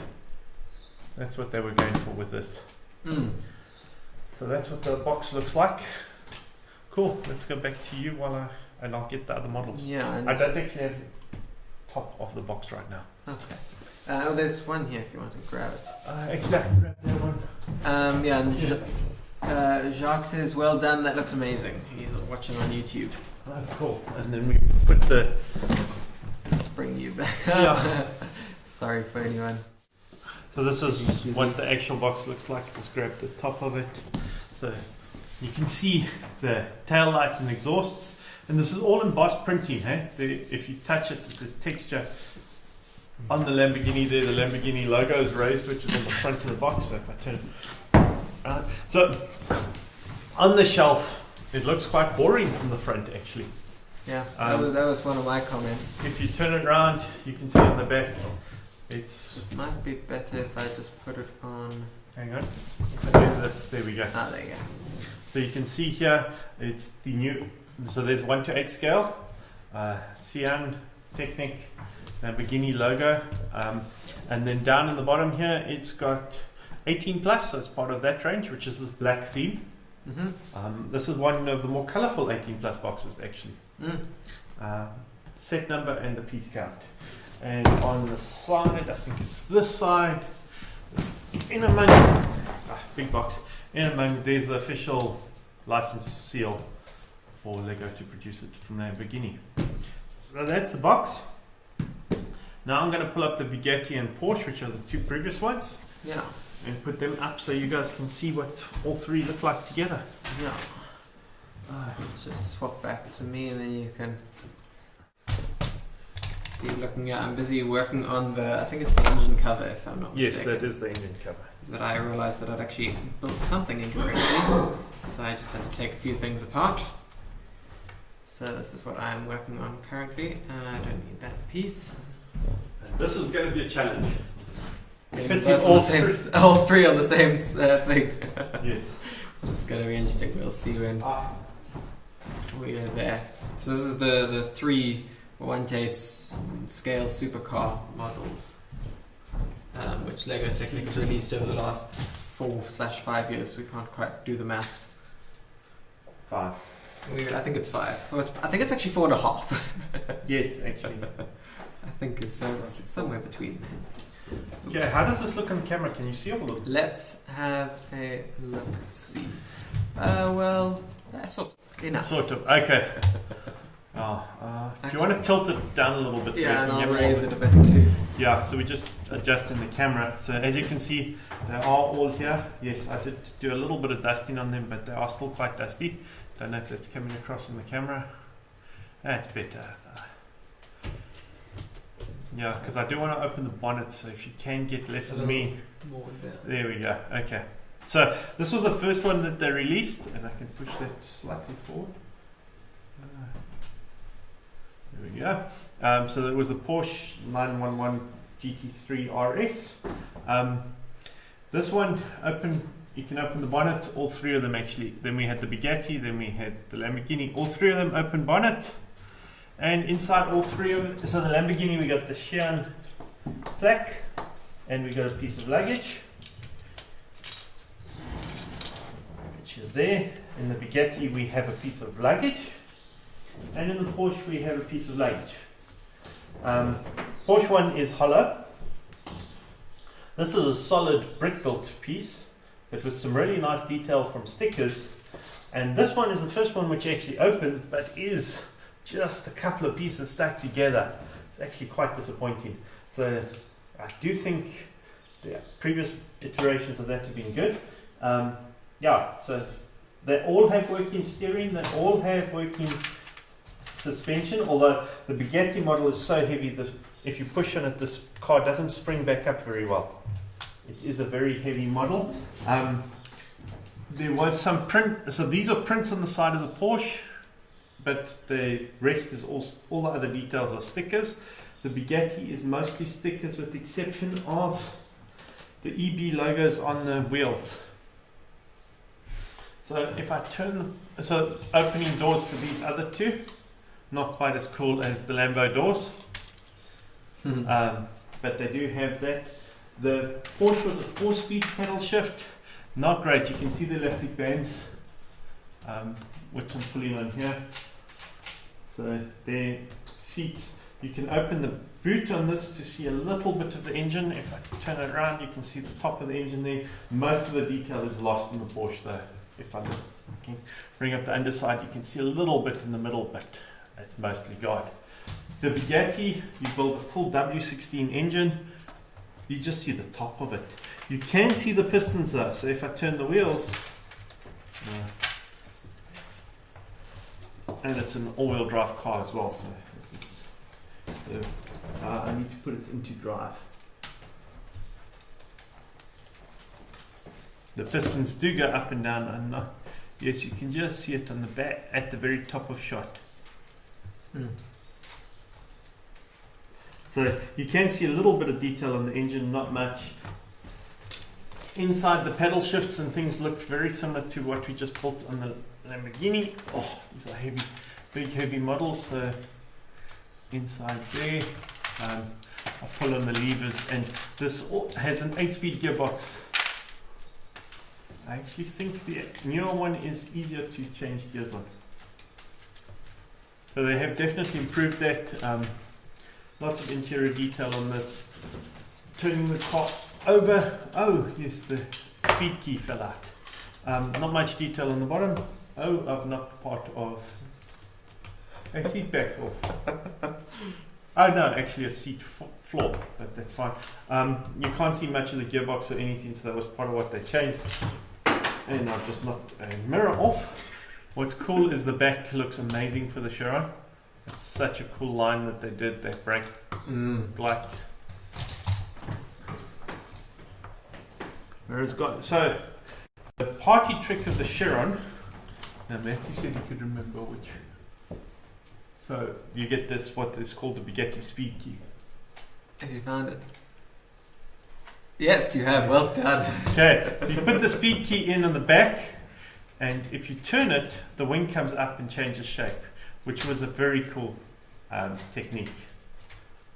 And a very cool tribute, because whereas you look at the Lamborghini and I just lift the wing and it goes up and down. That's all that there is to it. It's up and down.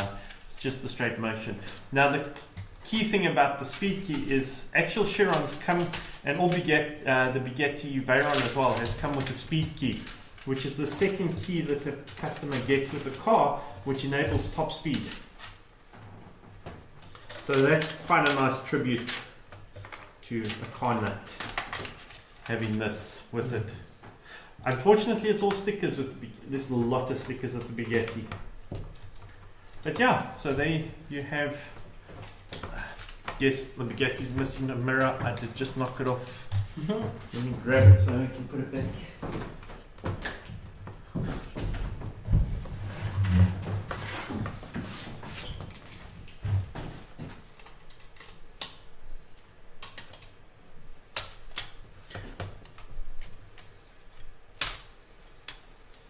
So there you have the 3 flagship 1:8 scale models. Yeah. And just there's the real history class out there.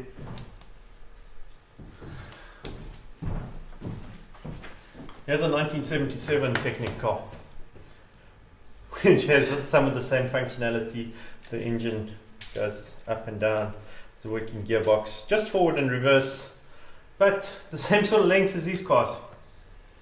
And the wheelbase is the same as pretty much all of these. So this you could probably say is 1:8 scale, but it had this really cool feature of the seats could move forwards and backwards. If you want to find out more about this, I did show it in more detail on yesterday's stream. Yeah. You can find all the past streams on all the social channels. So yeah, do check this out. It's been a fun build. Yeah, I think let's just quickly show the features once more of the Lamborghini. I'll just show the video quickly, and then I'll just come back to where I've gotten to, and then we can wrap things up.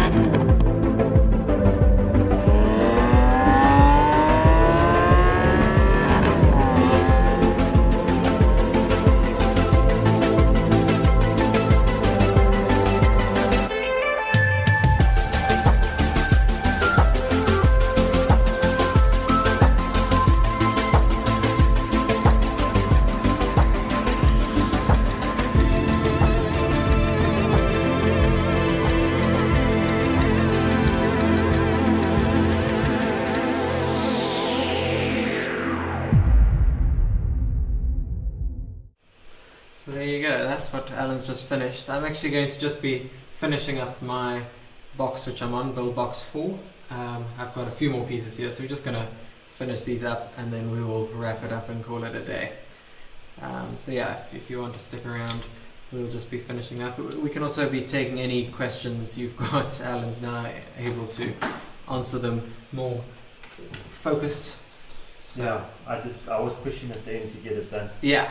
So if you have any questions or anything that you want us to chat about, do let us know. Yeah, we'll be wrapping up in about the next 10 minutes. So yeah, let us know soon. Where's this piece going now? I think this goes there.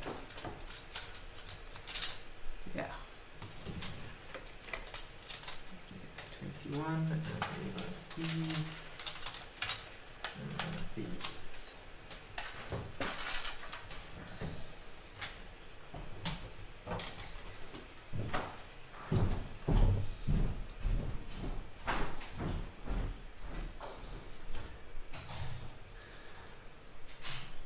That's quite clever. And this is going to fit on this side. Snapping into that. No, I've got that wrong. I see. That clips there. I'm working it out now. There we go. Okay.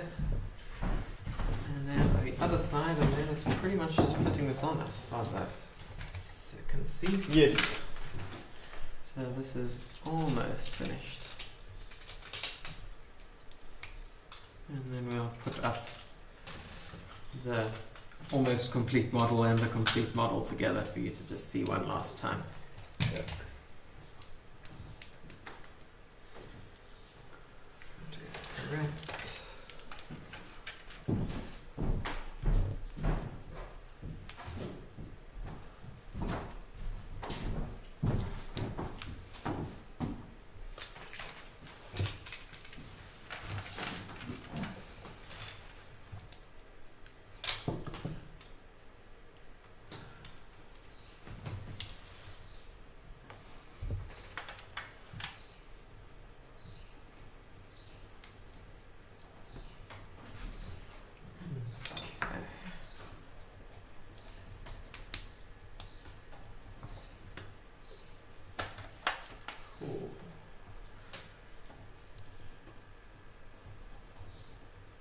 Also just going to take this opportunity to just remind anyone who is watching, if you are wanting to purchase one of these great models, I think we should still have one available on our online shop, so you can Yes, just go you to, do. there we go, kidiwings.co.za. There's one still available if you're interested, but there are more on the way, so you can, if it does sell out before you are wanting to purchase, we will take back orders as well, because they are coming in the next week or so. So you can just check that out. Yeah, that's kidiwings.co.za. It's going for $5,999, and with 499 Rand loyalty earned, I think. 499.92, so basically 500 Rand. Basically 500 Rand loyalty earned on one set. And that's 500 Rand you can spend on your next purchase. Whenever that may be, tomorrow, the next day. There's no time limit, there's no waiting period.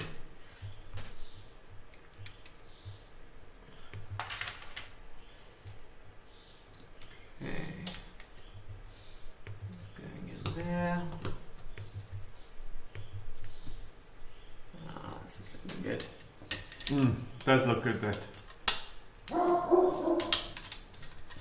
And it's, oh, this is looking very nice.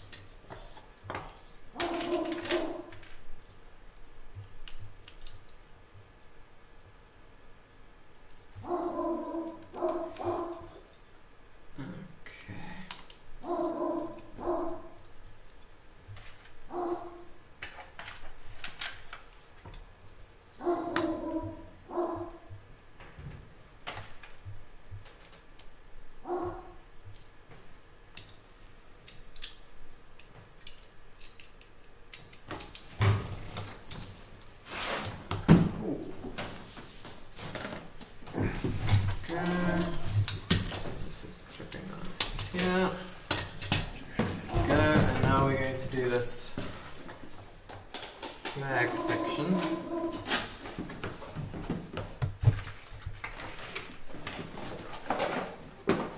Great little addition, I think. I'm doing it the wrong way around. Let's not do that. I need a red one, not a white one. There we go. And this one is going on this side. So that fits on here. There we go. Very nice little thing on the side there.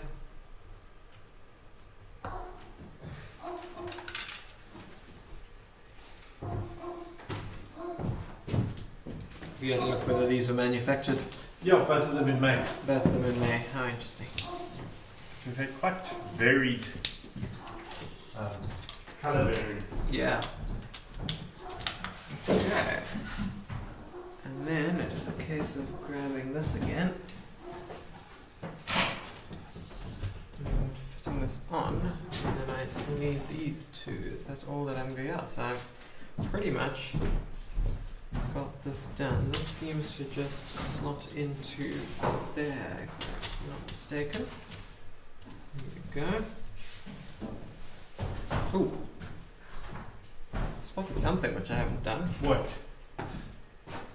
That. Where's my I'll not get all the pieces out.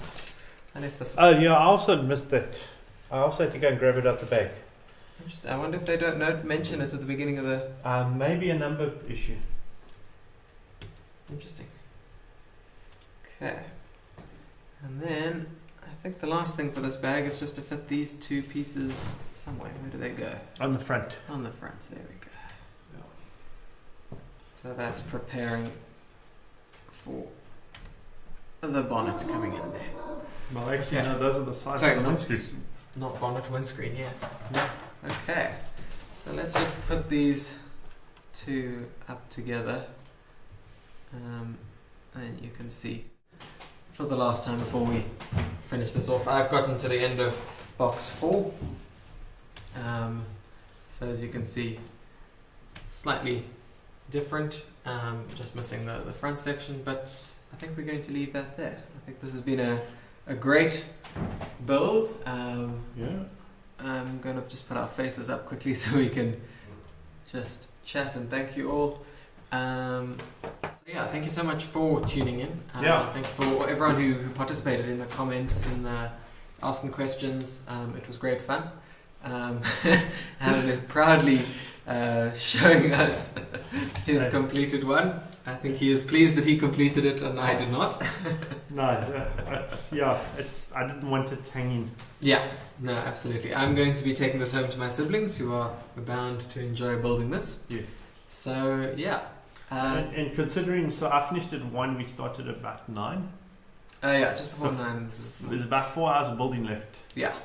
So it's a fair amount. Actually, no, you're further than I was. I am. Yeah, yes. so actually there's probably 2-3 hours left. Yeah. Yeah. But yeah, it's been awesome. It's been good. Thanks for the interaction. It's been really good. Yeah. We would love to have done this in the shop and chatted to people face to face, but obviously not allowed.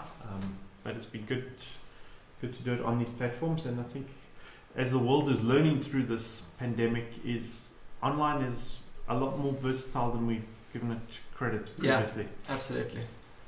So yeah, thanks to everyone who's watched and participated and chatted to us. It's helped us not having to come up with questions to stuff each other over and over. Yeah. But yeah, it's been really good. Yeah. And yeah, well, if we don't see you sooner, we'll see you next year. Mm-hmm.